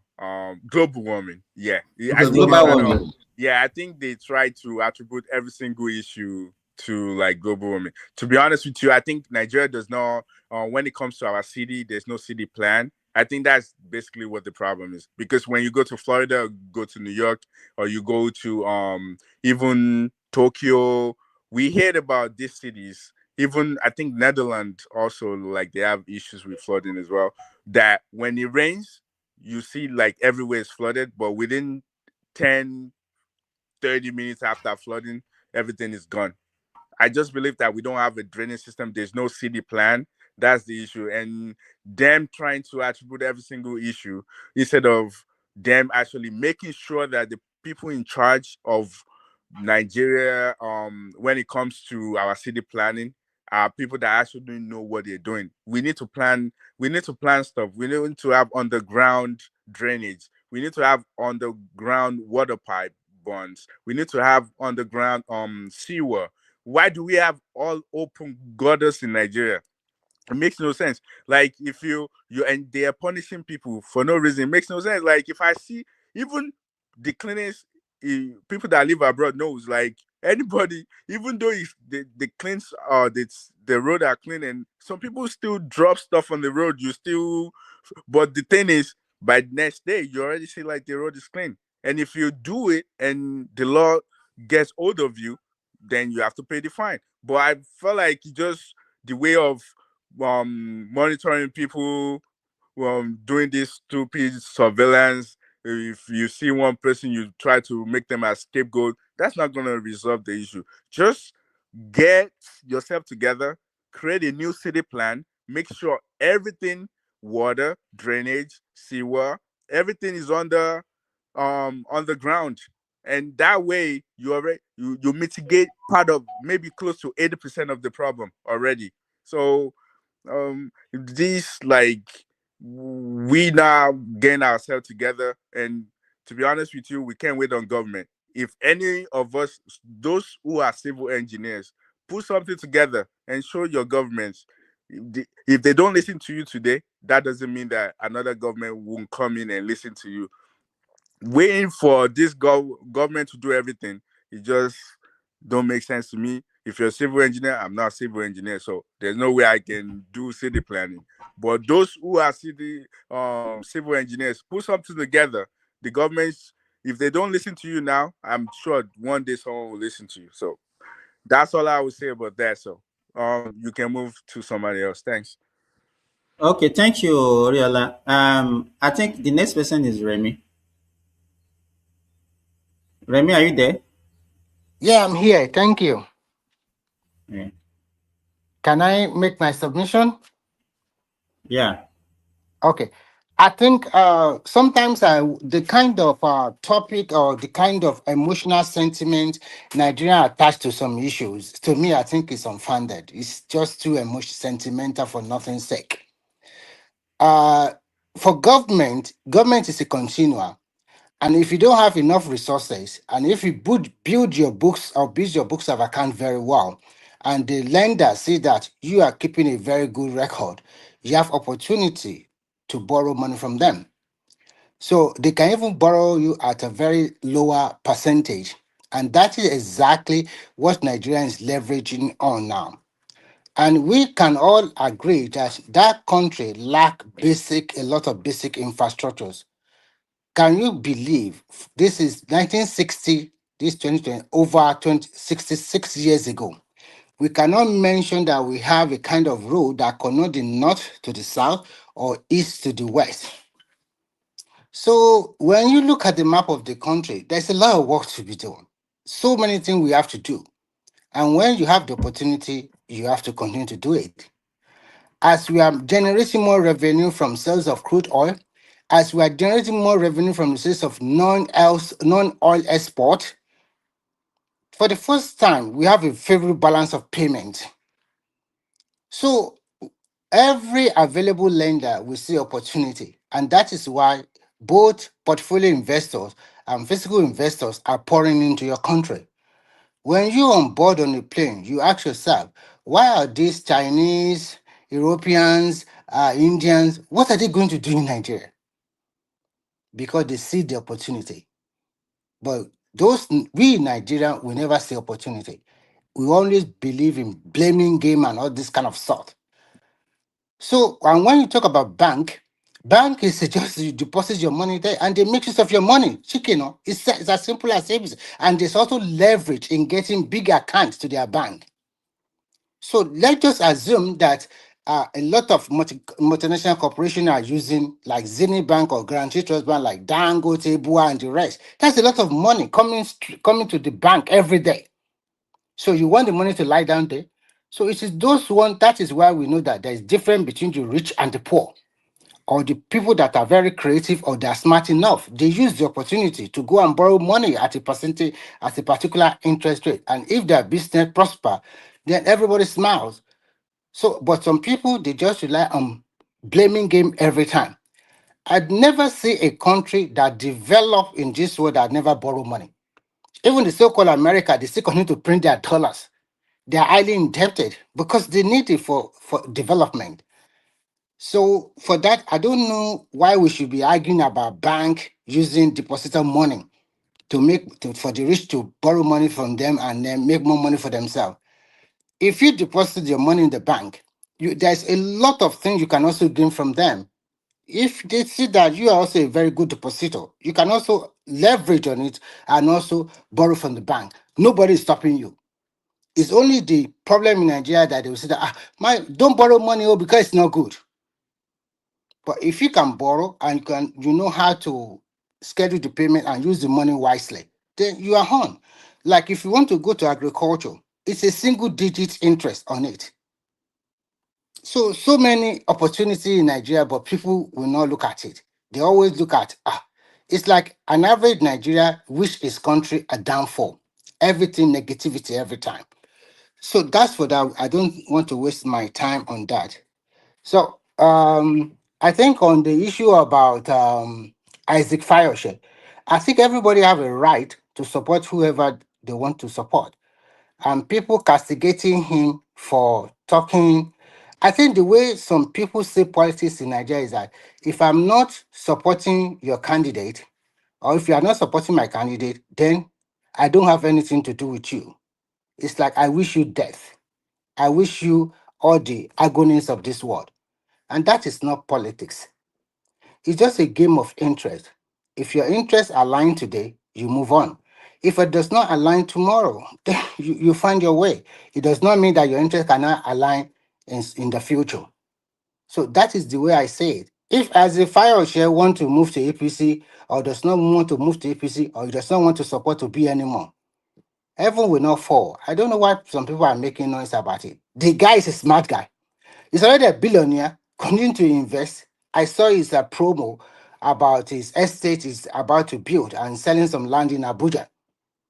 So why you guys, internet warrior, you continue to get data from whoever is giving you data every day, and you continue to I don't abuse? even know. I don't even know why you are pitying the guys. Is it not among? Is it not this? They are all the same now. So what is the problem? I'm not pitying him. I'm just blaming those people that are accusing him. Is it not the way he has been behaving against every other person before? So I beg, leave that one. Okay. So which other topic should we talk about? So because there's so many lineup. Which one other one? So I don't What take too much. about Umahi? Then Yeah. the lady, Yeah. That Umahi. the Odogu was Asaba. Okay, that Umahi hold. I read As let me not it. finish speaking, He's been speaking for the last 5 years. Okay. The middleman, I just continue. Don't respond. You don't I need to respond to understand him. him. You know, to Nigeria just don't respond. Just continue what you are saying. Is joking. Okay. It's not joking. I will give him back later. So that particular one about the Umahi, the friend of that girl that passed away came and had an interview, and he said actually that girl did not stay in Umahi house. It is just another house outside of the main building, not the same building at all. And that particular lady we are talking about, she is not the only one second to that particular seconded to that place to take care of people. There were like 2 or 3 people. So it's not only her. And she said she saw her 7 o'clock when she came back after doing I think she played her hair or something like that. And they were just cracking to that. It looks beautiful or something like that. So for now, if the parent, according to their local tradition, they don't want to be examined, that the lady to be examined. But I think David Umahi said that he will go ahead to be examined. I think we just let it be. Let the doctors and So police it doesn't have that right to insist that they must do autopsy. It doesn't have the right. No, it does not. It does not have the right. So because the people that have the right are the parent or guardian of that deceased person. So no matter what. So I don't know what can cause the death of that young lady. I don't particularly know, but only God knows. So if the parents said they don't want it, what can we do? They want to bury their dead. What can we do? But because it's David Umahi, and a lot of people thought he's the one in charge, probably is the one that pied the woman. But naturally, it does not have anything to do with the lady at all. So How they do you just know want that? to. How do you know that it doesn't have anything? Well, to Just me, speak about what are you not police that investigate and telling us now? Okay, don't worry. Just let it be now. I hope that the parents will allow what you're supposed to say is that the investigation will reveal. So don't take Okay, side. I've already said it already. I've said it already that the investigation will reveal. I think the police are doing their investigation. Let them continue now. If they can convince the parent that they should let them examine the body, I think it's fine. So we should not lay too much unnecessary effort on that. This platform is not a platform just to be gossiping on. To me, I think it's okay. So let's move on to the Odogu one. The Odogu one is just a person like Tunaija that went to Nigeria and carry a girl, and then refused to pay money. I can't believe he just said that. You see, this guy will not let me rest about this. Okay, go ahead. Okay, actually, I see that case in 2 ways. First, we have to blame the man who wanted to exploit a young lady. But the question I ask myself is this. You left your hometown and you went to another place about 4 or 5 hours away. Nobody knew where you were going. You did not report that I'm leaving Lagos to go to Ibadan or go to Oyo or Gumosho, or you are leaving Calabar to go to Uyo or something like that. You didn't report to nobody. Thank you. And then second one is that you want a business transaction with somebody.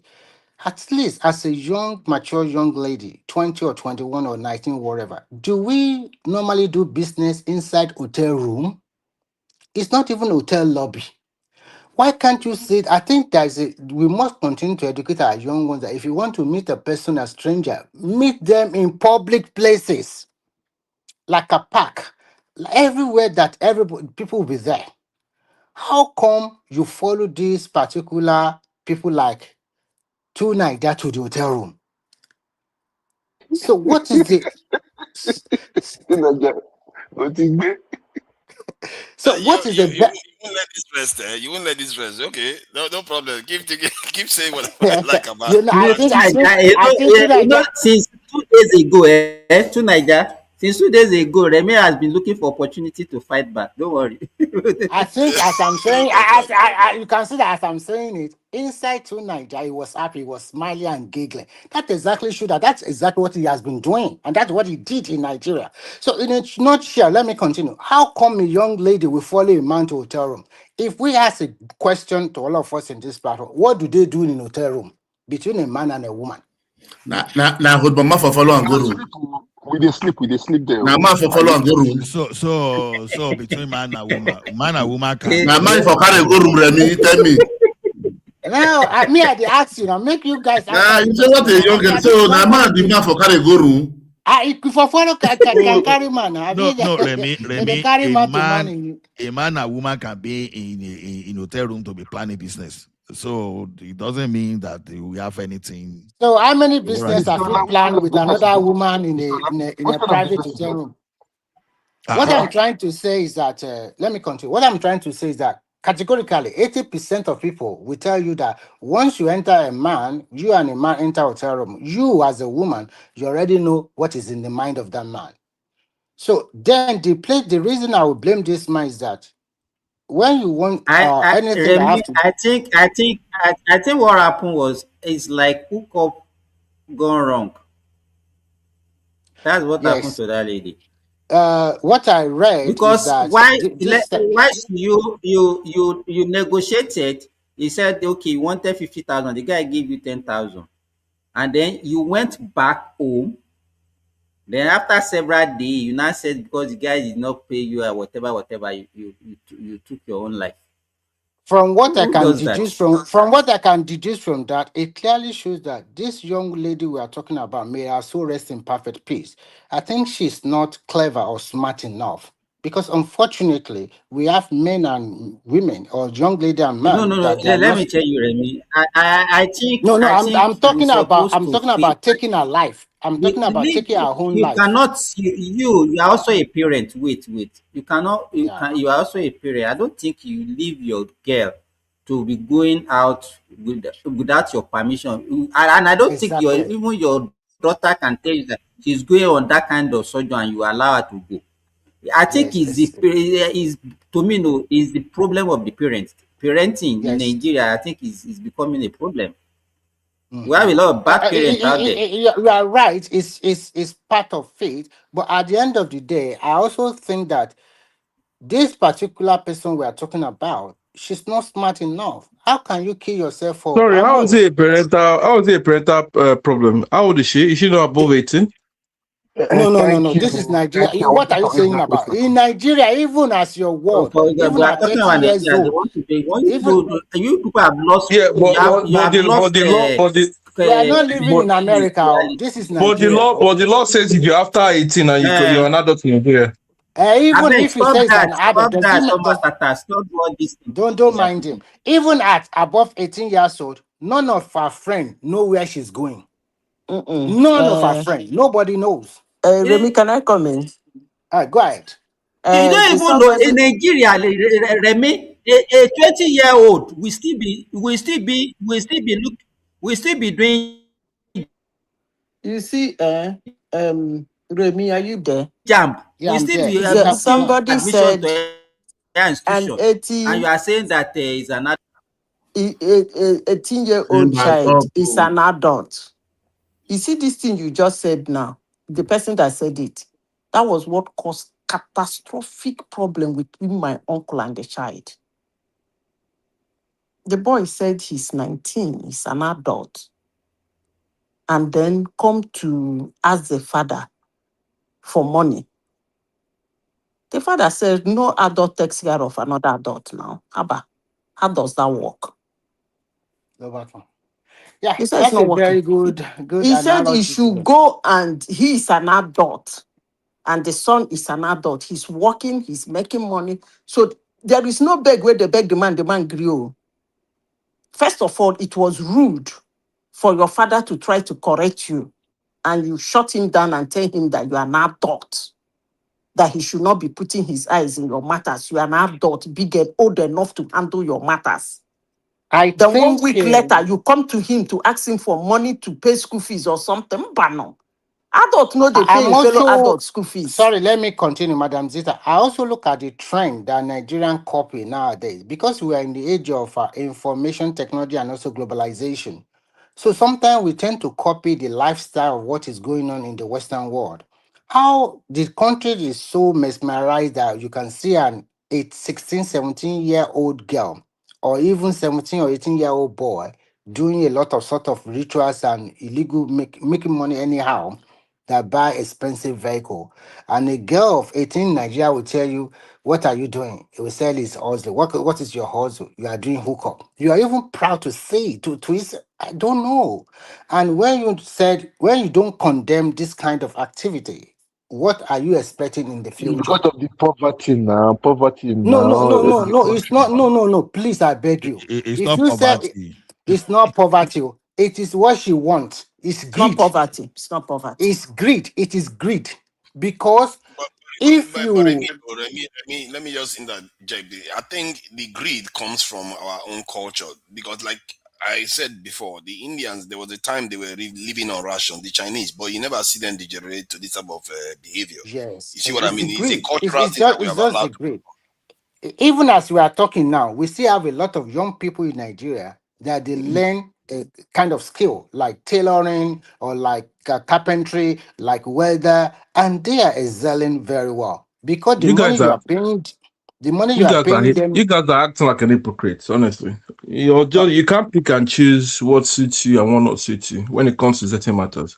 If you're above Sure. 18, you're an adult. So when it comes to other matters, you can't now say, boy, in this part of the world, they do this now. Why can't Nigeria to Okay, do it? can I You ask you a cannot pick direct and choose. question? I Can't think pick it's and choose. Omar. Omar, is that Omar Tata? Can I ask you a direct Yes, question? I am. Yeah, go on. Yeah. Can you tell us when you are 18 years old, were you able to carry girl to a hotel? Well, when I was 18, I've been living by myself since then. So when you were 18, you Yes. were living by yourself. No, hold on. No, Yes. it's a follow-up question. You are living by yourself. Remy, you wicked though. Are you? So let me ask him this question: were you in Nigeria that time, or you were in abroad? It doesn't matter where I was, but I was Okay. living by myself by 18 years old. Okay, it matters a lot. Do you know why I say it matters? If you are living in Nigeria, Remy, hold on. Remy, can you hear me? yeah, I'm You holding are the on. one, you are the one, you cannot be asking somebody this question. You are the one on the floor now. So make your submission. No, I Can't be just want to asking quickly audience clarify something. questions. Okay, let me conclude so that another people can talk. So in general, to me, I think the guy should also be arrested and properly investigated if there's a case of rape, because the action of the guy also led to that young girl to commit suicide. Even if the girl is not How do you establish rape? the reason why I will establish that one is that if they were raped after investigation and then you shortchange her, How and will you because the girl, investigate? Let me ask you. Wait now, Remy. that Because is we can't just be that is the throwing. work. Listen, that is the work Wait, of the wait. police. You know why? The lady is already buried. Oh, then They you see, quickly buried her. Yes. So what? So which evidence do you have now to show that the guy raped her? no evidence. Autopsy, So this guy, autopsy. I think earlier we're talking about autopsy now. Autopsy now to check whether the girl was pregnant. Maybe they want to remove the pregnancy that the girl died. I think by the balance of probability, if somebody goes with somebody into a room and there was some exchange of money or argument, whatever happened, and the other one comes out, commits suicide, and alleges that the other one raped her, then there is, with the balance of probability, something happened. It doesn't matter whether it's actually rape or Maybe she something wants to happened. remove pregnancy. That's my own okay, suspicion. guys, let me conclude, and I will leave this question with you on this platform to answer. So, Mr. in Questionnaire, every conclusion, question. yeah, in conclusion, there is this particular kind of photograph that is trending online that will be fake a photograph that he took with some kind of European powerful delegation, and they say it was Photoshop, it was AI, that he was lying. So I don't know whether you guys have a Simba. Do you know about this? Yeah. No, use AI to join it. So The picture I from want the you left guys side. to just Which if you are picture, making Remy? your Please, can submission. you Why say which? Probably supporters that that's not something that Okay, will thank you, approve. Remy. Okay, Yeah. thank you, But it's Remy. a free handle now. It's I live. didn't get Remy question though. Simba, can I respond to that Oriola? Can I respond to that You can, Oriola no. submission? Just hold on. Tunaja, please, you can respond, please. I think Ola is the next person to talk now, please. Okay. Waiting, I want to talk. Me, I just want to do grass goes, but if you give me topic, me, I talk. I want to do grass goes. So that's what you came for. So you don't have anything to say. No, just give me that topic. Let me just brief over them. So, what are the topics?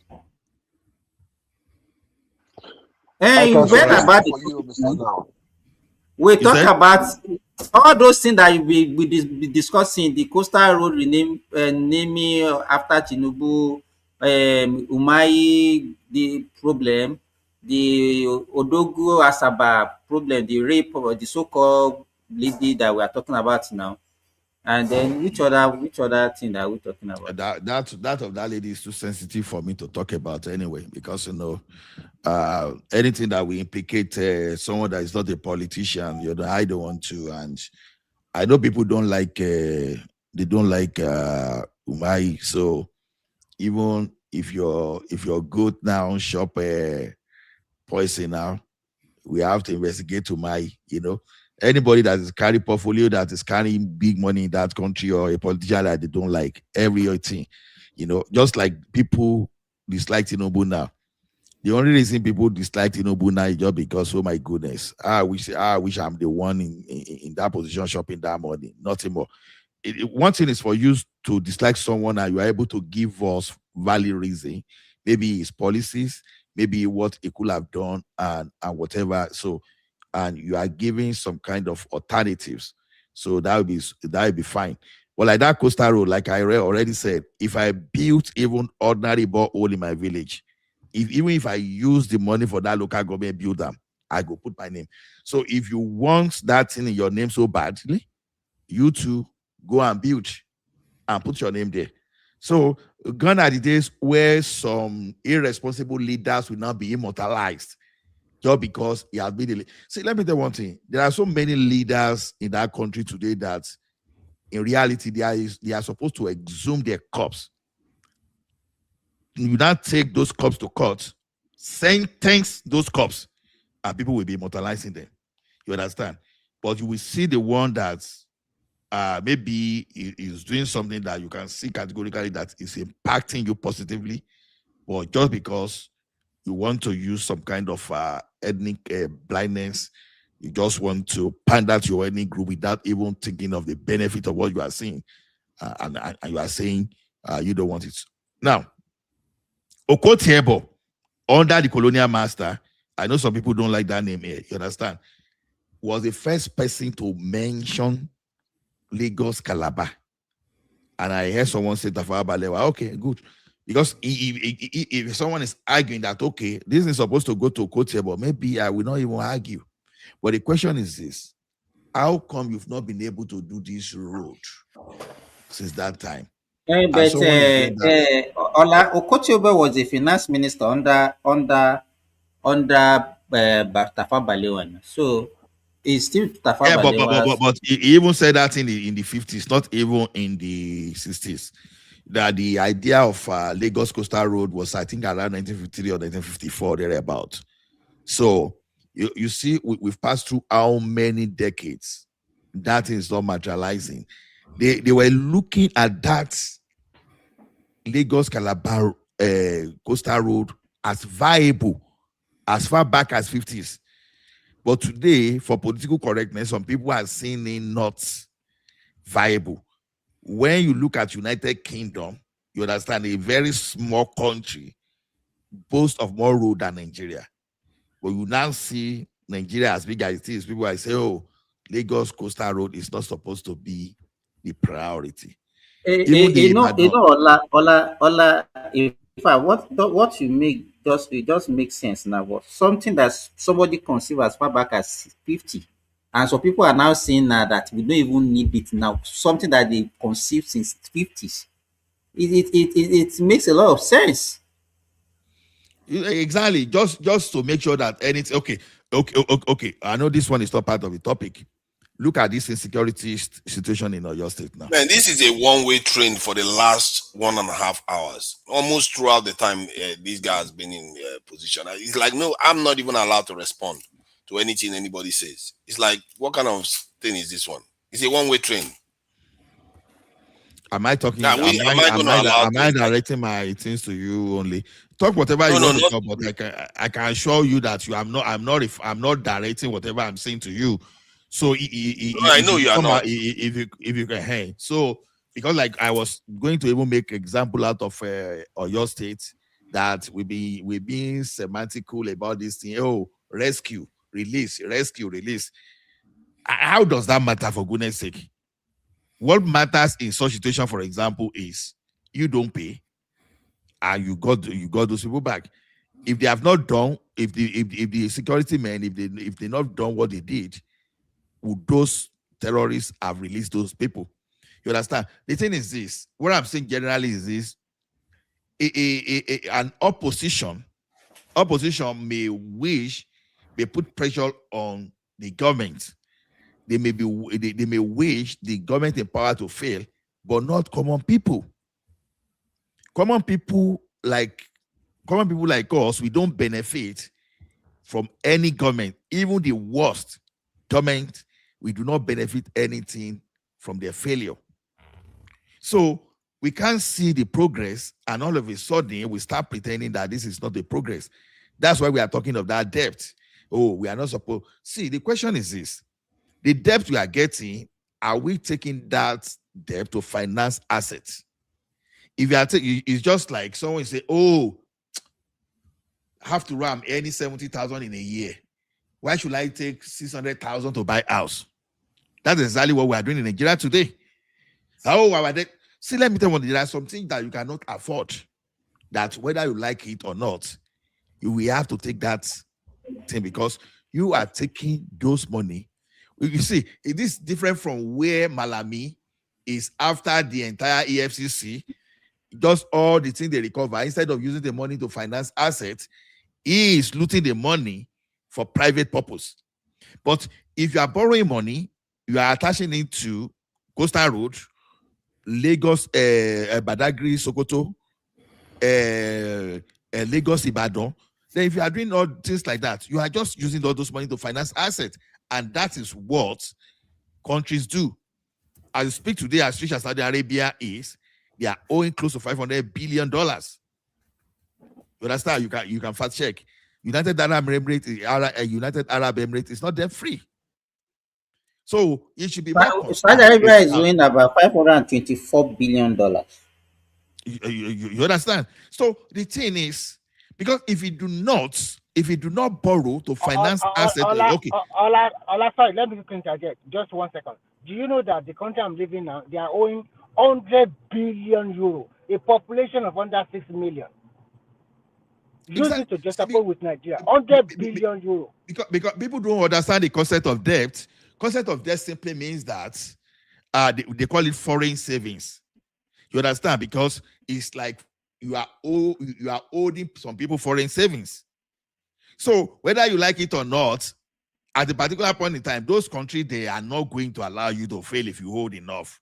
You understand? My hypothesis may not be correct, but go and check it. If you are owed, let me tell you one thing. Assuming you are owing America like $1 trillion, you are owing United Kingdom $1 trillion, and you are owing another country, you finance assets in your country, I strongly doubt it. They are not going to allow your country to fail. The only situation in the past which was not palatable was when you borrow that money and you eat that money. It's just like, okay, think yourself as an individual. You are giving money for someone to do business. Honestly, where it is possible, you will be the prayer warrior to make sure that person stays alive to pay his debt. You understand? So that is how those debt work. So, but if you want to live in isolation, the external forces, they are good. They have a way of countering you for sure. So there's nothing wrong in debt. As a matter of fact, we need it to finance a lot of things. You want electricity, debt. You want your refinery to run, debt. But this you cannot come in. Can I just interject just for 30 seconds? You can interject. Simba, just me, I do basketball. I don't. Now fight, I won't fight tonight. So I don't really have. I came because of you, Mr.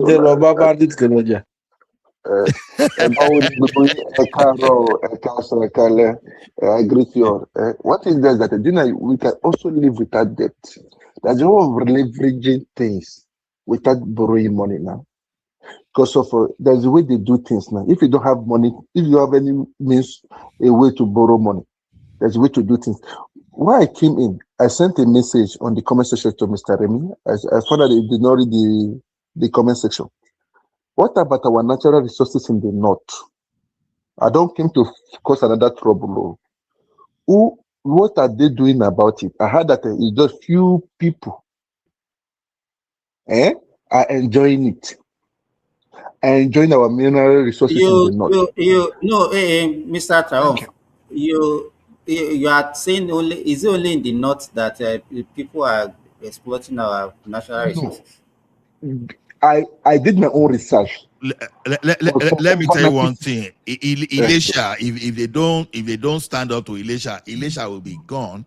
The rate at which they are doing some illegal mining in Elisha today, now in the next 10 years, 20 years, 30 years, you may not want to live in Elisha, because let me tell you one thing. A person like me, I could be wrong.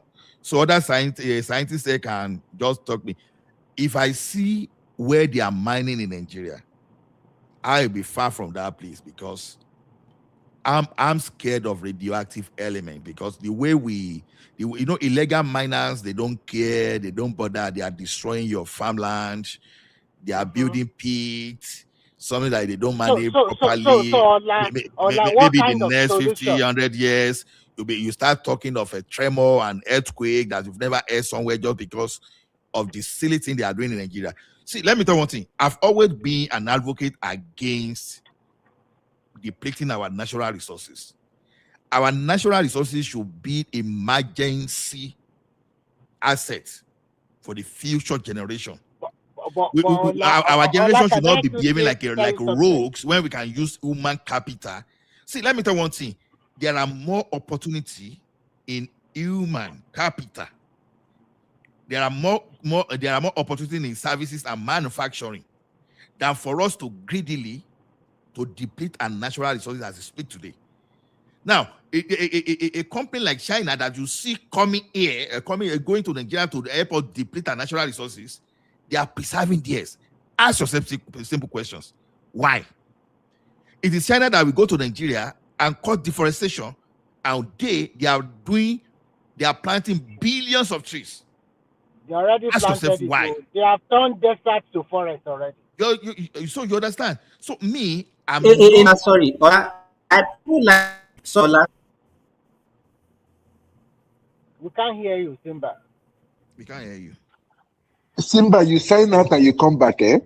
You have to sign out and come back. Ola, can you hear me, Ola? Because I heard that our natural resources is our. I didn't say their, our. The mineral resources in the south is our. It's for everybody in Nigeria. But I heard that you know what? Triumph, can you hear you? Mr. Triumph, I'm hearing you. I'm hearing you. I think what you should say now is this.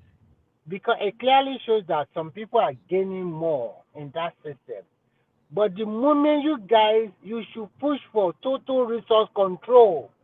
Once you push for that one, all of this noise will just go down. Because at the end of the day... But Remy. Go ahead. He's having network issues, but I don't have that is a different topic.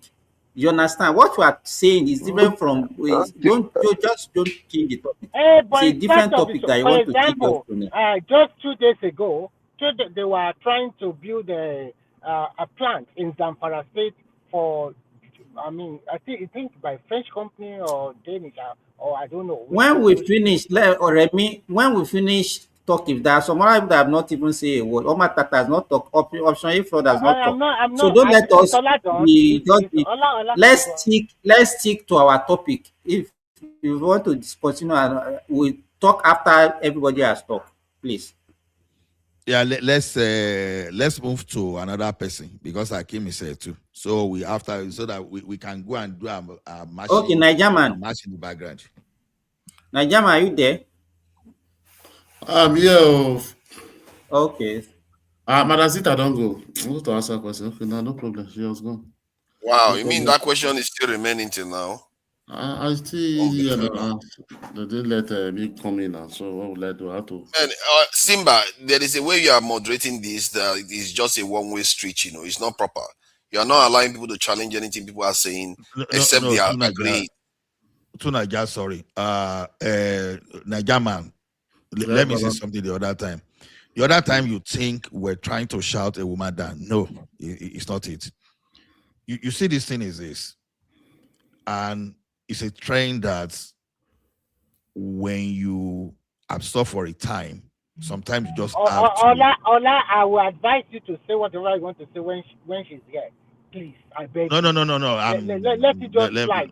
Let it slide, please. I just. No, she's responding to me because of what I said. It's me that said it is not the woman. It's one because of he's responding to me because of what I said about her. So when you are saying that maybe we are trying, it's not like that, because it's what I've observed over time, because I've moderated, and when I'm moderating and I'm being disrespected, when I absorb disrespect for a while, what I don't want to do is I don't want the moderator to be derailed. You understand? That's why I said I'm host. Tunaja is host, but we know the moderator. So we are all so we want the moderator. We don't want the moderator to lose the touch of it. That is why you see me talking that way. So it's not about you understand. So so I want to okay, so Najaman, can you make your submission? Okay, now let me continue. So what will I the time I'm even gone. Okay, so let me start with which one will I start now? Artist David Umahi. That one about the girl, as they said by there. But I don't. But I think it's life is lost already. And I don't think David Umahi or the family, they have the right to say they don't need autopsy or they don't need. That should be the bit from the police now that we investigate, or the government. You understand? So that doesn't have a right to detect if somebody's dead they don't want, or they don't want, or they want. I think the government will do that. That is one, because I don't know if the man himself, he took the girl problem with woman things.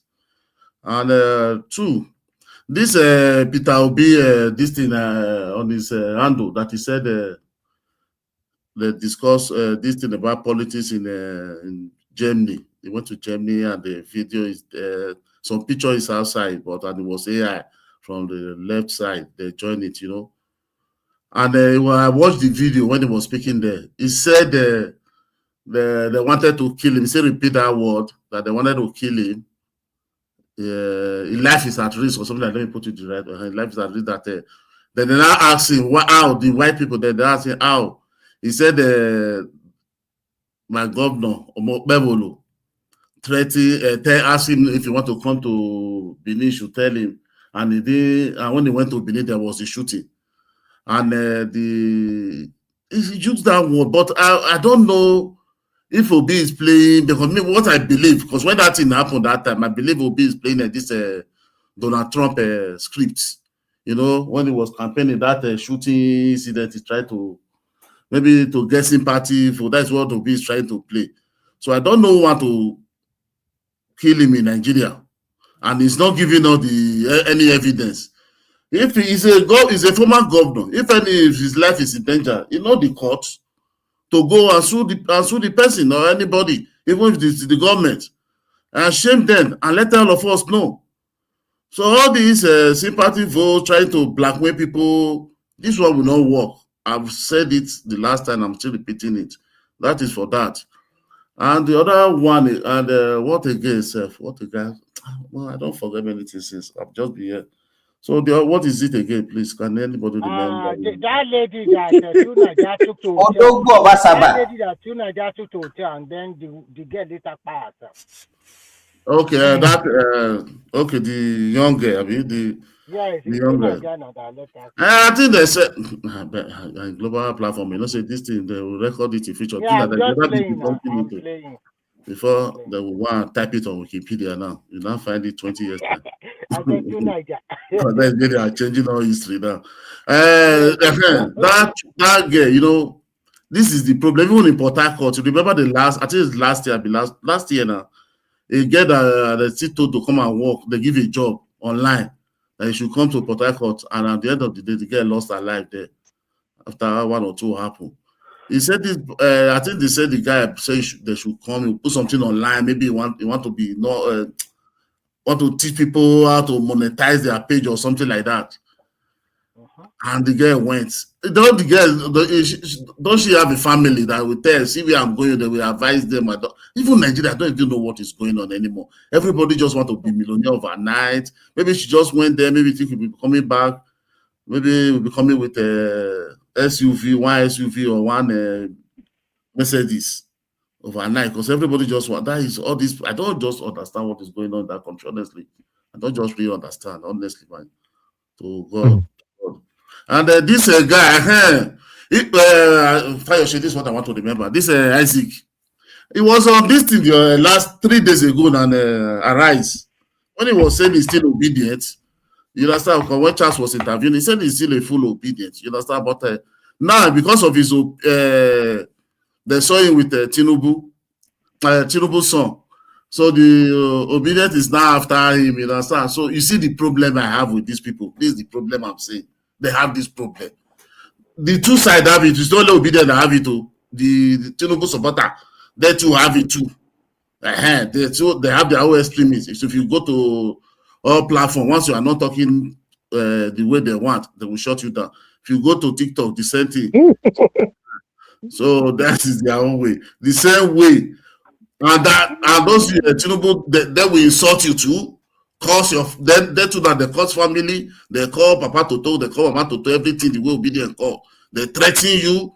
There is someone they will threaten you. That is the Tinubu supporter. They will tell you they are taking you to soldier will arrest you. Even they will threaten one boy in a data. You understand? Boy is running for his life. They chase him home. They say they are, this is what they are doing, and this is what the Obidient are doing. So we should not be blaming one side. What the APC is accusing the Obedients, what the Obidient is accusing the APC, both of them are doing the same thing. If you want to come to tribe, what the Igbo are doing, the Yoruba are doing times 10 of it on social media. Let's be factual. So it's not one side. It's not one side. No. Wait. Hey, Remy. This is what I said. When you're not saying what they like, they will shut you down. You see? Niger man can interject you. Yeah, you can interject. So it's me that asked for before. Which one are you granting? Yes, since more than 3 hours, I didn't talk. Since one man started this thing, this is my first time, and they want to shut me down. I know. Because I'm a minority. You see why I ask you people to let him flow. Yeah, they are marginalizing me because I'm a minority. I know I will never be a senior. Continue what you are saying. Continue. He gave me permission, so you don't want me to talk. Yeah, come talk. He does not want us to talk. I don't talk saying I Glasgow I did tonight. See, Niger man, you've changed in the past 4 months. I don't know what happened. Now, how could you say? Because thank you. Ask him, I agree. Yoruba are doing 10 times of what Obidient are doing. See, the Obidient we are talking about, you understand? They are not Igbo people. They are cross. They are Yoruba. No, listen, see what I said. I said Obidient are doing what the APC are doing. I said if you want to talk of tribe, wait. I put it in 2 ways. I say if you wait now, this is the problem. I don't even know why people are arguing with him. It's his opinion now. Let him flow. I said if you want to put it on tribe, I said what the Igbo are doing, Yoruba too are doing it times 10. I do 10 times. No problem. Go ahead. So the same thing now. I said now. I use Obedience, I use APC. Then I say if you want to put it in tribe, what the Igbo are doing, the Yoruba themselves are doing it 10 times. So it's still the same thing I said now. It's your opinion, Shai. It's your opinion. Continue. It's not opinion. It's what is happening now. So that is why we interject you. Remy. I will let you slide. And no, let me talk now. Simba, you are stealing my voice. So it's good now. What you interject too much. There's many platforms now. You go to many platforms. You give you 10 times. You want me to name platform for you and go? Okay, you always go there too. You say if you talk sometimes. So Niger man, please continue your submission, please. Okay. Simba, Mummy, Mumi. So Okay. that is it. Nigeria Nigeria tribal politics, I don't think it will leave it will leave. You understand? That it will be there. The British left two things for us: religion and tribe. You understand? So we are dealing with it. Because Nigeria, there is no visionary leader that want to bring the country together. Everybody is going there, chop your own, give my tribe what they can able to get, grab your own and go. You understand? That is what is going on. It's national cake. That is why everybody is fighting to be there. It's not that they are fighting that they love the country or they want to go and do anything good in the country. No, they are fighting to death to be able to take their home because all the old resources is in that center. All the old resources, 51% of the old resources is in that center. And Nigeria president is like almost like a monarch, like a mini god. So everybody want to be there. So that is the purpose of these three major ethnic groups fighting and suppressing us, suffocating us in minority, pressing our throats. They don't even want us to even move. Thank God will see us through one day. That is it for that one. And the other one again, you see, our Senate, when the Oriola was saying something that they should plan street planning, maybe all this gutter and all these things, the open gutter. You see, for the Senate to even discuss national issue, have a template how this country will work, how they can even design a master plan about Nigeria that even those any political party come, you know that this is one thing you must do. Even if any government come, you must not deviate for this national plan the way all over the world runs. Senate are there passing bill that every passing bill, anybody that hawk or preach in the bus, 50,000 fine or 6 months imprisonment. Is that the problem of Nigeria today? These people doesn't have anything to do there. They don't have anything to talk about. You are now passing a bill fast. They passed the bill already for hawking and making noise in the bus. That is the problem now. You are not passing bill for better thing for the development of the country. Even those you guys are there looting, they do the right thing. Give us national plan. Najama, if you cannot accuse them without telling them what bill you need them to pass. I bet. Thank you, Akim.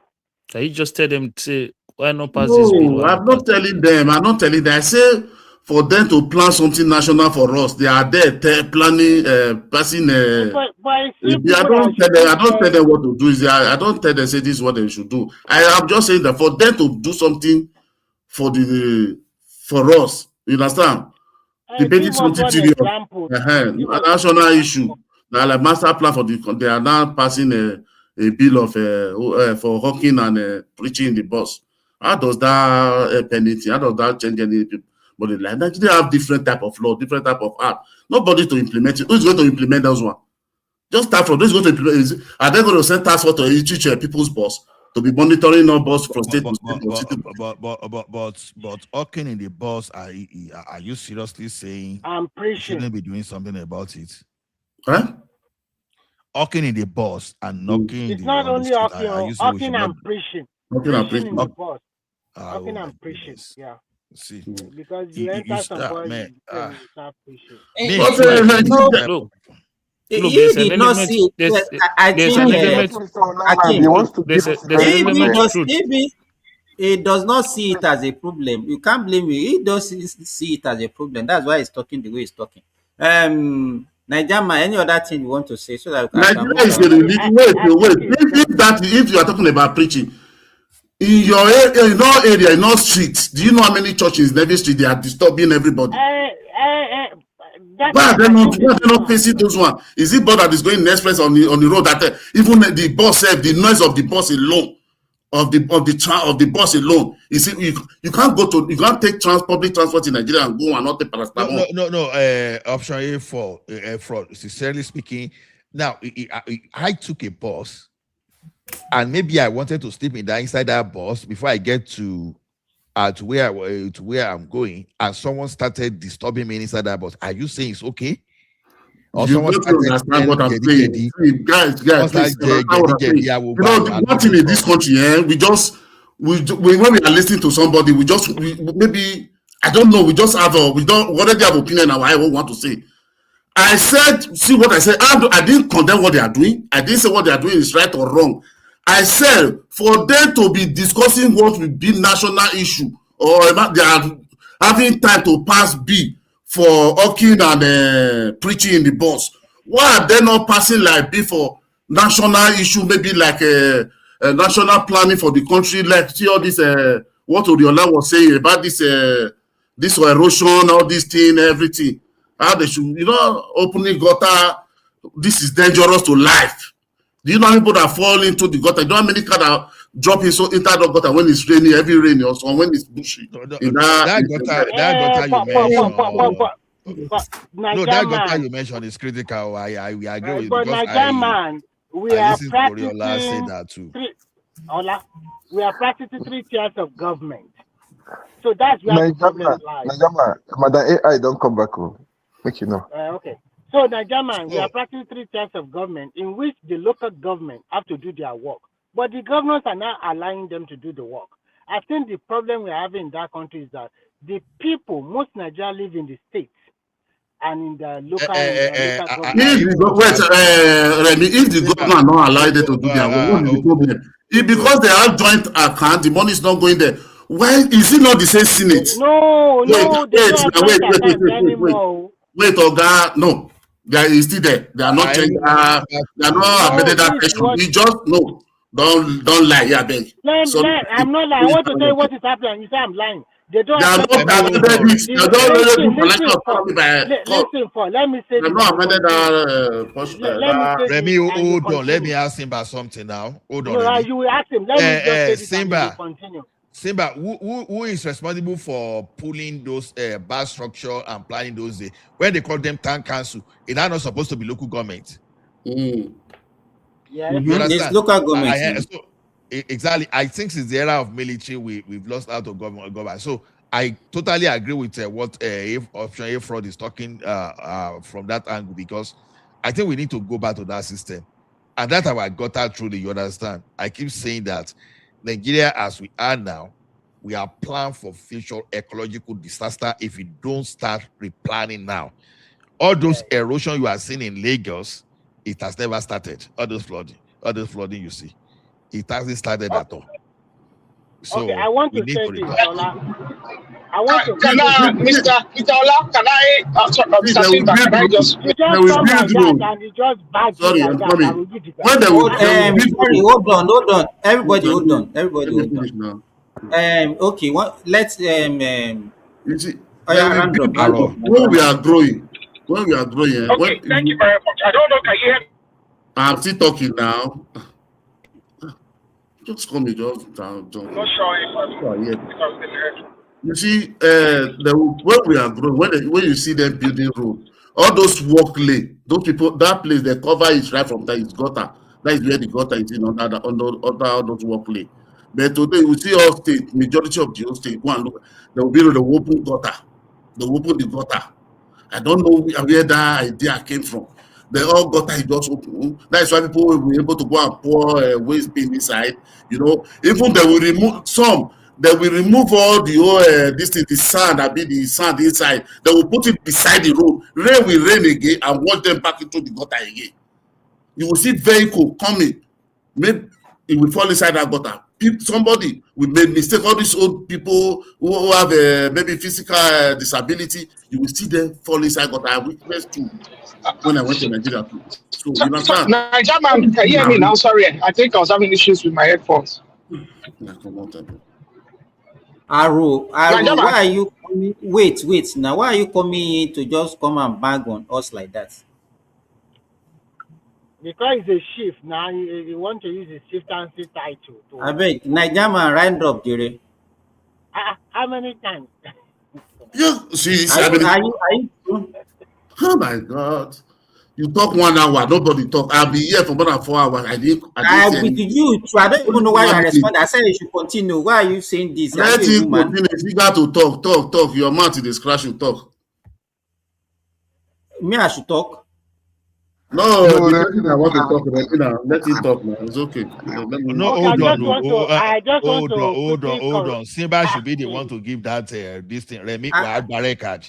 Simba should be the one to Remy, I don't directly even know talk why you about are what we not talk. always calm down. I don't even know. No, I am coming there. I'm a calm guy. I just want to quickly correct an impression, and it's okay if you don't want me to say it. I will be there. I can talk. Leave the impression alone. Let the impression rest. Eh? Okay. Oh. Oma Tata, are you there? Yes, I am. Okay, so make your own submission. Okay, now I I wanted to was here speak. before him. How is it that he's able to speak? I was here before him. I spoke well before everybody turned You have around. made your own submission No, now. You have made your We have submission. been here Please 5 continue. hours. Progressive When was does here one too. have Now a chance to Progressive make is his here own now. submission? Progressive never talk. Oh. How can I've somebody be not here spoken. 5 hours? They are not able to No, make two no, So no, submissions. no. Nigeria, you Wait, don't no. talk Just now. hold on. Why Just hold would they on. do like Just this hold on. now? Hold on. Everybody, hold on. To Nigeria. Yes, I'm Everybody that have been curious. calling they have not spoken. I don't know why you are eager to so No, you don't I'm want to just allow them curious to that speak. how long can one be here before they can make two submissions? It's like I've been here for 5.5 hours. How long does it take before somebody can make two I submissions? think Is that okay, sorry. If you want to interject, just interject and make it brief. Nobody is preventing you from interjection. But your interjection usually you just take over from the person and just start talking for long. It's part of the problem that we're having. Interjection is just getting too much. If no, people but have the been question allowing people to talk, we mm, will have gotten around everybody, and then you can have a free flow. yeah, because the question remains the same. Because if we keep it strict and say 5 minutes, somebody talks for 5 minutes, then it goes around. It is different because I don't understand how somebody can be here for 5.5 hours, but they cannot make I don't even two know what you submissions. are gaining But, from what you are you Can you know? talk more Yeah, than any other person. can you not understand what he just said now? He said because people keep interjecting, that's why it got lost. How many? In what language do you want him to now explain that to you? I Typical understand Nigerians. the reasoning, but I'm saying how long does it have to be? Even if people are interjecting, I Yeah, but understood that. what Okay, But you just have hold already on. it's made your just own telling you why it takes submission now. longer. To Nigeria, make sure no, you are one of the hosts. So Then, if that is the case, then I should be able to interject And because so the that issue. all this time you could have make your submission, all this going front and back since now. You could have made No, your I He just has submission want to now. made his understand own because submission if I already. decide to interject and overrule him, it's going to look like I'm being this thing. no, This you is are when one you of the hosts. You are disrupt. not the moderator. You are one of the hosts, so you should be able to allow others to talk. That's what I'm telling you. What do you mean? I'm not a host today now. I'm supposed to be able to interject. Like You are not Oriola the was here moderator, but you are a more host. than 1.5 hours ago, and I'm still not able to interject on what he said. Can you But you imagine that? talk more than every other So, person here, as far as so I'm No, what concerned. actually, that is false. to Niger, what did Okay, you say the first sorry. time To Naija, what did you say the first time that you hold didn't on. finish? To Naija, Yes. don't mind him. You His asked. mouth is scratching him. We wanted to talk. No, because I feel like one should Okay, have a so right to please, Okay, we are respond to somebody. wasting time now. We're almost Simba, 5 minutes Simba, now. Omatata, we have Simba, round up. Simba. Do you want him to, since he's so eager to speak? Do you want him to go and I go after him?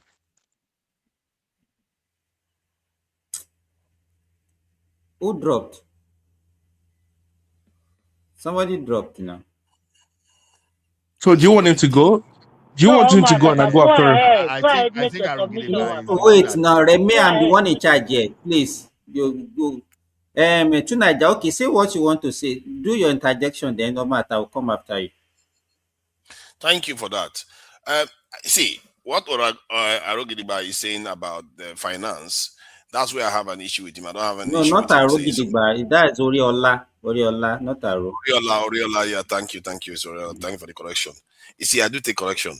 So what he said about the infrastructure and building underground is very, very vital.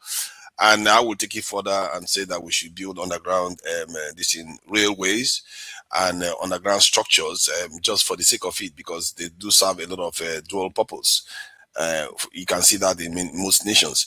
In the case of the finance aspect of it, when he said that rich people use other people's money, that may be true, but they also have collateral. So technically, they are not necessarily just using other people's money.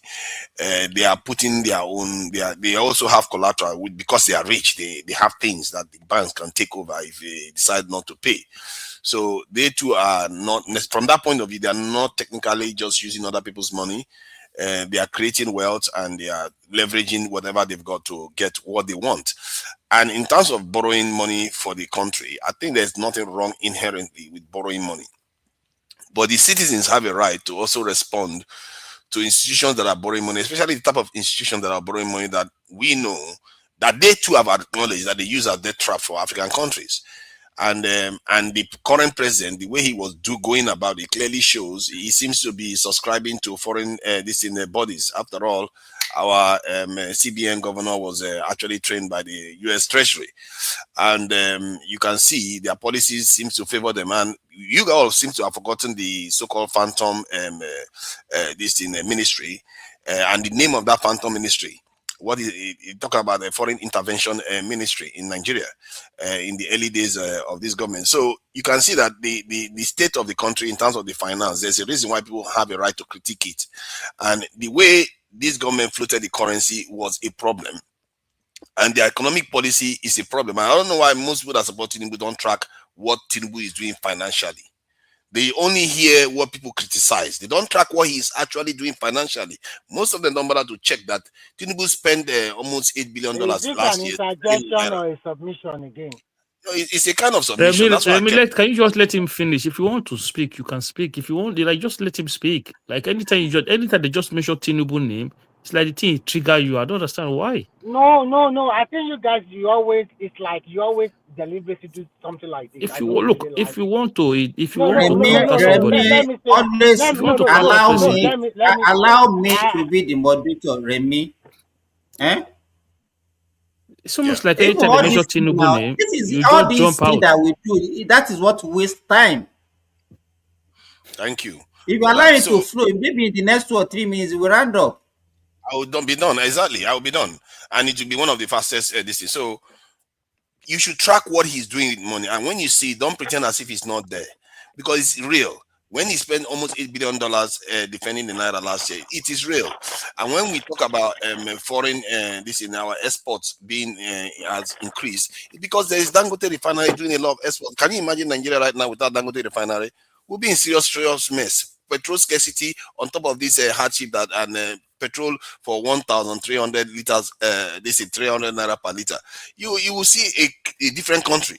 So when I say that the government should create billionaires, that is about the enabling environment. You create billionaires, we see the benefit from Dangote. You have to encourage Nigerians to do the right thing, make themselves rich, and make the country better. There's nothing wrong with that. There are countries that have done this in Asia. Like an example, this is South Korea, that deliberately created all these Hyundai and all these other institution houses, powerful houses, to enhance the country's position. And this is how even the so-called Western countries that we like to believe in, that's how they became big. They use private. You should make it brief. You should make it brief, or don't make Thank you. Because Oriola went far. Yeah, Oriola went far with what he was saying. He was saying things that are far-reaching, without any justification for some of the things he was saying.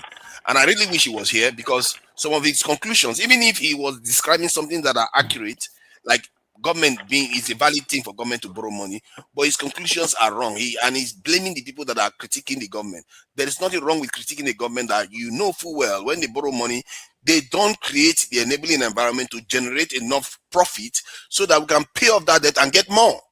They don't do that. That is what people don't like. If they feel like you're not going to generate money to pay off that debt, why shouldn't they critique you collecting money? Because if they don't believe the Nigerian state is not organized enough to pay off the debt adequately so that we don't get into bigger debt, then people have the right to critique those organizations that are giving the Nigerian government money. So these type of things are not necessarily controversial. Because you have started repeating. Fine. I made my point. PhD ChatGPT. By the way, I've not repeated myself at all. I just made my point. So thank you for the submission. Omatata. Yes. Okay. Now, me, I want to comment on that. Hakim, you will talk after Omatata, please. All right, no worries. Sorry, Me, I want to what talk about about. Mr. Simba? Mr. Simba, you forgotten about me. I came in, I go out, I did it. I did No, it on man, you purpose. are not. You are. It's not what I'm here today, Mr. Taro. I'm not going to allow you to talk.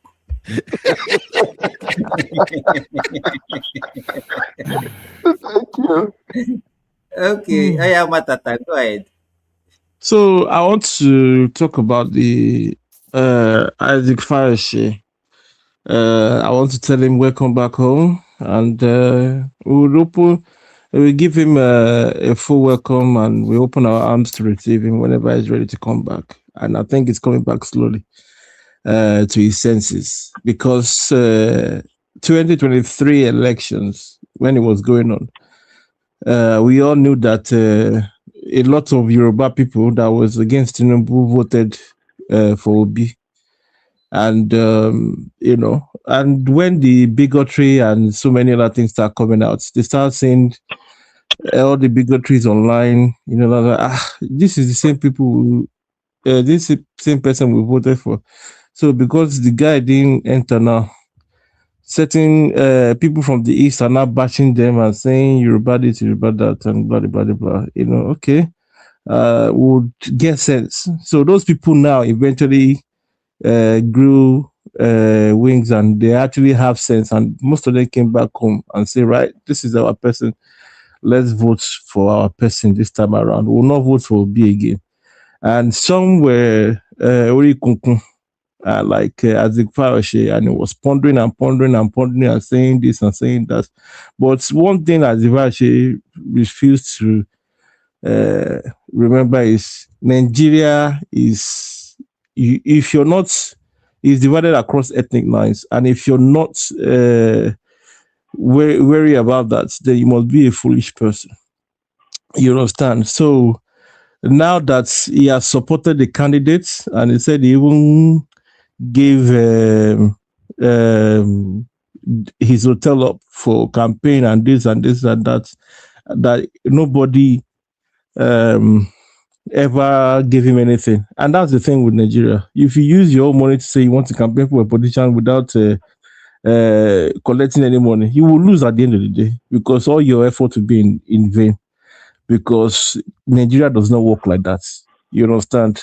Nigeria does not work like that. And I'm surprised why Isaac Fayose would take that step and be using his own money and time and effort, when we all know that if you're doing politics in Nigeria, money is dispersed from the parties and it goes to everybody to use to buy people and do whatever they want to do. You understand? So now that it's been attacked and is feeling the heat, just because he went to move and, and he spoke to Tinubu's son, and they all were together, praising and, and eating and dining and whining and all that stuff. People they are now mad, and he has finally come out and said, "I'm a Yoruba man. I would vote I would change my mind and, vote for Tinubu and start campaigning for him." I mean, that's the beauty of this is what you are saying. That's because he was Yoruba. Sorry, excuse me. I'm speaking, please. Tunaja, we will drop you. We will drop you. I'm asking. Did they You're insult the him one. because You're the one complaining just now that I'm you asking didn't a speak for. question. You didn't speak for 7 days. Yes, but I'm asking a So question. can you and just let? There are other people here. There are other people here who are in the same situation as you. Can you just Stop let going this on. thing It's flow? barely 5 seconds long. Other people speak all the time. Stop going on. It's barely 5 Yeah, seconds you've long. done. You've spoken twice now. There are people who didn't speak once. I asked a question. So stop it. Yeah, Enough of this. your question is the reason why you were complaining earlier that you didn't speak. You only Just shut spoke up, once man. in 10 What is days. wrong with you people? What is wrong I with just you? asked a question. It's barely 5 No, seconds don't long. ask And any you're question, because you was the one complaining about not speaking earlier. Yes, but so if some other person asks question now, you'll be fine. No, because you was the one who was complaining that you didn't speak. True, Nigeria, do you know how long I've been here? Do you know how long I've been here? I'm fine with it. No, you have not been here long. I've been here throughout No, the show. I've been here long. Actually, not that long. You just Do keep not questioning. very long. interject, Omatata, continue now. Everything interject, you ask us. I was here when one man was still doing this show. Okay. Jesus Christ. Excuse me, to Niger. The answer is yes. Yes. Are you? Is okay with you? No, it's not you. They asked our mother. Did they critique him because he was Yoruba? But sorry, to Nigeria, I gave you chance to go before I did, and you make your submission. I didn't interject you. I'm not And making a if you want submission. I'm just asking a question. well, you did He earlier. said he You doesn't did want earlier because interjection. He gave you that. He gave you opportunity to I talk, and he didn't appreciate the interject time you you. gave me. And I he should be said he allowed to doesn't ask want the your question. What interjection. kind of retarded conversation is it that you're okay? If he doesn't want to answer it, fine. That is all. How is that a problem? Simba, do you know the problem I have with people like Tunaija that you know when you trace the like of Tunaija, they were Yoruba person maybe in the 6th generation ago that have been assimilated into another culture. So whenever they hear something Yoruba now, just because they've already left Yoruba for about 600 years ago, all those stuff, they are now agitated. So let's someone talk about, you understand? I'm a Yoruba person now, no matter what. If I talk from now tomorrow, a simple question. How is whatever that you like, I don't care. So allow Omatata to ask. Okay, Omatata, please. To Niger, please.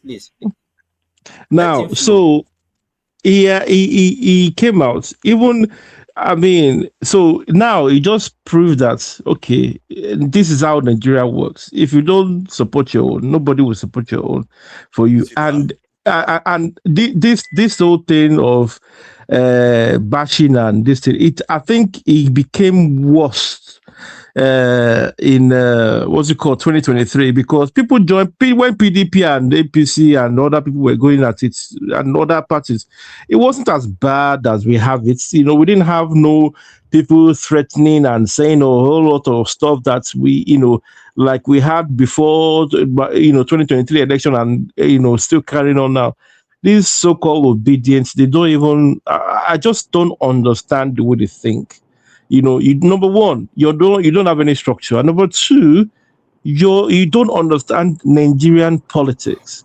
Because if you understand Nigerian politics, instead of gathering and wasting time and abusing people and all that stuff, you will hit the ground running. And it just shows how ungrateful, like, these set of people are, that they call themselves obedient. When somebody, sacrifice, went above and beyond, and is only one particular ethnic group in Nigeria that does that thing. And I'm not sorry about it too. It's the Igbos. You understand that they do this kind of thing the most. When you're not supporting them, when you're so-called on their side one time, and then the other time you're not on their side, they start saying you're a traitor. Hold on, sorry. You are all like it. You are all the same. God. From where I sit, you are all the same. Omatata, just hold on. Sorry, Omatata. I don't know why you are even pitying this Fayose thing. Was it not the one that was even abusing Yoruba for the Igbos the other time? That's I know, but that's what I'm saying, that they've showed him paper now. Because he has an Igbo wife, and he has been phantom towards the Igbo people, even abusing his own tribe. So it is now that he now knows that he's a Yoruba person. I bet you should forget. I don't even know why we are discussing his issue. His own tribe. What abuse did he abuse his tribe? Because you're accusing him of something now. I don't. It's not to Niger. If somebody is talking, you don't have to respond to everything that everybody says. Because it's not. You are not advocate. We say too many things that are not true. What insult did you insult? That is to you. It might not be true, because you don't have 100%. Wait, to Niger, you cannot claim that you know everything that is going on. You understand? So how can you not say that? What somebody says is not true? I'm asking you. You are the one saying it. You are the because you say it's not true. So it's already concluded that it's not true. So why are you asking? I'm not saying it's not true. I'm asking you, what did he say that was an insult? You don't need to know. You don't need to know. Omatata, please continue. So this is what they do. If you're on the side, it's all well and good, but once you pander to the other side and you want to do, you become a target and all that stuff. And this is what happened during the Civil War. Banjo, the guy that was the army guy that was fighting for Juku, they executed him, because they thought, he's a traitor. But they didn't think about when he joined them and was fighting alongside. No, exactly. So, and then also we've had so many instances whereby people like Shibumi, Mr. Shibumi, for example, that the FCMC bank that held some properties for his Igbo friends and also other Yoruba people in Lagos that held properties that were even collecting rent for their Igbo people, friends, and gave the property back with the rent, They didn't even talk about that, but if you hear them speak, it's always, they gave us £20. Oh, they did, and the thing is, look, we understand, we get it. You're not good at politics, right? And if you want to play politics, you don't run to Germany or run to the white man and be telling them what is wrong with Nigeria. They know they do business in Nigeria. So if Obi is running helter skelter, going to Europe and telling them all the jargons, and even their followers that are busy photoshopping and putting pictures together, I mean, this shows these people are not serious. You cannot hand over Nigeria, as a country to these people. They will mess it up.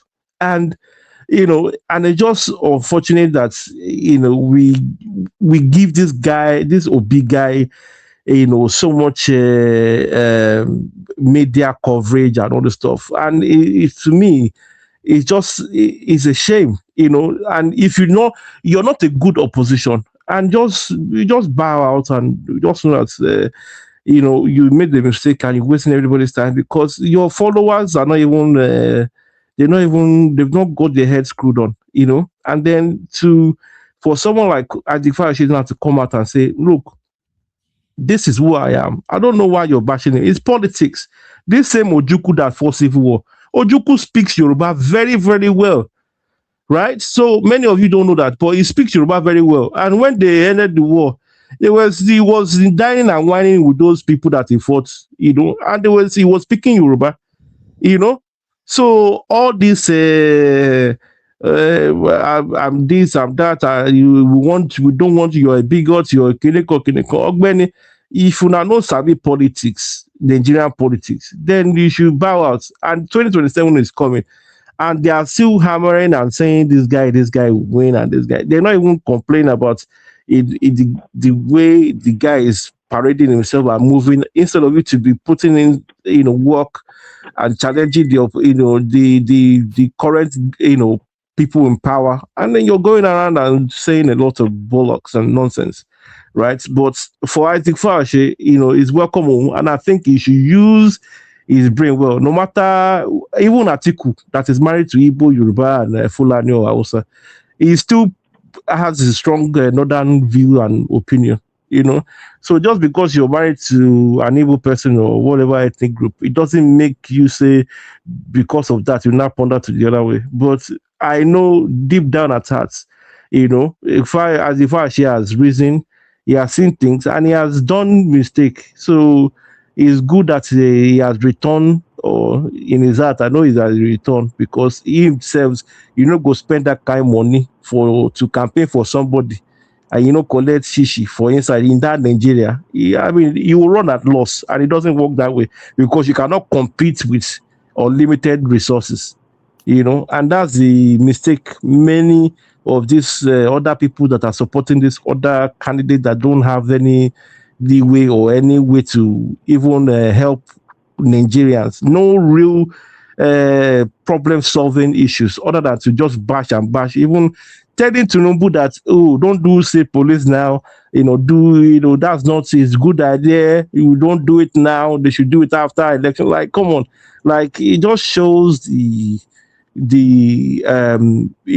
hates and the animosity towards the government, because this guy is actually performing. He's done a lot of things. His roads, infrastructure, yes, he has not trickled down to the people at the bottom, but it is coming down gradually. And for the petrol market, he has opened up the market to everybody, and he's saying let the market decide, After all, we don't see any December that went last year. We're not seeing fuel scarcity where people are locking up or do whatever that they used to do before. Few days. So and that's the thing. Let's give credit where credit is due. But in terms of campaigning and for your candidate and stuff, I just think if your candidate is doing bad, come out and just own it and say, look, this guy is not doing as he should do. And if other people are pulling their weight and they're making grants, just learn and watch how they're doing it and do it properly. But for other people that are supporting other candidates and they're getting bashed, I would say you should think twice, because no matter how you go far and beyond for a certain candidate in Nigeria, always remember who you are, and know that this is Nigeria, and Nigerian politics is across ethnic line, no matter where you are. That's just all I'm going to say. Thank you. Yeah, thank you very much. Where's Simba? Simba. Go ahead. Yeah, Simba. Okay, Simba is back. Okay, Hakim, Yeah, go thank you ahead. very much. Yeah, so I'll just start from this. I'll just okay. So when the election, Akim, before Remy, I you don't, start. Remy, I don't even want to hear your voice at No. I all. want to accuse you of something before you I start. don't May want. the guys. I don't want to hear your voice at all. I know you hear my voice by fire by May fire him by talking fire. now. I don't want to hear your voice. I will talk. He will talk. Please, Akim, stop accusing me Shake it. of Let too much Hakim talk and you interjection. accuse him later. Okay. Okay, go ahead. So I didn't hear what you said anyway. So it's good I didn't hear what you said. Can I interject now? Because you want to hear, Abi? You are looking for my fight. I'm ready for you and Simba today. So what are you, Tuneja? What are you interjecting? I haven't said anything. What are you doing? I'm not interjecting. I just want you to stop I'm just accusing me interjecting of for the sake of it. It's Tuneja that say he wants to interject. I said I haven't said anything. You want to interject? I'm interjecting for the sake of it because I know you are going to reject it. That's why. Because you didn't even please. want me to interject no matter. No, it's not So like go I ahead, don't look. I like to have a conversation that, like, when we have a conversation. That is the kind of debate I like that we do here. I don't like this monologue. One person speak for 10 minutes or 8 minutes. Nobody can ask questions. I don't like it. But why I came for you was that you was the one who came on to complain about the time that we were wasting. And Simba explained to you that the reason why we are wasting time is because people ask questions and you are still complaining. You are still go, okay, if you want monologue, we do monologue, and somebody is doing monologue, then you are coming in. And that was why I'm like, no, this is what you were complaining about. But I prefer the other one whereby we can engage each other. But you are complaining that it's taking time. Obviously, it's taking time. This is my first time speaking since how long? So I don't mind. I can stay for how long I want. But if I don't have the time, I log out and go and do what I need to do. It's simple as that. Like, I'm not bound that I have to make submission or have to have a debate. So I will say that. So when the election was concluded in 2023 and the result was declared, so I came here and I said something then. I remember, I don't know if I knew I would have recorded it. And I came here, I said, look, guys, this election is done. What we shouldn't do is try to do what they did to the Fulani and Hausa people when Buhari was president. I said, don't try it with the Yoruba people. Because these guys are more sophisticated on the media space. They are they've been in the media space for a long time and they know how it works. I said the way the Fulani were bullied on the media space, don't try it. It won't work. It's going to lead to something you will not expect. I remember I said it here on this platform. Because when Buhari was president, nothing these Fulani and Hausa people, nothing the INOC, nothing would not call them. I said, I would expect that you guys don't do it to the Yoruba people because they're going to fight back and you will not expect how furious they will fight back. And we're seeing it play out itself now. Prince Adewale Adebayo came to this platform and he said something. People, all some Obidient were trying to attack him. And he said on this platform, he said, you that is trying to attack me because of Peter Obi, if both of us had a breakdown on the roadside and I call Peter Obi and you call Peter Obi, He said Peter Obi will personally drive down to come and pick me up. He will not even send his driver to you because he doesn't even know who you are. People do not understand. They just come here and just say politics. Is he Oboni? Is he secret court? The same will be that you're holding higher than anything. When Malami was released the other day, the same Malami that just recently forfeit property. Who was the first person that went to greet Malami? Why ever no for one and all criticize Obi? Why did you not say anything wrong with that? So because somebody is supporting Obi, he cannot have friends again. He cannot see people and greet them. The people cannot have lunch even if the guy is criticizing Tinubu. Even if you have to separate politics from people living their life. If they are playing politics, they play politics. Even in the West, this Democrat and Republican or Labour Party and Conservative, they can say whatever they want to say to themselves on the floor. They can come to media space and say whatever they want to say to themselves. When they see themselves outside of politics, they will sit and have dinner. They will invite themselves to each other's children's marriage. Some of them will even holiday together, but they are different political parties. And you will be outside there killing yourself. You'll be out there holding yourself accountable for something that has nothing to do with you. You'll be holding people accountable for trying to live their life. The day that Seyi Tinubu will see Obi and two of them greet each other, maybe some of you will just die that day. Maybe some of you will die. Because I don't know what the kind of expectation you put on yourself. Is it that you don't have the IQ to understand, to be able to separate politics from private life? People can look, you see household where some people will be of one political party and the other side of the family will be of different political party. They still come home. Husband and wife will be of two different political party. They still come home and still be a family. When are you people going to understand this? I just don't get it. To the point whereby you feel like you have to always drag people online for supporting who they want to support. You always have to have something to say for somebody supporting who they want to support. I know all of this when this thing started. I saw the way people were just jumping in.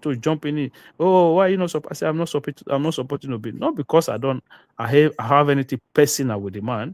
It's just that when I listen to him, it doesn't inspire me. It doesn't inspire me. It doesn't give me anything to reason with. Okay, it never gave me anything to reason with. So there's no part of it that I see to say, okay, you know what? Let me follow. No, you can't tell me somebody was saving money because of that. I should be supporting him. No, like the country need development. Like till today, Obi left office how many years ago? Till today, they are still constructing road in Anambra. That state is just over 4,000 square kilometers. After how many years since he's left? Maybe 12 years now. They are still doing roads. There's still a lot of road that were not constructed. And then you're saving money for what? So for me, I've never seen anything in him for me to say I want to support him. And for somebody who believes in true federalism, I can't even see myself today because a lot of the things I hear from him is too much about unitary. I'm going to do this, I'm going to do this, I'm going to do this.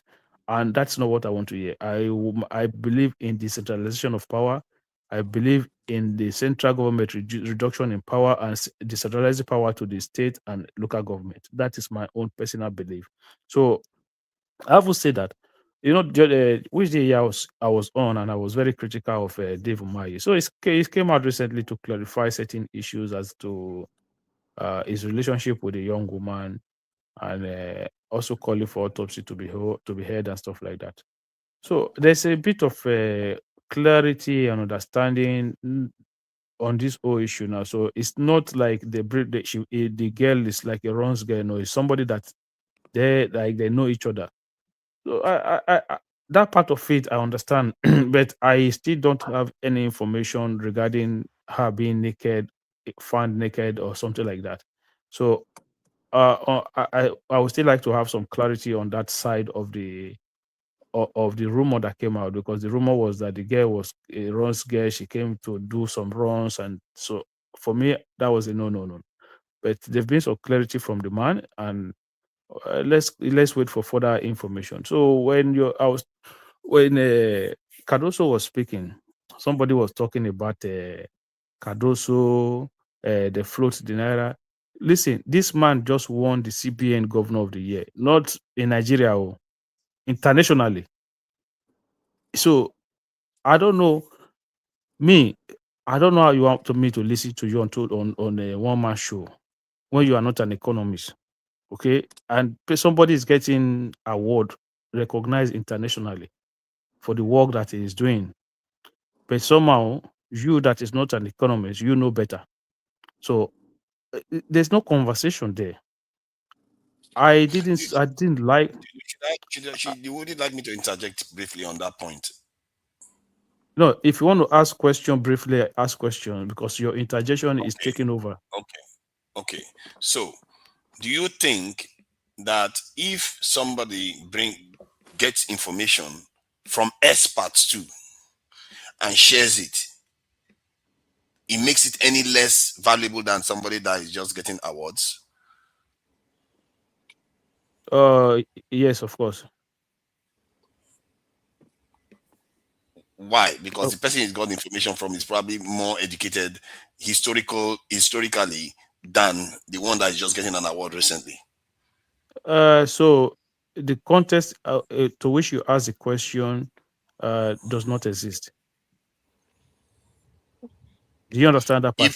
If somebody says your GDP was reduced from 400 and something billion to 200 and something billion, and the action that resulted in that led to negative negative outcome for the country, and you check the information from every other source, and it is showing that it's correct, not your own knowledge, from experts, historical experts and everything, and then just because an institution is giving an award now, does that mean that argument is wrong, especially when the award is based on something else, actually?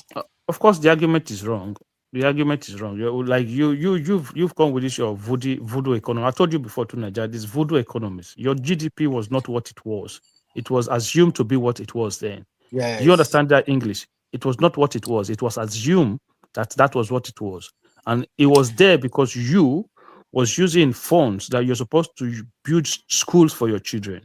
You're supposed to use to build health centers for your children. You're supposed to build roads for your people. You're supposed to use to provide electricity for your people.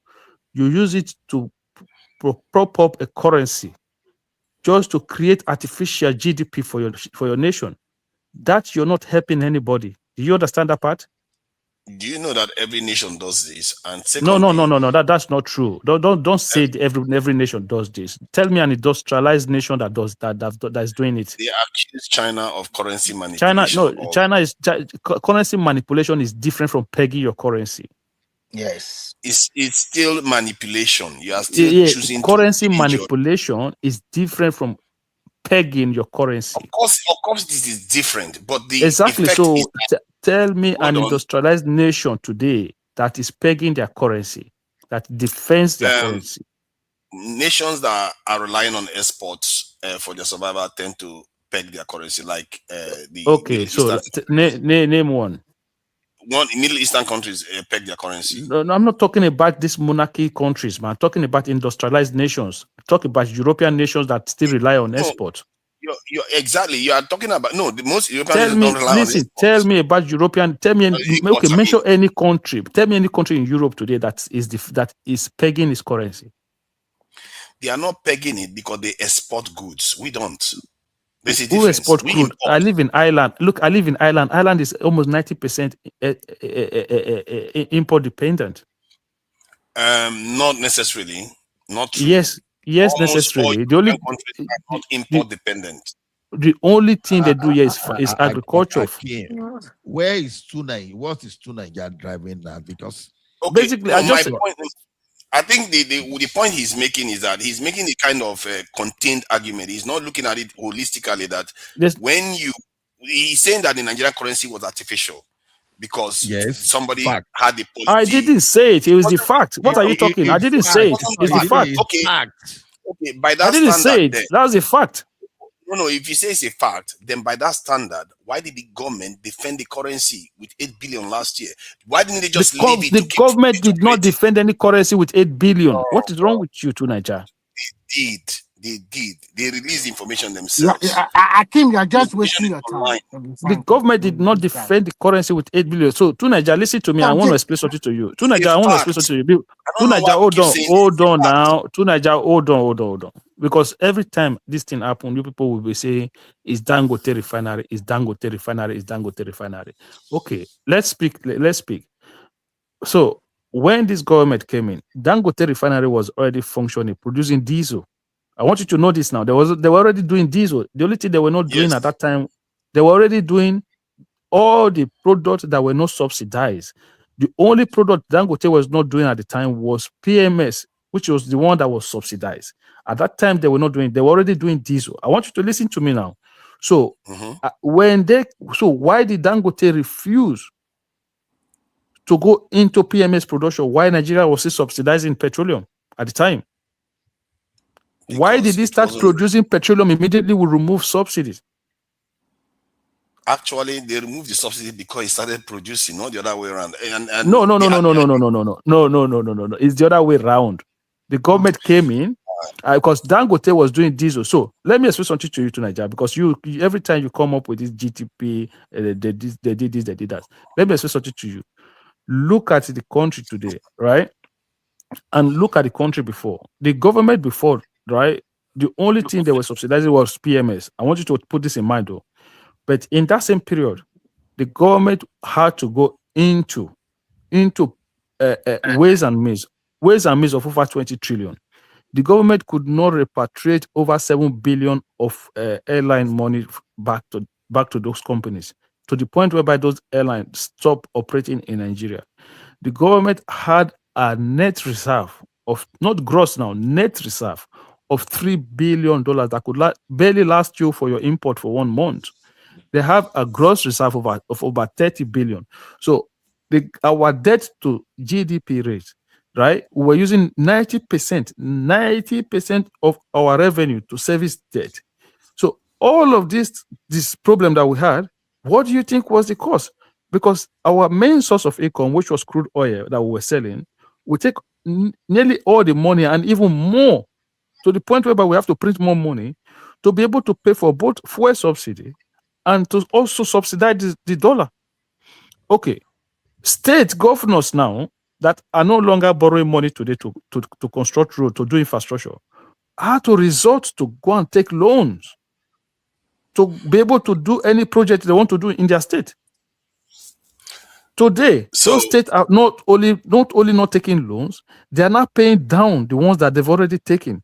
And at the same time, they are all working at a faster rate that you ever seen in the history of that country. I want you to tell me that is a lie. Sorry, let me interject, please. Sorry. I think, Akim, what you don't know is that Niger wanted to justify that CBN governor does not, that award they gave him was not justified. No, it's not that. Listen, that is exactly what hold on, Remy. This guy does not understand the. Yes. Remy, I like to engage him when it comes to this topic, so I don't want you to create. So people will be educated. Exactly. I don't want you to create Akim, do not engage to Niger. Okay, to Niger, can you read? Listen, hold on. It is necessary for Akim to engage him, not because of Niger, because Niger will not change.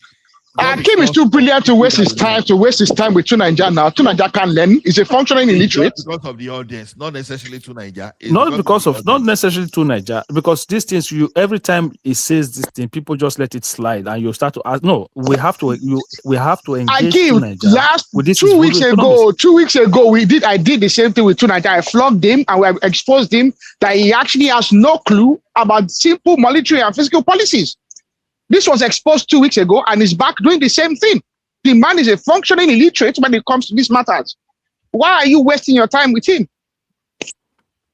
Yeah, I think you take insults all the time, but it's all right. See, my point is That that is not an you insult. That is an you guys, observation. No. I did not insult you. Okay, to don't worry, describe you as a functioning illiterate in these matters is not an it's insult, all it's right. an observation. It's an observation that is actually Maybe that is you need to learn what illiterate is. Then let me just clarify something. I think Progressive was under the impression that the subsidy was removed immediately Tinubu announced it. It wasn't. It was removed a year later when Dangote Refinery actually started putting PMS. I think that was around August, September the next year, 2024. The subsidy was being paid up to that time. What the hell are you talking about? Tinubu removed subsidies on the podium. On the podium. When they share the truth with you, you don't want to hear it. What truth are you sharing when we watch the inauguration to Nigeria? Listen to me and go and find out yourself. See, you know what Tinubu did? Let me finish. I will allow you to speak. Don't worry. It is difficult to Have a believe nice you. day, guys. Bye-bye. Have a nice day. Hold on, Trump now. Trump, hold on, please. Over. Now, the thing is, to Nigeria, we try to explain a lot of things to you, but you don't want to I don't know whether you have agenda you are running. Now, you said, okay, they defended Naira with 8 billion. Now, you defend Naira, you have to look at the ways Naira was defended, if that's the language you want to use. Okay, before, what we're doing was that, okay, assuming the value of dollar, of Naira was 1,000 to $1, we're pegging into 420. That means that instantly, Nigerian government is spending 580. You understand? That's alternative forgone. That should have used for something else. You understand? You were using that thing to defend Naira. I wish was not. Now, what happened that you call, but what you are calling a defense now this time around is that you just boost supply. Okay, you allow the thing to flow at the market rate. Maybe, because I gave an example, I'm not saying that was exactly what it was. Maybe some people think they could hoard dollar so that to mob dollar out, and the government that's okay, I'm going to release dollar into the market. So they were not going to release it at that 420 they used to do before. This is just to build supply and liquidity. So when you start saying they defend, you have to be very careful of the type of that intervention you are talking about. So as it is, Naira is floated.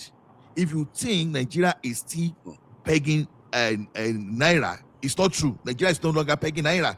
Intervention is totally different from that regime of pegging Naira, whereby someone will just go and carry that in at 420 and go and sell somewhere. So we've explained this thing to you over and over. And the issue of subsidy you are talking about, I will allow you to expose yourself enough, because I think Akim is already adding that. So just sometimes you just have to consider some things. It's not everything you go on ChatGPT. ChatGPT cannot see. Let me tell you one thing. If you don't understand the basic of macro, don't even use ChatGPT, because ChatGPT can even confuse you more. It's just like when you are talking of foreign savings, foreign reserve, and when you are talking of the one you are saving locally. So when you see foreign reserve and foreign saving, now it may want to stand the same to you. And when you are saying foreign saving, for example, you may want to quickly think, oh, Nigeria is actually saving money overseas. No. Some of things like that, if you don't know the basics, you understand, you are just going to get yourself confused. That's why I said, if you don't have the basic knowledge of something, don't even argue it. Don't. Okay, thank you. See, what argument that I'm making is not mine alone. I take the argument from experts that know better historically and even contemporarily. What's the name of that expert? Since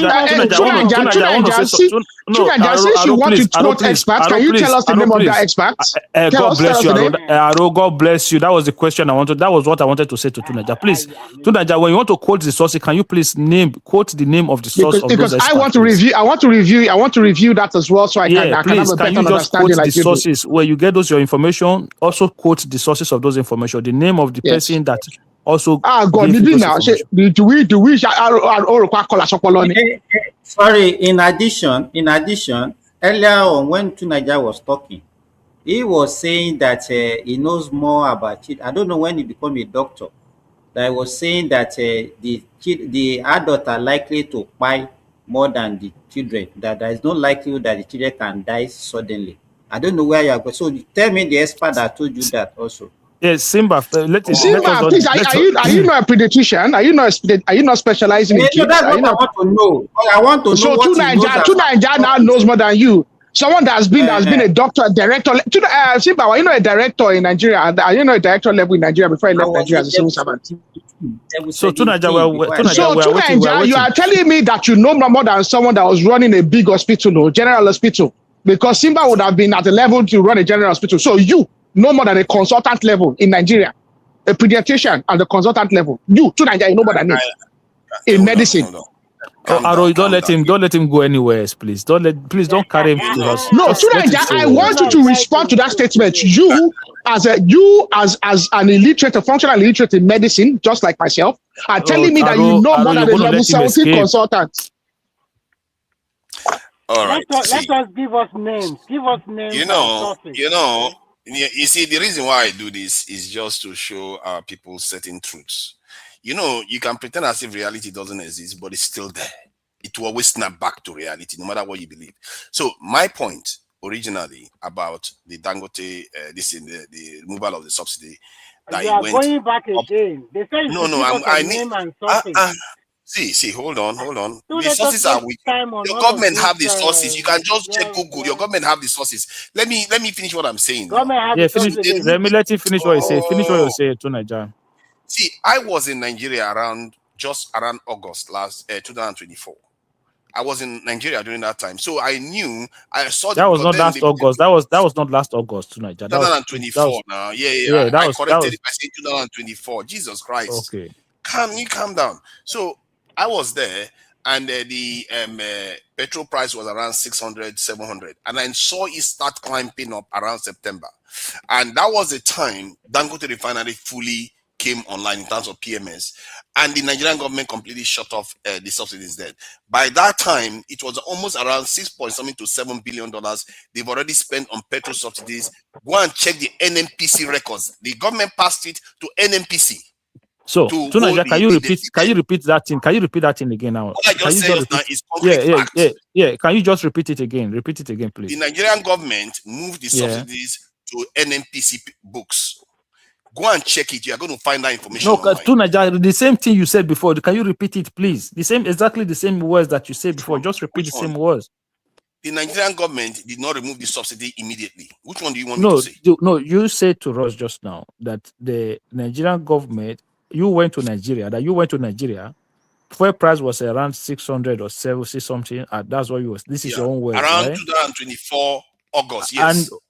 And then you said then the price shot up. As at when? It started going up around September. And you said that was when Dangote started producing what? Yes, around that period was when Dangote started producing PMS, if I'm not mistaken. So 2024, that's a year after, more than a year after. Hold on now, 1 second now, tonight. More than a year after Tinubu came into office, right? Yes. But what did you say to me earlier? That the subsidy was, the Dangote was producing PMS before they removed subsidy. That was what you said earlier, right? No, I never said that. I never said such things. Oh my God. Please, can you guys confirm that? You said Dangote was already producing PMS before government removed subsidy. Okay. Yeah, that is factually true based on what I just said just now. Okay, based on what you just said. Tunaja, hold on now. We are not like, let's just take it slowly. Based on what you just said now, how is that your statement true? How is it true? Both of them, they contradict each other. You are shifting your recognition of removal of subsidy to. No, I'm following your own words now. I'm following your own words. The confusion that you are experiencing here. No, I'm not taking any position. I'm just using your own words. Okay, my own words are the government removed it in 2024, not 2023. So okay. Let me even. I want to go back to your own word now, and let me even say concede. Right? Let me even say I concede, even though I know that what you're saying is nonsense. Let me even say I concede in that area. So in your own word though, you was in Nigeria around August. Fuel was around 600. So and you said towards around September, price shot up. started going up. I left Nigeria around September. Started going up, and that was when Dangote started producing PMS. Yes, around that period. Okay, and in your own word, that was when they removed subsidies. Yes. Exactly. So what? How is that not contradicting what you said earlier? Because that's why I am saying to Tinubu supporters that they don't track his finances. They don't track what he's doing financially. Most of them actually will tell you that they removed subsidy in 2023. They will not tell you that. Hold on. When Tinubu came to power in 2023, what was the price of PMS? 190 something. So by June, what it came in May, right? By June, what was the price of PMS? By June, I think I would say by August. That's the one I know of. It was I'm still talking. I'm not talking 2024. I'm talking 2023 now. I'm not even going to. I'm saying 2023. Between May, when Tinubu came into office and he announced removal of subsidy, and the following month, what was the price? I'm not exactly sure. I know that it shot up to 3, then went to 500. To Nigeria, the second week following Tinubu's speech, the price of petrol more than doubled, and there was also a scarcity because there was hoarding. Yes, I remember because to Nigeria, fuel subsidy in itself was not in the budget for the year 2023. The Buhari government in December 2022 sent the lady, Farouk, whoever their name is. She went and she got a supplementary budget specifically for fuel subsidy. Why? Because the NLC threatened that they were going to shut down the country if fuel was not subsidized. I can remember very well. The subsidies was only going to last to the end of June. In October 2022, there was God. So my point. Hold on. Calm down. Don't suffer a cardiac event. See, the issue is that look at that. The doctor laughed. It's all right. So the issue is that when Tinubu floated the currency, you have to imagine that the petrol price per liter would have gone up to 1,300 or 1,500 naira per liter. And they had to step in. If they didn't, the country would have imploded. So that is why they had to, no matter that the price increased a little bit when they removed the subsidy, but increased further when they floated the currency. So how much are they selling petrol now? How much are they selling petrol now? 1,300 naira now. So why is the country not imploded? Why is the country not imploded? Because the economy has stabilized. The inflation has. Oh, the economy stabilized. Yeah, it has stabilized now. No, it has stabilized. It has to stabilize sometime. Stabilizing now. Hold on. You have to understand the concept that I'm talking about here. This guy. If you dig a hole and cover it, does that mean you have done work? If you dig a hole and cover it, they created a problem that they didn't need to be there, and the Nigerian currency is actually stronger than it is right now. Tunaja cannot interject because I've been keeping quiet for. Akim, sorry, let me interject. Actually, Nigeria was not producing petrol in Nigeria. We were importing it. And if we want to know the actual price of petrol, we have to look at our neighbor. They are selling above maybe 2,000 to 3,000 naira per liter. It's because the government was subsidizing. That's why you are getting in at that price. And there's a lot of corruption. Everybody knows the truth. And if we want to say the truth, there was no budget. Remiki, what are you talking about now? Is it related to what we are discussing? It's related. What I wanted to say is that at the end of the day, if we did not remove the subsidy, the price of petrol in Nigeria would have reached up to 2,500 per liter.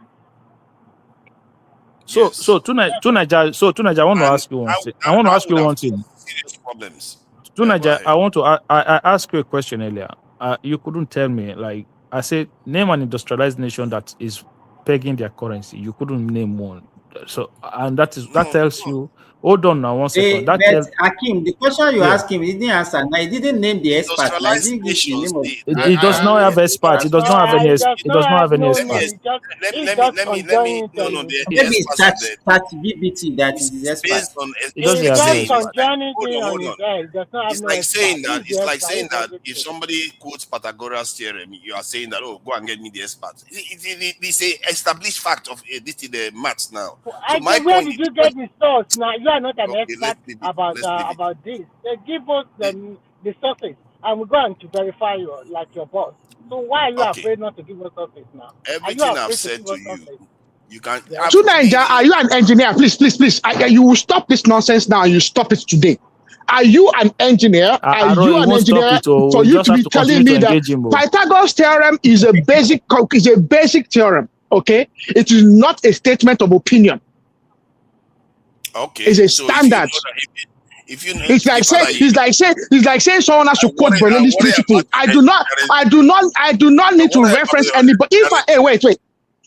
If I write that Archimedes principle down, I do not need to put a reference there because Archimedes principle is an established fact. But that is my Newton's law is an established fact. If I I'm write a saying is document, hey, wait, no. Tonight, you stop this nonsense today.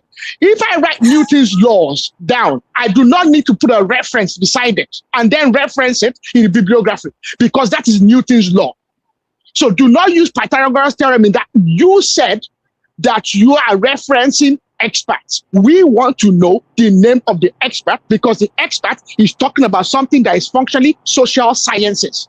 And that means it's subject to opinion, informed opinion. So we want to know the expert who you are referencing right now. Otherwise, you're a bloody liar. So right now, I'm telling you that your name is against. So you need to, unless you want us to think that we think already, but you need to quote the experts that you are referencing right now, right this moment. You will not escape. You will not escape from here unless you quote because we want to be informed as well. You are informed.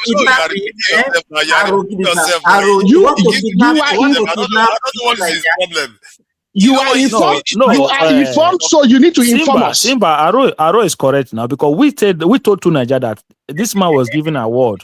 No, we told him he was given an award by other central banks. Like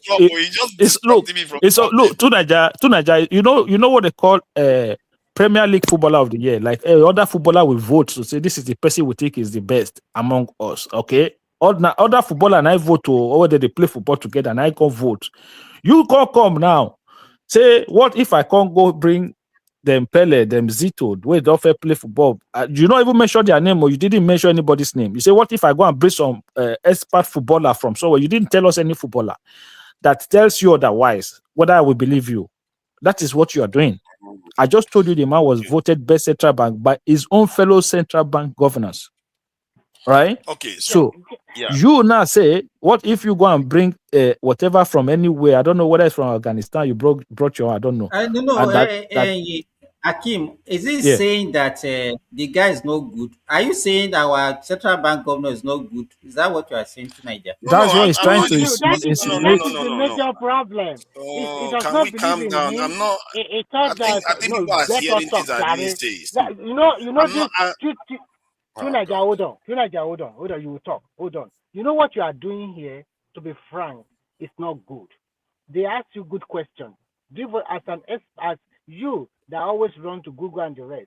Give us sources you cannot give. Give us a name you cannot give. And at the same time, I know where you are going. You are trying to tell us that man does not deserve that award. That you have another person in mind that you think is better than that our present currency.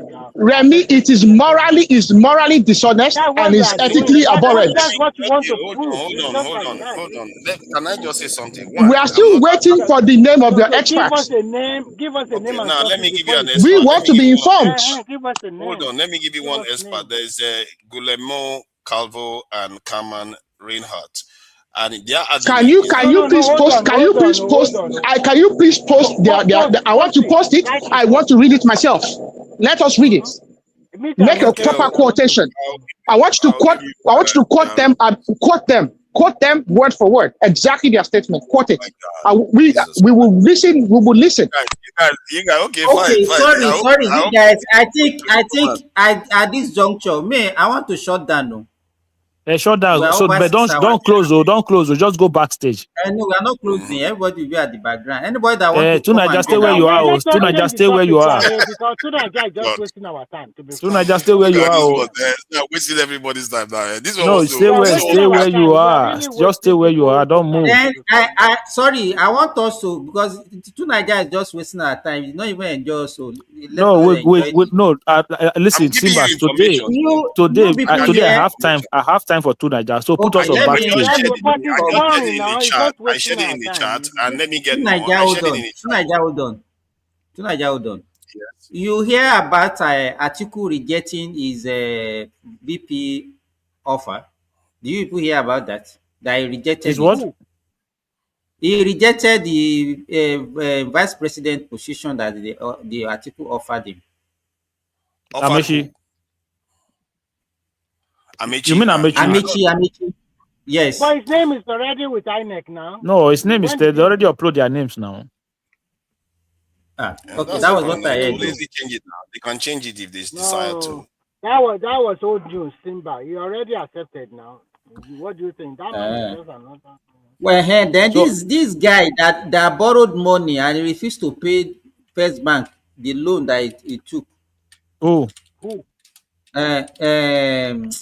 This Nollywood star. What is his name? Afolayan. Now bank get problem. I mean, let them sort themselves out. He borrowed that Nikulako film. He borrowed 5 billion naira to shoot the film. So, and he didn't pay the money back. Why do you need 5 billion to shoot a film? Which film? What kind of film is he shooting for 5 billion? It was the But I thought he got a CBN thing now, because there was a CBN thing for filmmakers that they were giving a lot of the data. Our bank will just count 5 billion. He's already been dragged into court.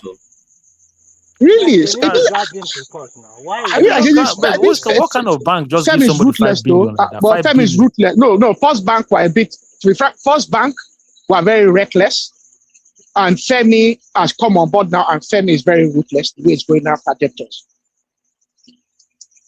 Like, Femi Otedola is being very ruthless. But First Bank were very reckless. First Bank had they had big debtors on their books. That's crazy, man. I just borrow somebody 5 billion for I what? will end this stream now, so we can be talking at the background. Anybody that wants to come and join.